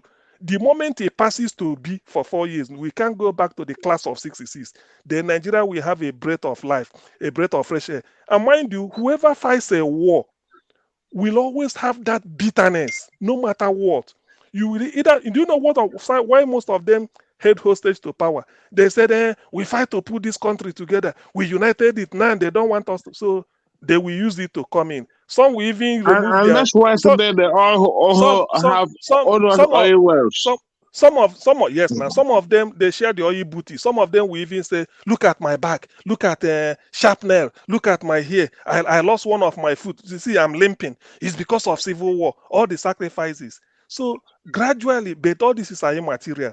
Gradually, God has made it that at least, even if they don't want to relinquish power, age is telling on them. Some have died, some are bedridden, some cannot be, all those things. So they are giving way. And then a new vista, a new consciousness has overtaken Nigeria based on the suffering these people cost us. So it is in the interest, let me tell you, because development or whatever spreads. If Nigeria gets its bearing, one of the countries that will benefit is Cameroon. Cameroon is next to us. Definitely, Cameroon will feel the impact, whether they like it or not. They will feel the impact of development. The English speaking at least. Yeah, at least they're from there going down, they will feel it. Even Benin Republic, Niger, that is it. And it's not by, maybe it's President that made it. Nigeria is English speaking, surrounded by French speaking countries. I mean, okay, Cameroon is bilingual anyway, Togo, Chad, Niger. So it will flow in. And we have the material to do it. It's just that the class of 66 held Nigeria down. It's a course across every ethnic group. They are just in a collusion, either in the military they are eating, or Obasanjo was there, Buhari was there, Babangida, they all fought in the civil war. Abdul Salam fought, Murtala died, what is the name? Gowon, all of them. Abacha died. So these are the type of leader we've been having. Shagari made sort of a brief interlude and left. Yaradua, Jonathan just emergency. Maybe Providence brought him, he left. So they now gripped it again. But I think if P2B gets in, that will be a clean break from these people. And then Nigeria will have a breath of fresh air. I think the hard work that needs to be done will have to be done first. And we shouldn't be presumptuous, like telling African countries that, many African countries, they actually want Nigeria to do well because they believe that Nigeria is one of the greatest hopes. Yeah. But we shouldn't make it look like, without us, they can't do it. And I've actually said it once that Nigeria, if we don't do it, it might take one other African country to get their act together. I even said it to them that maybe you guys should do it yourselves. Because Nigeria may be there just doping around because the Western power, they really have a strong grip of Nigeria.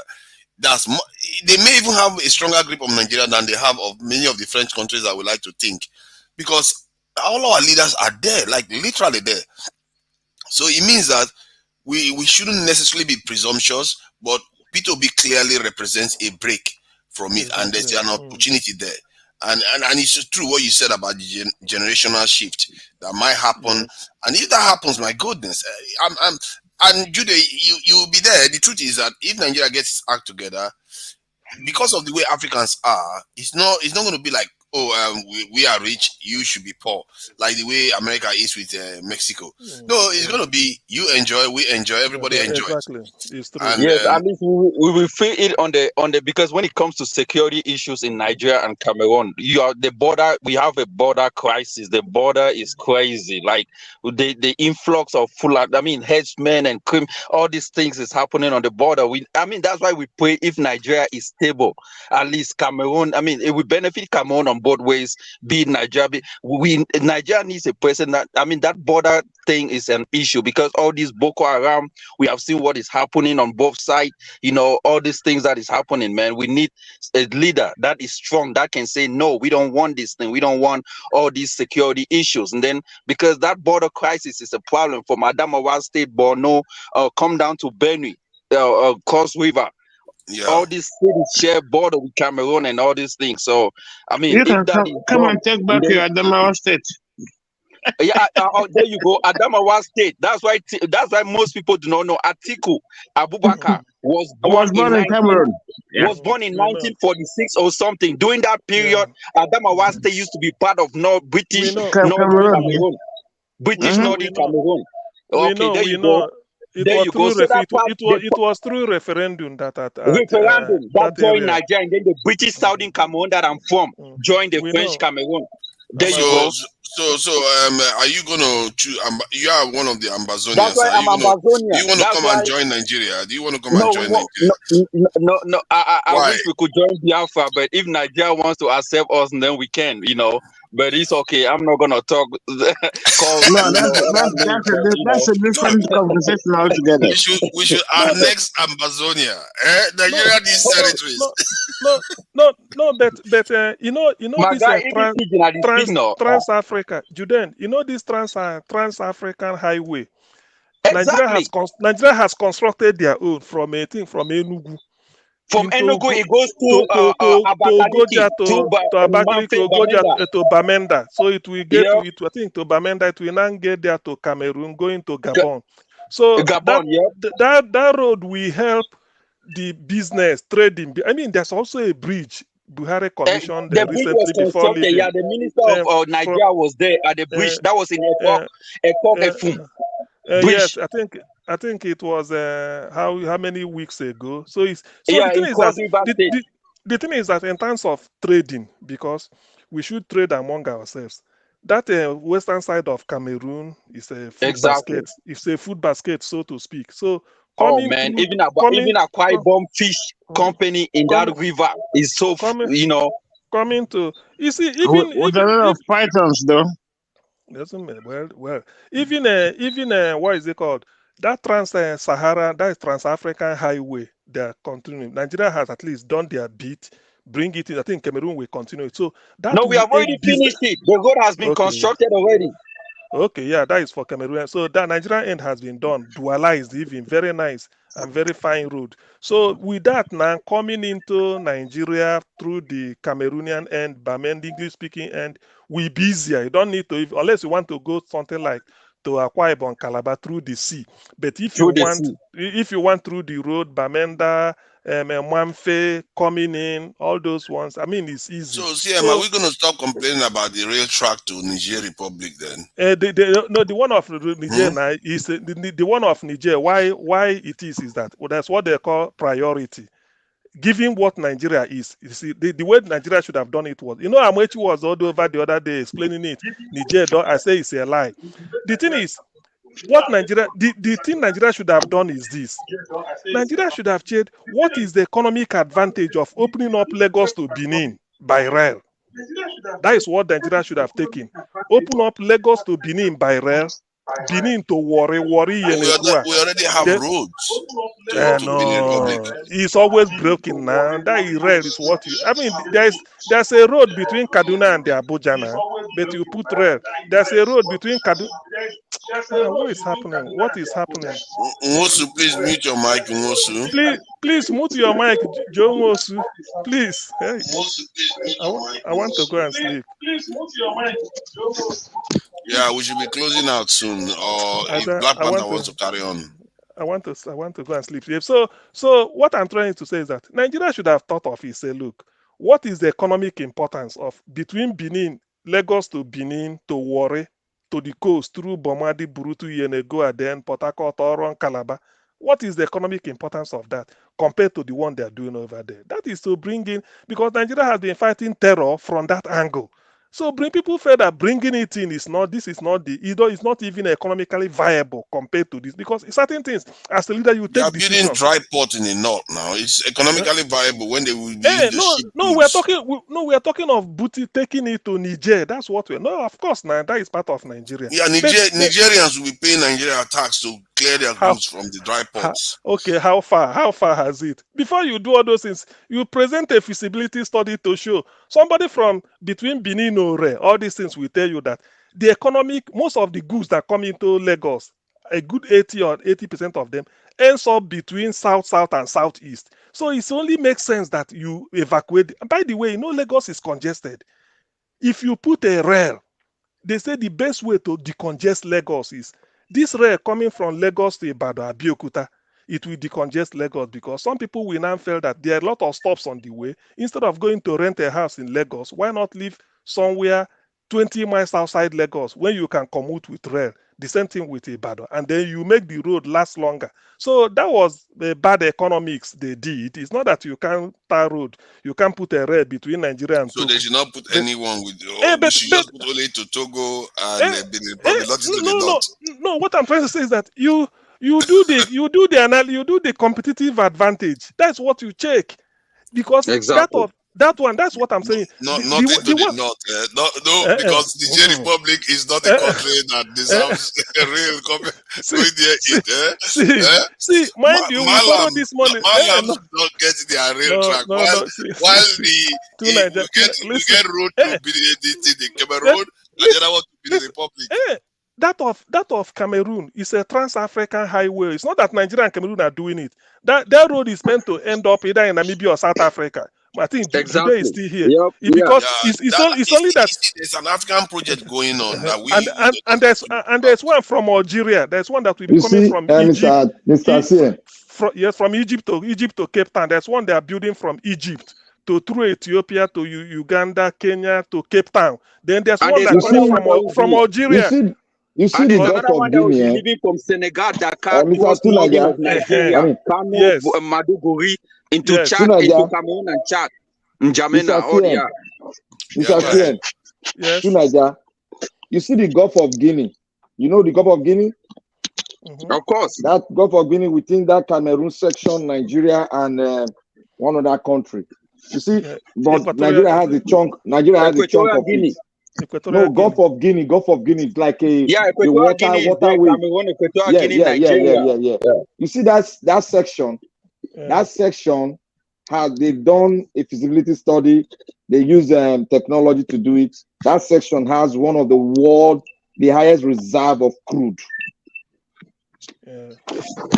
oil. But there is a fight on that Gulf of Guinea. That fight is coming from the west. That's where they call the son of Margaret Thatcher. Yes, they are fighting there seriously because that Gulf of Guinea is going to serve Cameroon very well, Guinea and Nigeria. But Nigeria has a large chunk because when the graph was, I don't know what they call it, graph was drawn, Nigeria had about 65% of it. That's why Obasanjo sold Bakassi to Cameroon. No, Bakassi was due to the war now. During the war, that was when it was done. Bakassi was a promise. They promised they have to keep. That one does not. Cameroon is our brother now. He came here. I will give birth to now, so no problem. We are brothers. But one thing there is that if those three countries harness that Gulf of Guinea, those three countries I just mentioned can have a bumper harvest of trade within those two, and that country can develop with the resources in Gulf of Guinea. That is one secret they are hiding from a lot of African countries. Do you know, like all this, the way the Scandinavian do, Denmark, Norway, Sweden, Finland, just like Nigeria, Cameroon, Gulf, and Equatorial Guinea. Because of that, they can have a treaty on how they manage that area and the resources coming from there. That is it. You see, the thing is, that's why I'm saying our leaders. There's something I like. Copy. If you want to do, say the white are doing it. If they come to you, you want to do it. I don't think if Nigeria and Cameroon come together now and say, look, with Equatorial Guinea, that this area we want to establish an ecosystem here, export processing zone, more fishing, offshore fishing, even mining, everything, all the aquatic economy there. And we sign and we be doing it. It cannot happen in Africa because we are greedy. No, I'm coming to help. Before you know it, we don't control anything. That's the problem. One superpower may like to put in, then we tell them that, look, we want to do it as brothers. We want to do it. It's our own. I mean, it's our own country. Although we are not going beyond the continental shelf, we just do it a little like that. Develop the place, the seaport, the everything there, the business there, whatever from there to the inland, to the uplands, inland coming in. We develop it. There are a lot of potentials, all these things. But the thing is that our leaders, they so much look towards the West, and it hasn't helped. Exactly. To be honest, they so much look to, and I don't like it. Do you know why? Because it's not. CM, do you know that Cameroon is so close to Calabar, right? Yes. Come on, man. My town is even next door to Ekang, all these little towns. What are you talking about? I speak the same language, the same culture with these people. This guy is saying, come on. So, African leaders, they are so much looking towards the West as if the salvation is there. The only thing you look forward to them is that. Brother, can I come in here? They are looking onto the West and at the same time siphoning all those resources that we are talking about secretly. And that is why they can always instill the discord amongst us, between us and our leaders. There will be chaotic situation, and they will be extracting our minerals. Let me tell you what happened in Malabo, Equatorial Guinea, right? Excuse me, please, one moment. To Niger, you still there? At the risk of being accused again, there are new people. Let's give them chance. If he is here, I'm here. at the risk, and if he is here, sorry, welcome. Joseph is here with us. How can Joseph move in two places? He has mutated. That is rigging. That is rigging. You can. They are rigging the position, Joseph. Joseph Moses is in two places. Felix came in and went out again. Please, if you want to say anything, me sorry. If you welcome, what do you think about what you've heard so far? Let's let somebody new add something to this. Are you there? Welcome. I know Joseph wanted to say something about Equatorial Guinea. Just don't lose your thoughts. Let's know what you are muted. If you are saying something. But this evening time. I don't think she's there. I was the one that wanted to say something about Equatorial Guinea. Did you know that a few months ago, Equatorial Guinea police officers, I think border control, caught a lot of crude oil that was stolen from Nigeria into Malabo to be sold to European powers. I mean, private crude oil. Almost how many drums? I saw that on news. It's not news. That is known. We are aware now, and that's part of why P2B is coming. Ministers in Nigeria has that route because Malabo, the island, is next door to Calabar and Cameroon. They carry their crude oil there in the night and sell it to European powers. Almost 200 and something drums of oil. We know. That's why we want P2B in. You can now understand why. That is no, it's true. We know that's why now. If every Nigerian knows it's no longer it's no news. That's why we want P2B at least when he comes in. It's too late. It's too late for Peter Obi, man. It's too late. A sitting president cannot be overthrown immediately. Maybe not in Cameroon, Judy. Maybe not in Cameroon. No. Can you just give Nigerians the benefit of the doubt? Maybe not in Cameroon. Not Nigeria, man. If that was in Europe, because even your judges are corrupt, I'm telling you for a fact. You know that they are just doing the possession so everybody can see. But behind the scene, me and you know that it's just come on, man. It's over. Wait for another 4 years. Judah, if it turns out that you are wrong, please come here and apologize. Can you exactly do that? Yes, my brother. I'll come back and apologize. No problem. It's a deal, exactly. But we should pray for 4 years, not this time. No. What's wrong with you today? They are talking about you to apologize. Now they are saying we should wait for 4 years. Yeah. I agree to you all. Can I quickly just make a submission quickly? Okay. Yeah. Ginger. Is it gingerbread man? Yes, my brother. I agree to you. You don't remove bread, okay? The bread, there's no more fuel to be able to bake. To bake, you understand? So, but what I want to say, is kind of a deviation from what you guys are talking about right now. Earlier on today, I saw that there was some progress that was made in the courts, tribunal. And I saw some very good, joyful reaction that we might be wanting to get something that is exciting based on the heading of Niger Watch broadcast today. Yeah. But I also want to remind people and Nigerians that you see, it was similar to the hopes and aspiration that Nigeria had that the beavers is a game changer. That our vote will count. It was glaring to us. At the end of the day, we were robbed without any form of reaction from the Nigerian people. So, in as much as these evidences has been tendered to the court, and there seemed to be an acknowledgement of 25% by INEC themselves, based on cross-examination by the PDP council. I still want to charge Nigerians to look with a keen eye that the judiciary do not avert justice or miscarriage of justice in this matter. Because to be honest with you, I do not, I am waiting for something to be done for my trust in the Nigerian system to be rekindled. For now, I would like everyone to not be carried away or swayed because of one day of testimony or evidence or exhibit that has been tendered that seems to be in our favor. But we need to continue to cry out and hold that judiciary to the highest of standard. That is what I wanted to just give my 2 cents. And you guys are doing a very good job. So I'm at the background learning from your wealth of knowledge. Continue. Thank you. God bless. It's okay. If are you there? This is American time. Americans should be awake. Now we're supposed to sleep. If are you there? He's not.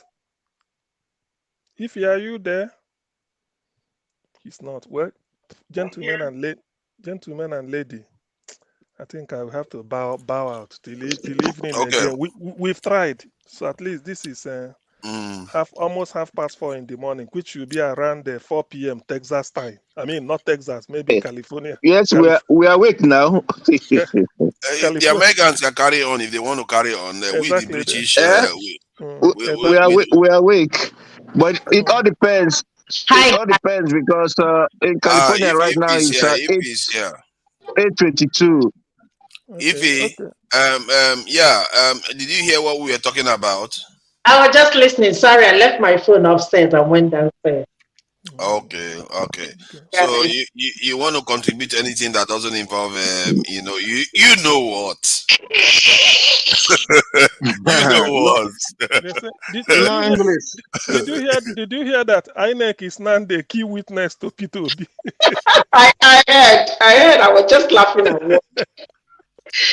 Let me tell you something. Honestly, I'm tired of Nigeria as a country. Something you never heard or you think that we never hear in your life, you will hear it happening in Nigeria. So it's just that we need to be on Netflix. And honestly, we're going to make money out of that. So I'm not really saying anything. I'm just sitting down listening to you guys. I'm laughing to everybody's contribution. So honestly, I said that I'm not going to say anything about Nigeria because, I mean, sometimes you just wonder whether these people are actually listening to what you're saying.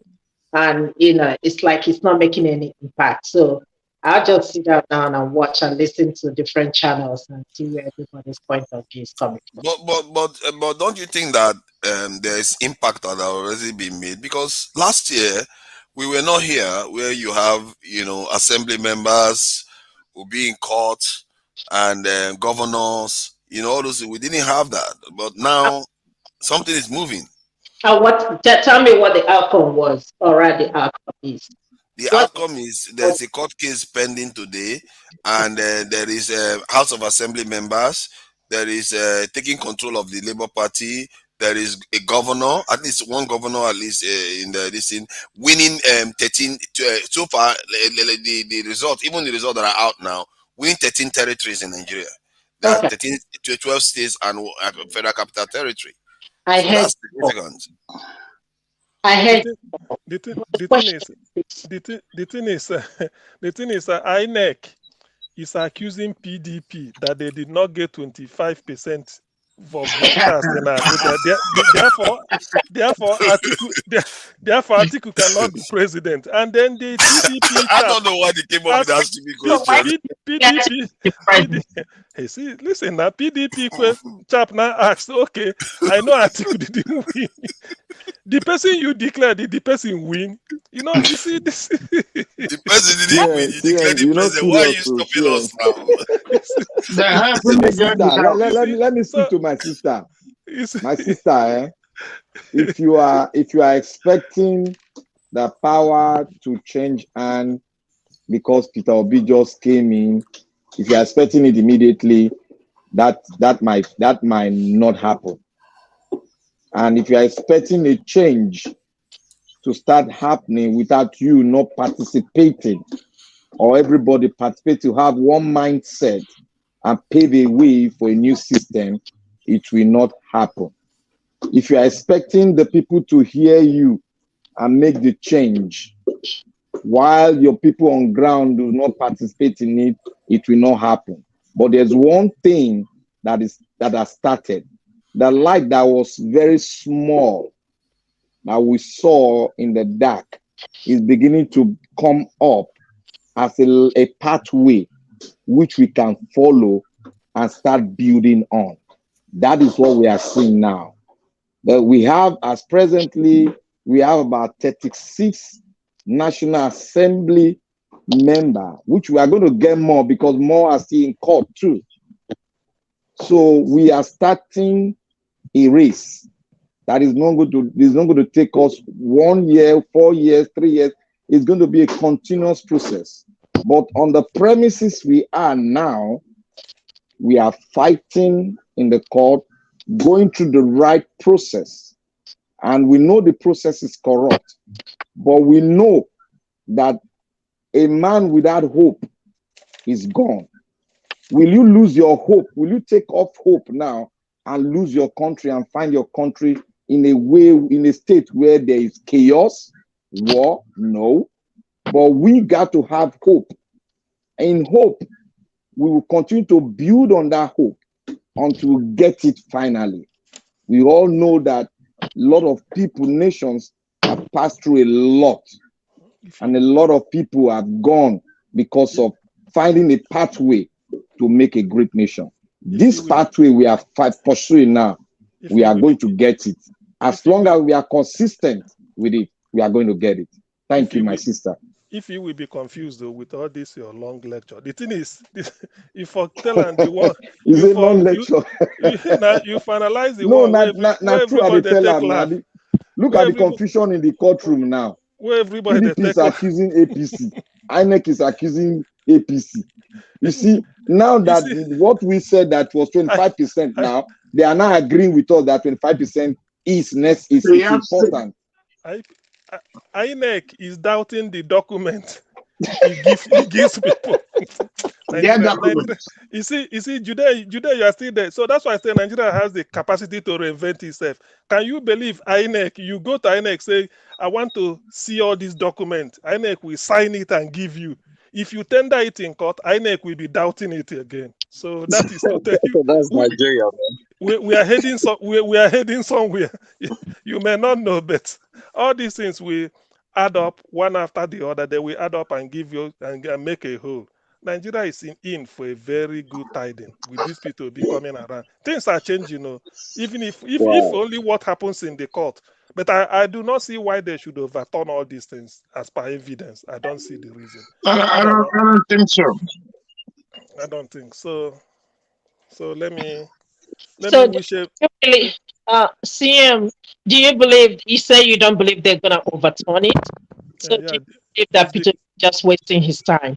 It's becoming so evident now for everybody to see that even INEC, who should be the final clearing house that will stand by a figure, INEC is not even sure of the document he gives to people, say this is for you, this is your own copy. Then when you now tender it in court, INEC will be doubting his own copy.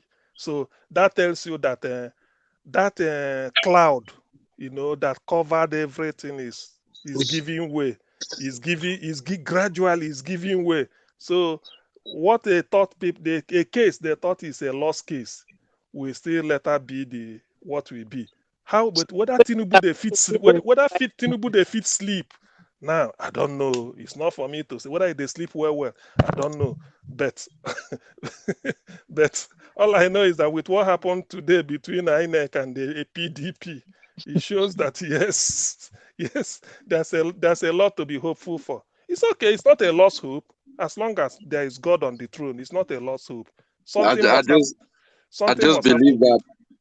just believe that that's it. I mean, all these things is a process that they have to follow. But is the end result gonna change? No, it's not. Okay. Just people should just wait for another 4 years and wait for things to happen. We saw what happened in America in the year 2000, when George Bush and Al Gore were going head to head. Al Gore won the election, but George Bush was installed in power, and Al Gore had to make claims and all these things, and nothing changed. You know, and it's That just what it is. that one is different, totally different from what we are doing in Nigeria. Totally different. Nigerian Right. own is just that we are just like a new beginning. So that is a different thing. In fact, the rigging in fact, America is not rigging, and that can be mistake. The This rig, is the rig. Oh, no, the rig in I'm America, man. Oh, come on. compared to the magnitude of what we are dealing with in Of Nigeria. course, That it was one a magnitude.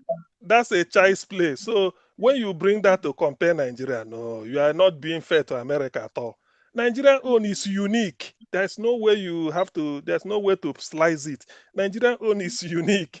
I don't think in America that the umpire, the electoral commission, will be indicting itself even without knowing it. So what are you talking now? What are you talking? So it's okay. It will change. 250, about over 200 million people. No, there's a reason why P2B emerged, and he will get there. That's what I'm saying. We are not seeing sign. Unlike 3 weeks ago, a month ago, we are not seeing sign. No, but I want to see the light. Okay. Why am I echoing? You need to remove one of And sure, your when people talk profiles. about when people talk about want to compare America, in America is not, they don't have it like INEC. You know, each county have their own electoral body and all that stuff. Their own Mahmoud. they have their own Yakubu to do as they want. You know, Nigeria is a funny case anyway. But then let's not. My feeling is that all these revelations cannot count for nothing. They will put it together, present a better case. The judges are even looking at it. But how can they? So in the end, they will say it doesn't count, or that Tinubu won, or that 25% of Abuja is immaterial. Is that what they are going to say? No. At least INEC has proved 25%. INEC proved it by themselves today, 25%. So there's nothing anybody can do about that. And it has entered the judgment. I think it has been tendered as exhibit. I don't know the number, but I will cross-check. So no problem, ladies and gentlemen. Things may not be as bad as we had wished. It will change. Cameroon will be a beneficiary if Obi enters, because Obi believes in business. It will open up Nigeria, open up production. Then no more. But Jude, though, yeah. Jude, what's going on with your president? Is he out of coma or something? No, he's still in alive. coma. Like, no, he's not in coma, bro. He works. Like, we had a 20th May celebration. That was like 20th May. He came out. You know, that was when the two Cameroon, the French and the English united. So they have a celebration, and he was there. But we have an election that is coming in 2025. So they expect Samuel Eto'o has already proclaimed as a candidate that's gonna run for the election, and we also have the Paul Biya's son that is also coming out and say he wanna run. So it's gonna be a lot of kick and kick. So it's gonna be crazy in Cameroon in 2025. So let's see how it works. You know. Wow. So which means he came out once after how many months? He always comes out every year and show his face. I mean, he's 89, man. He only makes one speech a year, and that's like end of year speech. Oh my God! What have we? What is wrong with Africa? What have we? That's crazy, man. Wow. It is all about they have not ascended to that throne. Do you know and then the voluptuousness of that throne carries them away. We are complaining about Buhari not showing up. This one is president shows up once a year. He only shows up once a year when we have 20 men, then only make a speech once a year. That's end of year speech. Who did this? That's Africa, man. This is bad. You know, he doesn't speak. That's crazy, man. 40 years in power. That is brutal. That's some brutal stuff. So wait, 40 years in power means 1982. Yep, 1982. We had the first president out, Amadou Ahidjo, who was there from 1960 to 1982, a Fulani guy. So he gave him power. And before that, Paul Biya was already like, he was a prime minister, he was a minister. So he has been there since at the age of 25. He was already working in the government. Goodness gracious. That is brutal. And Judean, let me ask you this question. Though you say don't take it personal or whatever. No, no problem. No, it's universal. Do you believe that when they say any a country gets the type of leader they deserve with Cameroon, do you believe that? So when I hear Nigerians complaining, I'm like, oh, they don't know what Cameroonians are facing as well. So we have a leadership problem. As if it's only Nigeria that has a leadership problem. Once a year. Oh my God. You know, once a year. So which means it's like what they do in America every January 20. The president presents the State of the Union address. So exactly. You see, everybody goes to the radio when the president want to speak in Cameroon every December. He want to address the nation. Everybody's open the radio. Oh, Paul Biya is speaking nationality. Come on, man. It's like in North Korea. Wow. That's crazy, man. That's crazy. I don't know how you see, we think ours is worse, but man, 40 years, one person in office. Nigerians will lose it. They will completely lose their mind. They will not be able to cope with that. It cannot work, man. But that's because Nigeria had a coup d'etat, so they stopped all this nonsense. So they went into a democracy. But Cameroon has never experienced one. We have only gotten 2 presidents since independence. And so we just hope that the new president that is coming in 2025, if it's Samuel Eto'o or others, that's a bit crack joke. Why do they talk like that now? No, I just read Bible. Hold on. The quotation there, Bible. Bible I read them. My brother from Cameroon, Nigeria. Let me reiterate it. Nigeria deserves the kind of leaders we have. You know why? Because when Agbado was coming up to Nigeria, Cameroonian president went for a summit and he was asking them where he was. No, my brother. Are you hearing me? Hey, what is wrong with our people? Okay. How do we oh my God, it's really pathetic. He's 90-something years old, man. This is why Africa is suffering. You have leaders that are absent, they are barely there. Exactly. Are you hearing me? The problem. Yes, we hear. Yes. Okay. I hear you. When Buhari went for United Nations meeting, when they asked him a question, what did he say about Nigerian youth? Oh yeah, they are lazy. He said we are lazy. They asked him another question. He just turned to his wife, saying wife for kitchen. That is the same thing with Cameroon. We have tasted the kind of Cameroon leader in Nigeria in Buhari now. Exactly the kind of leader. Who is dementia, the warrior. They will talk kitchen, he will talk bathroom. So is that the same leader now? That's what Buhari cannot wait to leave office. Buhari cannot wait to leave office, but this one seems to be so happy. Buhari was so happy to leave office. If people are proclaiming that this Tinubu guy is even older more than Paul Biya. Because Paul Biya still, from the facial expression, I don't know. That's what they say. So it's like Nigeria keeps electing older people, right? And then come on, man. No, not that. Jonathan wasn't that old. Jonathan, but from Obasanjo, Yar'Adua wasn't that old. All these guys, come on, man. That's why I told you the class of 66. That's what these are people that fought the civil war. So they are just. It's not that. That's why God will ease them out of which power. Which war did the Bobia fight? No, and that's why we are also praying that because the ages that we have are the ages of 86. If you see our Senate leader sleeps in the sick bed. He's even older than Paul Biya. Even older than Paul Biya. He doesn't come out. The speaker. You guys only talk of Paul Biya. You guys really don't know about the Senate. You can Google his name. His name is Nieji Benji. He's like 95 years old. He doesn't come out. Senate leader. This. Not to talk of the speaker, not to talk of the speaker of the house. who's even he's from the north. Oh my God, He's man. even older as Who well. is Come on, governing? man. Jide, you're really funny. For real. You really make my day. No, I'm telling you guys only know of Pobia. The whole administration of Are you Cameroon serious? is above 90-something years old. I'm telling you for a fact. Wow. Oh my God. So which means Who is governing the country then? If this is what is going on, this That's is crazy, man. crazy. That's crazy. The president is in French. they said what is it like in that Cameroon now, all these things these names we are calling out and then their age.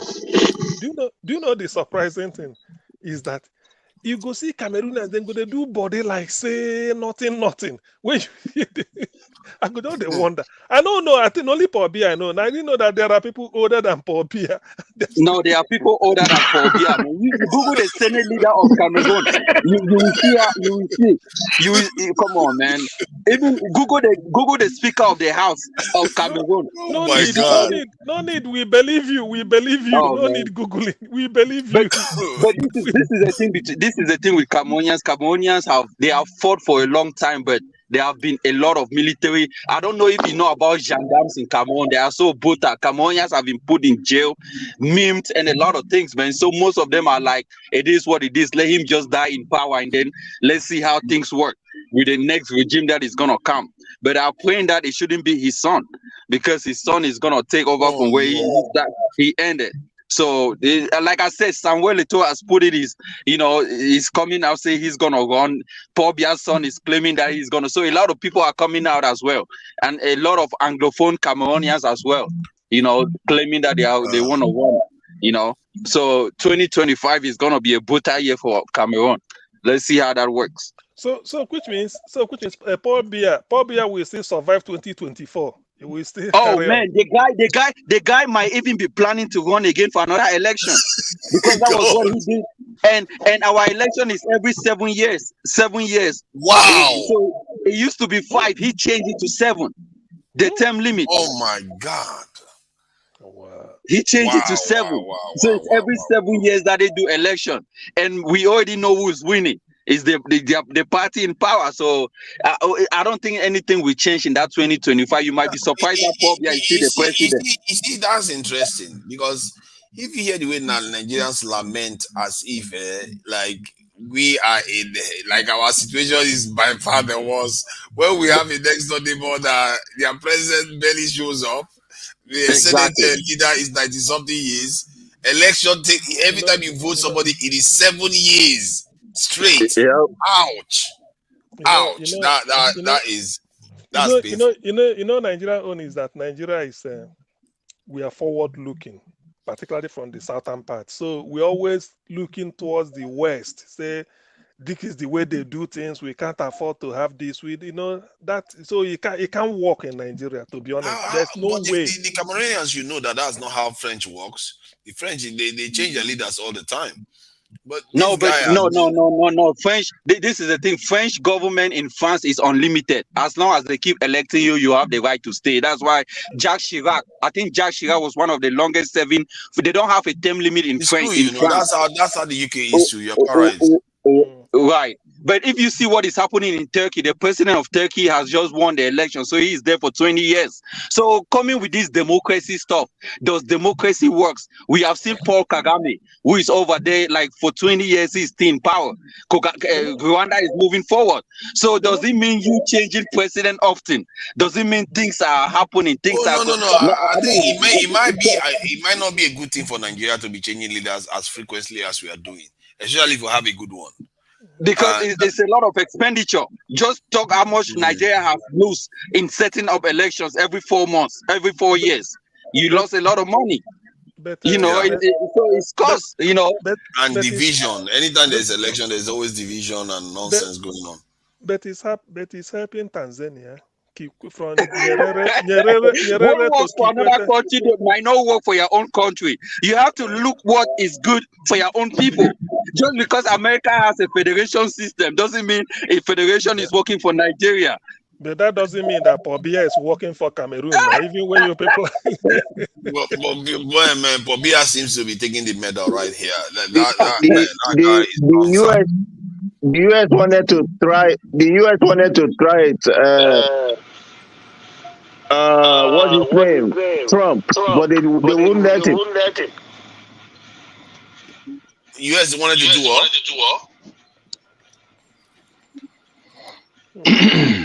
He said the UN wanted to try Trump. Okay, they wanted to try Trump.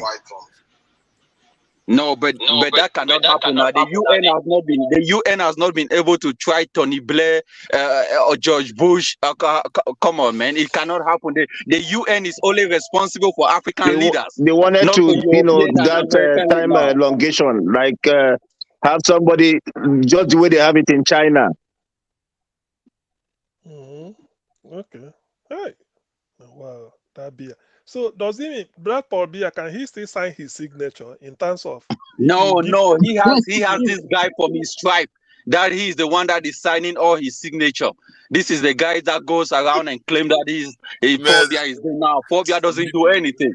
Jesus Christ, man, what you are describing there is kind of stuff that would have driven Nigerians mad, out of their mind. Maybe it gives Cameroon stability. Maybe. Yeah, it does. That's another thing people say that.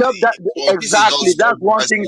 That's one thing that Cameroonians are rejoicing that since his regime there have not been any disruptive things. Especially, it was just few years that this Anglophone crisis, the English Cameroonians started. Because of partiality. If you guys don't know, the thing is in Cameroon there are two different systems: English and French.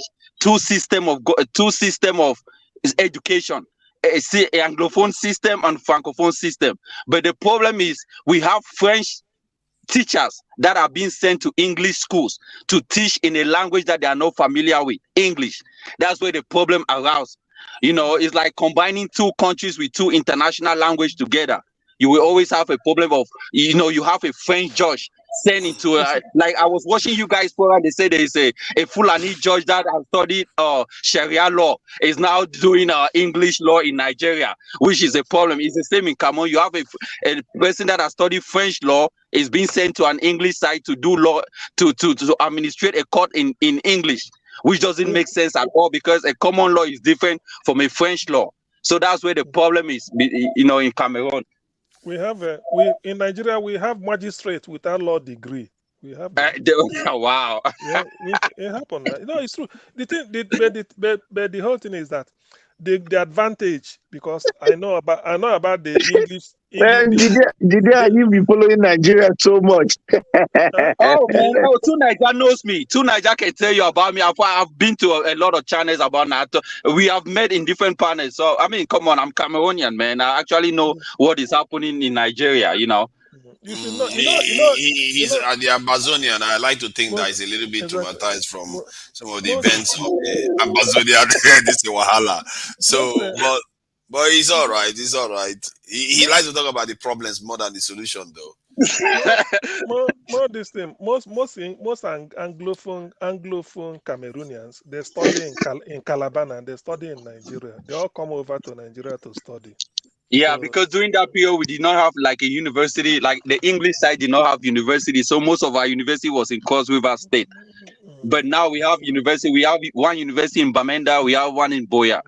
So yeah, people have fought. So we are getting things, but come on, man. We are still fighting for some kind of separation. We need, because the system of Cameroon was supposed to be that if there's a French president, there's supposed to be a prime minister or a vice president. Come and join Nigeria. You refuse. You want to go and start. But Nigeria is weak, man. If Nigeria was like Russia, they will have been able to take back Southern Cameroon and claim it. But Nigeria is so weak. Nigeria, they repatriate most of our Anglophone leaders to French Cameroon and were put in jail. So Nigeria does not look out for, Nigeria does not have a president that like, oh wow, what is the history? These people speak the same like us, let me claim it. Nigeria does not have that spirit of expansionism.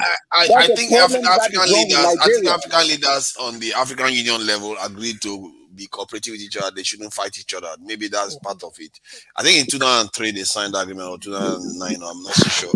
No, They signed an and agreement, and they that's seem to why be living by it. that's why this Biafran leader was captured in Kenya and sent back to Nigeria. The same way Ambazonian leaders were captured in Nigeria and sent to Cameroon, which The it makes governments no are sense. cooperating. Yeah, the African governments are cooperating like that, especially the sub-Saharan one. They are cooperating this thing like that. And the next phase is to silence the guns. And that one they've not managed to do. The one where they will silence the guns inside nations. I don't even know how they plan to do that, but it's going to be tricky. So, but African leaders, they are doing some things. I don't know whether it's for us or whether it's for their the people that they serve, because all these continental rail roads that they are building and trains and all the rest, they don't seem you people didn't allow him to land with that last statement he made. He's making a very last statement that is very important. Who? Which one? He just made the last statement now. Jude, please repeat that statement you made. It's very important. I've even forgotten. You have to okay, take let me me back let to me it, let me man. speak it out. He said the Buhari Expansionism. government. I think Nigeria, about the expansionism. Nigeria, you see what Russia is doing, right? You see the population of Nigeria is increasing. Nigeria is not the biggest country in Africa when it comes to land mass. Nigeria, most Nigerians do not know the history of Cameroon and Nigeria. There are certain lands that when it comes to population, when your population is increasing, there's one point in time you have to start thinking about my land mass. Can my land mass accommodate the population? That's what Russia is doing. Russia is thinking in the long run. Nigeria is not taking the weakness of other countries around it to take advantage of it. If Anglophones were even thinking that Nigeria can come to their rescue and maybe claim it, and that's a system of expansion. America did the same thing to Mexico. America took part of Mexico and claimed it. Nigeria is not doing it. Nigeria does not have that vision. But you people wanted to live through referendum and you left, isn't it? But that's not the matter. The matter is getting strong and taking what belongs to you. Just because people live does not mean that you don't have to claim it. There's no leader in Nigeria that can stand his You know ground what and say, happened? wow. Jude. You know what happened? Let me tell you one thing. When you talk about military might, Nigeria has sacrificed for African nations. And we have lost a lot of soldiers, thousands. Okay, for instance, now, you know that Liberia and South Africa and Nigeria funded the activist Mandela. They funded it in the billions. And in Liberia, Nigeria funded it in billions of dollars. In Syria alone, Nigeria funded it in billions. In Ivory Coast, Nigeria funded it in billions. In Gambia, Nigeria also funded that place in billions. Even Mali, Nigeria went Thank you, Mali. So Nigeria has made, there's no nation in Africa that have sacrificed more than Nigeria. So if everybody should treat Nigeria, because Nigeria is undergoing a sort of transformation now, that if it goes through, a lot of African nations will benefit like never before. Take it from I'm me. telling you. Take it from me, Jude. Nigeria can't go below what it is now. Nigeria can't.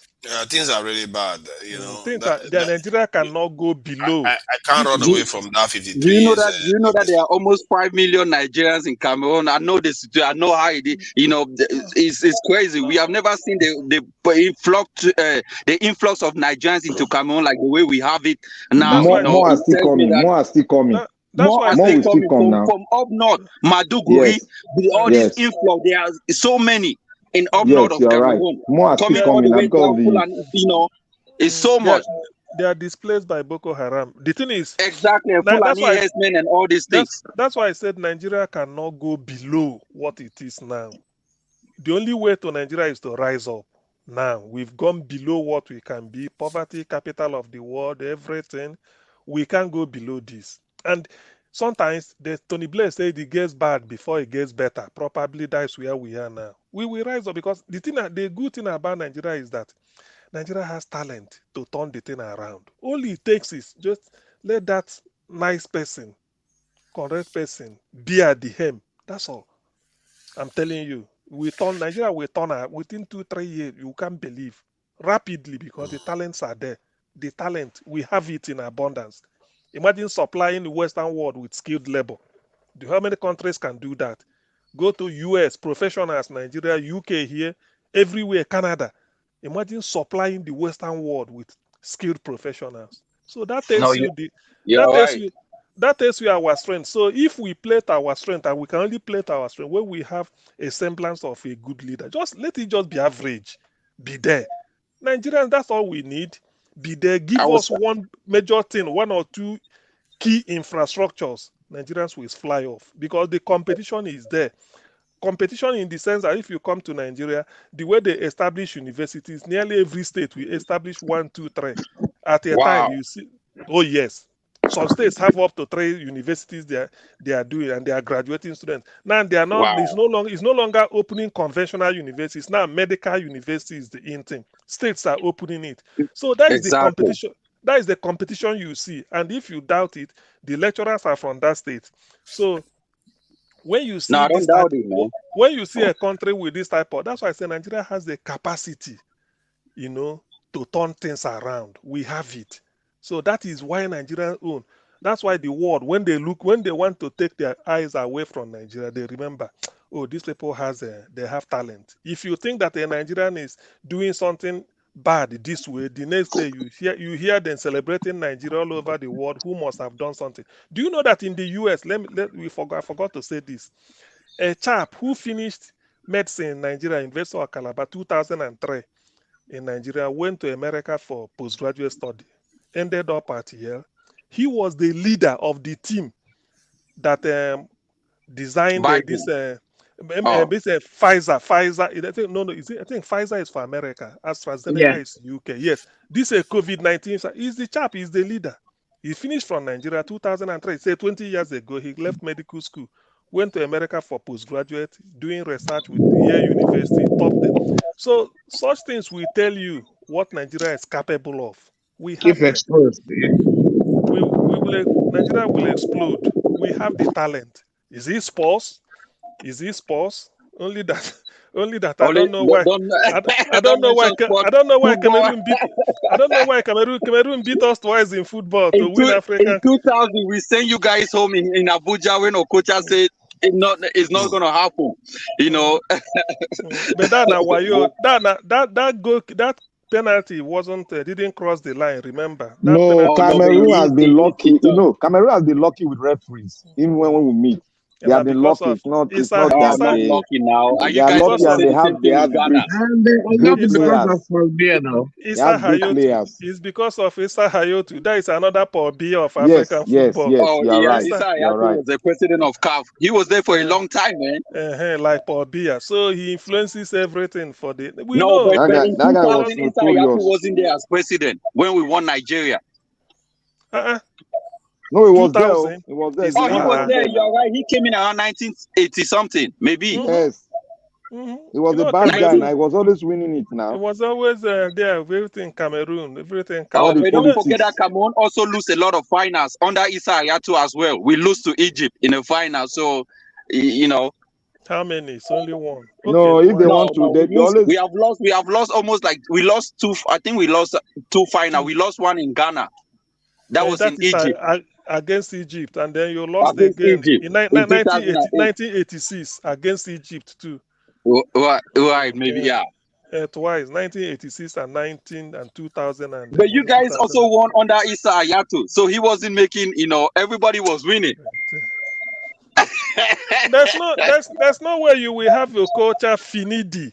Amoka Chiamunike Uche Chukwu Adepoju Olise. There's no way you can win. Don't forget about Cameroon. Don't act like Cameroon didn't have players. Samuel Eto'o, Patrick Boma, Rigobert Song, all these. Come on, man. No, we had players back in the days. Come on, Mark Vivian Koué, all these guys. One moment. Etame Meya is from Equatorial Guinea. That is not Cameroon. He came to Cameroon as a refugee. But he played for Arsenal, so he was a good player. To tell you that I know, Etame Meya is not a Cameroonian. It's just like this other player, Obafemi, one player in Nigeria that they say he was born in Cameroon. I think he was Obafemi Martins. that he claimed that he was Cameroonian or somehow. But man, you know, I mean, we have all borders, man. We are the same people. We just hope that if Nigeria is successful, Cameroon will be successful, man. My Because brother, I know a lot of the only businesses that is sport, going on. You know, we are related. We have the same food culture. You know, if you have been to Cameroon, you actually don't know how the culture is. We have the same culture as Nigerians. Most people think that Cameroon is far away from Nigeria, but we are actually the same people. You know, we speak almost similar languages along the border in all these things. You know, so we just wish that we have things that goes well, and then we see the fruitful of I think the best borderline for Nigeria is Cameroon and Nigeria. We have the best border. If you can, in terms of infrastructure, yeah. If you see the new borderline they build, the road to Cameroon they build, that one is superb.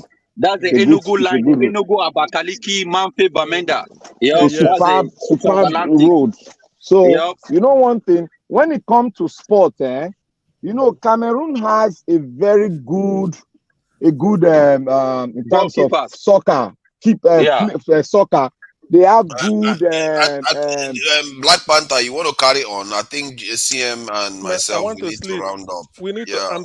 Let me go and please. We need to See round you up. people because tomorrow. Mo, stay Today- for 5 minutes. It's We are 11 going to go hours. sleep together now. We are still here. No, we are still here. They can go now, man. Let's be talking. You know, I live in the state. I live in Utah, so it's like 10 o'clock here. Look, in Texas, yes, around 11 o'clock, my CM, brother. let's just keep the let them carry on. As long as you don't start breaking the rules. On a good night. On a good night. All right, good night. Sir. 11 o'clock we day here, guy. Now 10 o'clock we day for Utah, so we are good, man. Okay, that is why I say Cameroon. Cameroon is just like Nigeria. Right. If Nigeria make it, Cameroon definitely there's going to be a change, but the change in Cameroon will depend now on the people, because you have a French. You have a French influence, a lot of French influence, and that's going to make it very tight, because the French are very, very, very tight in terms of, you know, holding down on their colony. They are very, very tight, and that is that's what's making most French-speaking nations in Africa is very. If you see Ghana, when I go on media, I see the way Ghana relay with. I'm like, how do Ghanaians even relay with Nigerians? Ghanaians have no connection with Nigeria than Cameroon, but it's because of the language problem. It's because of the colonial. You know, they try to link to Ghana, but no, Nigerians are not like. Oh, come on, man, like. You have no relation with Ghana. You instead have relation with Benin Republic. You know why? Cameroon. You know why Ghana is so close to Nigeria? You know why? During when Ghana was having the problem, the economic problem, then when Rollins came in and the economy was really down, most of the influx of people in their millions came into Nigeria. And Nigeria accommodated them, and most of them went to school, and most of their teachers got jobs in Nigeria then. So we now became very, very close to them that we never even know, because they went up to the extent of, you can see a Ghanaian, they have a village in Ekiti State where you see Ghanaian village, you see them there. You think they are Nigerians, they speak Yoruba. You know, that is how close we have been, because we have always been our brother's keeper. If you watch the Nigerian, I say we have always been our brother's keeper. But when it comes to ourselves to do something together, then you see the leaders will now start dividing us under region, other languages. That's the basic problem we had. But Nigeria as a country, we are open to all African countries to even come in. Our borders are never shut towards any African countries. But you see that African countries are shutting their borders against Nigerians. But no, Cameroon has never shut in their border against Nigeria. There has always been free border. Cameroon has never closed their border. I don't blame them. Everybody is facing the same economic downthrow. So everybody trying to tighten his belt and make sure that it gets his people, you know, the economic balance. I don't blame them. If you don't know, Cameroon and Nigeria has an open door policy. You don't need a visa to Even Ghana too. We have an open door policy with Ghana. A lot of the West African coasts, we have open door, because there's one thing, you know, if Nigerians come in, they always contribute economically into any country they come in, no matter what kind of business they are doing, despite other bad things they do, but they always contribute economically towards the growth of any place they are, as that place, the place they dwell, they contribute economically. That is one thing they notice. Like if you see in Ghana, you know, most Nigerians have stores, they have businesses. So one thing that it's surprising that the Ghanaian government started placing tax in the dollars against Nigerians. So it was, you know, we don't have a strong government, and the government that we have leader, they are so porous. That was why they couldn't say anything. Because if Nigeria should shut their borders against most of these African countries, it's going to be hell to them. Like there was Didn't an Nigeria instance, shut down their border doing the importation of rice? yes, you do the importation of rice against even Togo and Benin. The Togo and Benin government president has to come and beg Obasanjo to open the border, because they get their oil, they get their bitumen, they get a lot of things, and there are people coming to Nigeria to partake in estate development because they are very good too. They have they like the tradesmen from all those West African states. They are good in, you know, in building houses, and they all have this. They come in here a lot. They make a lot of money in Nigeria. They go back. But you know, there's a sort of we Africans, we need to learn one thing, that we all are one. Immediately we start having that ideology within African states, we are going to go a long way. Like Nigeria is like an asset to the other African nation. The reason why I'm saying is that if you come into Nigeria as a Cameroonian and you want to really exploit the economy, you want to really exploit the educational sector, you want to exploit the businesses you have in Nigeria, you will go on fine. You will go on fine. But I know a lot of Cameroonians doing business with Nigerians. Nigerians don't discriminate that. There's one thing about Nigerian, they don't discriminate whether you are from Cameroon, whether you are from Ghana. As long as you are flowing with businesses, we are making money within ourselves, man, there goes. That's one mentality in Nigeria. We are accommodative. Right. But when we have, because Nigeria, the population is very high, so a lot of African countries, I won't blame them, because a lot of countries are going through a lot of things now because of the dollar, whatever, controlling the entire, you know, atmosphere. So that is why we need to come inward and really think together and build an African system that will work. We need to fight that fight, because we are not be fighting that fight. That is why you are seeing a lot of Africans, they are putting so many laws in their borders, because it does not benefit any one of us if we cannot trade within ourselves and make a lot of money and develop our states. Because the more we free our borders, the better for African states, so that we can develop our system ourselves, because we have a lot to give to the world. We have a lot to give to the world. But until we realize it by having a good leadership, that we harness the resources in African nations and put a real African charter to pave the way for a new African regime, then that is when we will start having a way forward. But now we all need to fight to have a good leadership in various African nations, because if Nigeria should set a pace now, other African countries will go on. Exactly. Other African countries will make it. I'm just being very strict. Not that because I'm from Nigeria. Other African countries we just go ablaze and do what Nigeria has done, because they are waiting. They are waiting for Nigeria to just break that calabash, so that they can see and copy exactly what it is. And if we have Peter Obi now, Peter Obi will definitely influence a lot of things that happen in African nation. Because go ahead. This is what I was about to say. This is the thing. Nigeria was supposed to be that mouthpiece of Africa, where if there's an African country that is having problem, like what is happening in Senegal, Nigeria president will have been calling this out. If you have a president that was strong enough because it's like America calling out things that are happening in other countries. Nigeria will have been that mouthpiece in Africa, you know, because there's a democratic system in Nigeria where they come in, their mandate is gone, they leave. So you have to call it out when other presidents are maltreating other Africans in other countries. But Like you know, what? Like what happened in Gambia? Like what happened in Gambia? Nigeria purposely removed the guy and made him in such a way that they don't maim him. They put a pathway. You know, he uses the jet of one Nigerian private businessman, Game, to fly out. If not, they would have taken him out. So they have to make it. Equatorial Guinea. Yeah, because Nigerian government came in there and told him he has to leave. If he doesn't leave, there will be a sort of war, which is not good for African states. So they got to persuade him. And Nigeria did that to make him move. So Nigeria, in Liberia, Nigeria had to go in and change the government. So Nigeria sacrificed a lot, and we cannot run back on this anymore. We have to get it right so that we can make sure that African nations get it right.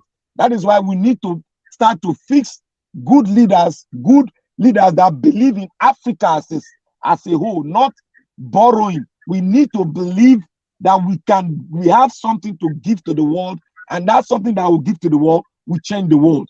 Because African nations, they made us to believe that we are poor, but we are not poor. There's a lot of resources that have been taken. Do you know that the red sand in Nigeria, Chinese comes in here to take that red sand, take it to their country. Up till now, the Nigerian people don't know what they are doing with that red sand. Wow. There's something in Africa that is the Russian has gold in it. The Russian has gold. Wow. Feeding the rest of the world. So China. we have in Nigeria, we also have in Cameroon. Yep.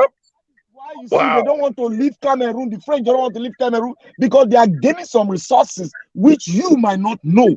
Did you know that some few years ago, Chinese took over a part in Eastern Cameroon? They were supposed to construct a school, but they find out that there was a lot of mineral resources in that stuff. Guess what happened?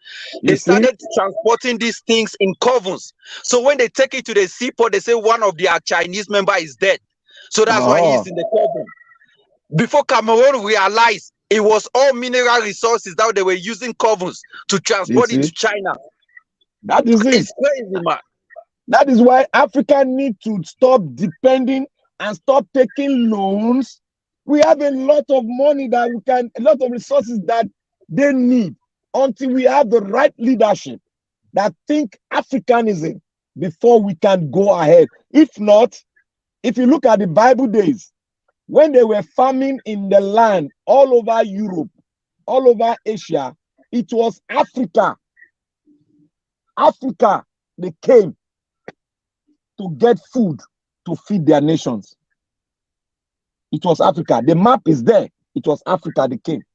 They came through the Sahara, the North Africa, they came down. They got food. Because the name that was there in there, if you go to your Bible, it is right there. It's right there. But a lot of, if you make the research very well, it's right there. All this Bible that we have has been changed by Europeans. So we are now reading a fake Bible from them. The map is still there. The name that some countries were bearing then after was not the present name. So if you look at it biblically, Africa is a place that resources in life form is there. That is why you see this Western world, they are ready to do anything to put the wrong leadership there so that they can harness the resources we have. But as long as they keep on harnessing, just like when you are gifted, you are a child now, you have a gift. If they tap that gift, no matter how many people that tap from your gift, that gift will not be totally exhausted. That is what is happening to Nigeria now. As you see a lot of Nigerians, they go on, you see medical doctors, they are the best physicians, they are all over America. But still, we are still generating, we are still building more and more doctors that can build the country, that can even give out to African nations. But we need the right leadership. The right leadership. Nigeria presently produces its own car. We produce electric cars presently. Innocent, and those are the kind of things that look. You have a car. Come on, you see, man. I'm like, wow. These are the things that Africa has. Africa has to driving cars made by Africans, but we don't have. Right leadership that would drive home and believe in the system that they are trying to create. We need to bring a system that is not adulterated, but a system that Africa, it might not be democracy as a whole, because we need to fashion that, because Africa has a lot of cultures. We have a lot of tongues. We need to, because in our diversity there is strength. And if there's cohesion within the African state, we are going to transform the entire world, because we have what it is to transform the world.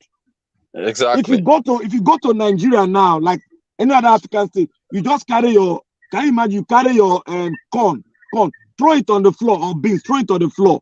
Before you know it, that beans you throw on the floor will start growing. Man, that's now everywhere now. That is, yeah, it's but crazy. You come to America and throw anything on the floor, it will grow. No. Do you think that God made a mistake? No. We have something.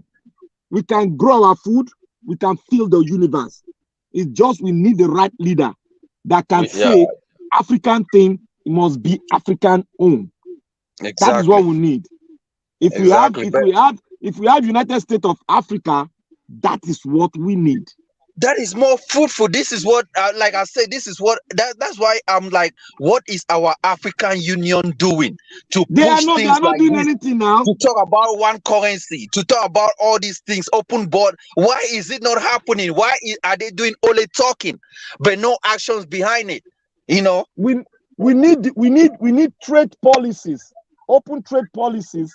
We need to open our borders, because if we don't open our borders within African nations, we will not feel the impact within ourselves.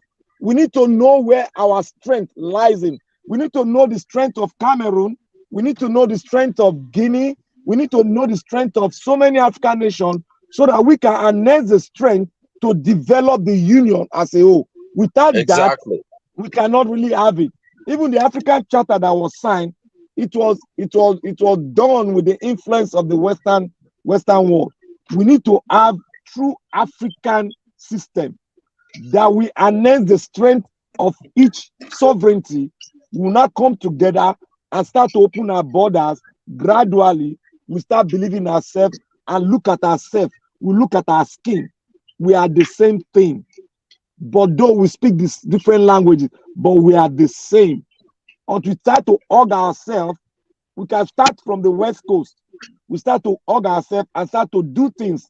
And if you have a scientific approach towards something, you can produce it. Then African nations can start to look into it and buy into it, so that they can develop it and sell to other African nations.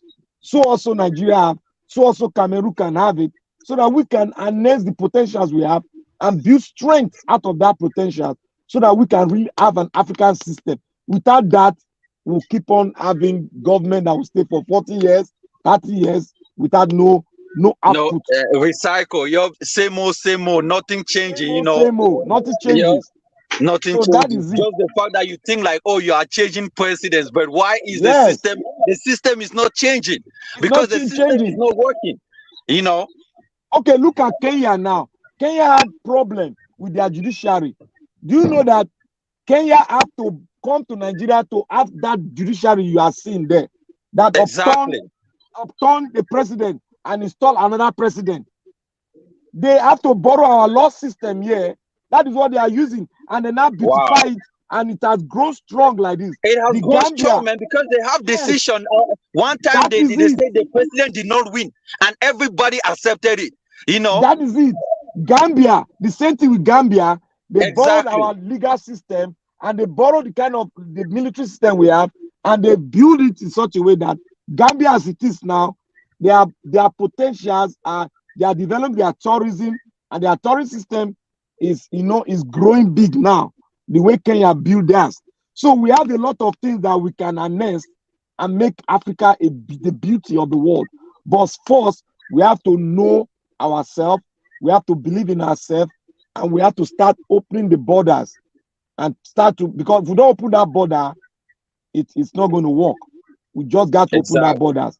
Yeah, No matter open what, border, because yes, open take border, for, have joint security system open border, that we but can take for believe in. instance, take for instance in Europe, there is no country that is not important. Even a country like Luxembourg, a small Yes. country, is Look at important to Finland. Germany. Just look Even at Finland. Switzerland, all these countries are important. You know, open Look at border is Finland. something that is, The yeah, population Finland. of Finland is come on. not even up to 40 million. Exactly. And they are controlling. You see, the pipeline from Finland goes to more than 10 European countries, because There you go. they are pumping gas, selling gas. They don't need There to you transport it. They have a There you pipeline go. in the ocean there that goes to England, to Belgium, to so many European countries, which is very easy, and that is what African nation can do too. Exactly. What if there was a railway that is even linking Nigeria, Cameroon, all the way to South Africa? People will not be flying over to go to South Africa to stay. You wake up one morning, go and do your business in South Africa, and you are coming back the next morning on a train like America. That You is know, what, come on, man. that is what we should be looking at. We need to connect the African nations with any system that will work, that will make it easy, so that we can begin to build men with brain, build men that have idea. It's idea that makes an economy run well. Without an idea, your economy is just down there. We have people that have ideas, people that have that Africanism in them, that can speak to the world. Nelson Mandela spoke to the world, and the world got affected by his word, and it changed a situation that people have lost hope about. It changed it just with the word. So we have great speakers. We have one doctor, one professor in Kenya that speak eloquently to the soul of men. We have not really sat down with him. He has a lot that he can give to the They call African him nation. Lumumba. Yes, he has a lot, but we refuse to really believe in Africans in men. That's the problem we're having. All of us are just saying, you want God to come and do it. No, God has given us the power to do it. I was just checking the map of Kenya and then Cameroon. There are only two countries between Cameroon and Kenya: Central African Republic and Southern Sudan. If you have a train, Nigeria, Cameroon, Central Africa, Kenya is, come on. Like we are in Africa, we think that these countries are far away, but it's because there are no means of transportation linking us and all these things. That's the problem. You know, there's no business going on. Oh man, we need to develop our own. That is the thing we need to do. Until we learn to develop our own, we'll keep on lingering and having bad leadership. I spoke to two Niger, I think some days ago, because me and him meet on different panels. I was telling him about Central African Republic. That the landmass of Central African Republic is maybe close to Nigeria, but their population is only 2 million. They have a large vegetation where you could do agriculture and feed the whole Africa. And feed the whole Just Africa. Nobody will be starving. Just 2 million, no. 2 million, but their landmass is big. It's bigger than Cameroon, Central African Republic. You see? Vegetation, no desert. And they are there. Everybody's just looking at the landmass. With a whole big landmass. Nobody is using it. Nobody is taking advantage of doing agriculture that could feed the whole African population. And yet they say Africans are starving. Africans are doing this. Man. We decided to embrace poverty. That is what it is. We have decided to embrace poverty because our leadership that is supposed to channel the wealth of Africa to Africans decided to go the ways of the Western world and take them as Lord. That is the problem. We don't believe in ourselves. Until you decide to believe in yourself, that is where the greatness will come out from. If you don't believe in yourself, you cannot achieve nothing. You keep on, okay, what if, for instance, now, the dollar goes off in the international market. Okay, how will you now cope? Exactly. It affects us. Everything goes up in Europe. It affects us. They come in and buy our things for cheap, take it over there, but turn it into goods, and they bring it and sell to you. How comes and there's no African currency that is bigger than the euro, the pounds, American US dollar? Apart from currency, let us currency is their too own far. currency is only the weakest. Oh man, let us trade among ourselves and use and take a currency that we can use. We can pick anybody's currency. I don't care as long as it's African. That is what I care about. As long as I'm trading with a Gambian man and making my money, is building his economy. That is what I want to see. But as long as I'm if trading the with a whole Cameroonian African man, countries were using that's one what I want to currency, see. nobody will be flying to this country to stay, because the same amount that you have in Nigeria is the same in South Africa. Maybe South Africa might be expensive because you are going there to rent a house, but you have a house in Nigeria already. So it's the same. It's like America. You move to a state that is cheaper because another one is expensive. No. If we okay, for instance, now we decide to use the French the Cameroonian currency as our means of doing it. What is there? It's still African. It's still African. So we got to decide. No, but we are so divisive. This one we say no. This is not about me. This is not for me. Africa, we are so divisive. That's one thing about us. Just because it's not for my area, just because it's not for my country, just because this person, you know. That is the problem. So that is why we're having. That's why we're having. Like what I told Tunaja, I said Tunaja, look, we need to speak to ourselves what we want. Until we sit down to speak to ourselves as African, individual in different states. Look at Cameroon, the way Cameroon is now. Cameroon can be a fantastic and great nation if they can come together. French, and there's beauty in language, there's strength in unity. You are right, man. But we don't see it.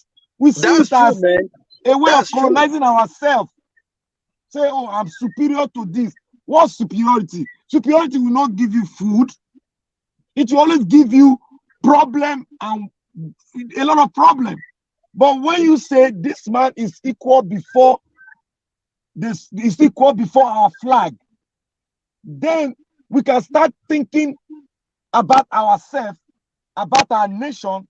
And when we have that ideology in our brain, in our heart, you see we forge ahead with strength, with might, and start developing our technology. And you see that Africa will become what it has to be. We need to be who we are. We don't need to be what they want us to be, but what we want to be. Yeah, we have to create our own self, work it out. Yep. Not what we borrowed, not the system that we borrowed. All this. I always say that democracy might not work for Africa. But people are trying to say, oh, la, la, la, la. It might not work because it is foreign. We have a system before the colonial era came in. We have a system. Even in Europe, Europeans used to have leaders that they call enlightened despots. These were dictators that were in power. But they were doing, those were the people that built Europe because they were doing good things in Europe. Africa has not gotten enlightened despot. The only person that you might have is Kagame. We need people like this. I mean, they can be for power for so long, but as long as everything is going exactly what Africans need, then there's no reason changing by government. I mean, you look for what is working, you know. Okay, for instance, now look at Nigeria now. Nigeria should be a topic to the entire African nation. Exactly. Look at Nigeria now. Exactly. Nigeria should be a study. They should come and study Nigeria. If Nigeria get it right, Nigeria will be a study, case study to other African nations. It has been a long road. It has been a long road, and many has died. Not even, sorry for the language, many has gone, and still with that kind of, with our problem, we will still be able to salvage other African nations by sending our military down there to even die for their own sovereignty. Exactly. So there's Exactly. something in Africa. If that thing in us was what made us to go there and fight for our brothers. But if we get it right here, if we get it right in Nigeria, I bet you it will take nothing. Within 30 years, the rip-off will start coming up in other African countries. Like that. Before you know it, you see the African taste will drive through. It will be like a tsunami that goes round. Yep. Like doing independence period when most African countries were getting independence in Yes, 1960. like that. You know, that's just start going on. Yep, That is from the one country to revolution we are another. talking about. We should You start know. thinking, you say, our president every 4 years.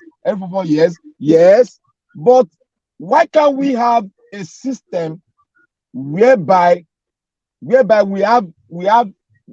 come together, we have one leadership. It might not be the one controlling all the region, but we can have different heads of each region. What about the kings in all these villages taking control of their kingdoms? And you just have a president in head. God bless you. Instead of having governors that they have to spend money, you don't have to pay kings. I was saying this thing, I was telling our guys that why we have to bring our traditional leaders into our constitution. Exactly. These people know their people very well. These are the people that have to govern their people. That is it. They were the first people the Europeans met. So why are we neglecting them now? We are not putting them into the constitution. I say this every time. People think I'm just going gaga. It's a no system. It's this. No, that is the bedrock. That is the foundation of Africa. We cannot neglect our traditional heads without not bringing them into the constitution. Exactly. Like you have to do it. Yeah. You know. You can't commercialize the African tradition. You can't just say, let the traditional head, let the governor be crowning them. You are corrupting that traditional head. No, there wasn't even supposed there wasn't those are European system. Take out the governor, let the kings run their villages. You have a president. The next in this is kings. It don't matter how many kingdoms you might have. You know, I think that is an archaic. They call it archaic system. UK is using that in the UK. The king is there running the system. My friends, I'm going to sleep. Good night, everybody, please. Oh, good night. Okay. Love you. God bless you. Thank you. It's okay. We can hear you. The African leaders have to have their acts together, put their acts together. Because if we can come together, we'll have a lot to achieve. Especially in terms of building our individual economies. We have to have a central government. Like Nigeria has to be one of the colonies or states. Cameroon is a state. And the various other countries, they are states. And then we have one leader. And that leader has to be a central government. Then even the local chiefs are empowered because they have the grassroots knowledge of the people. If this can be done, we can employ what they call the comparative advantage over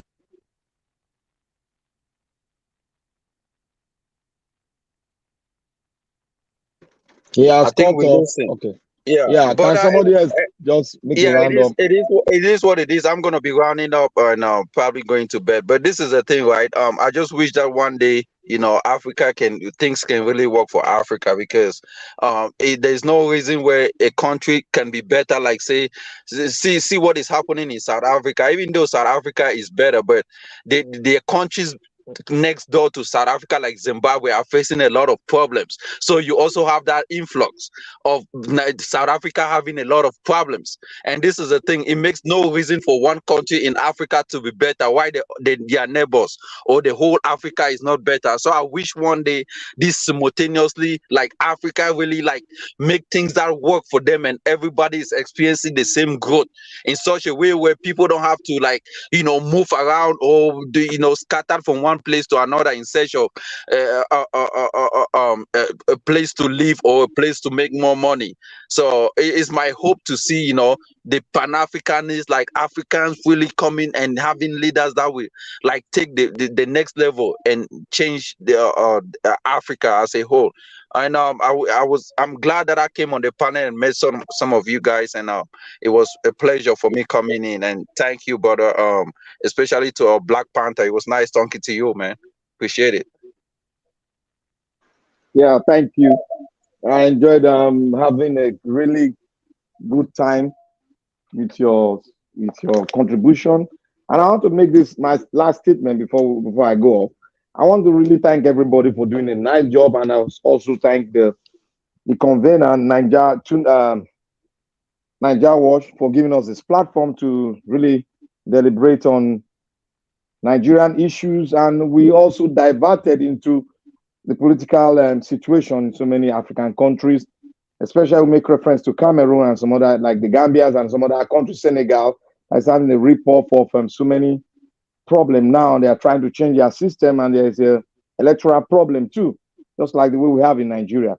But I want to say this, until we think inward and, you know, have a system that will originate from us as an African in different countries, that will produce a leadership that is a nationalist and somebody who loves the African as a whole and wants to see the best part of Africa. Then from that we start seeing African countries developing. And one other thing, we need to open our borders so that we can trade among ourselves and develop each countries in Africa. Thank you all for a time with you all, and God bless every one of us. And one day we are going to wake up and be proud of where we come from. Thank you very much. All right, thank you very much, my brother. I appreciate every one of you for your time. So please join us later on by 6 p.m. Or rather, we might be out randomly. Thank you.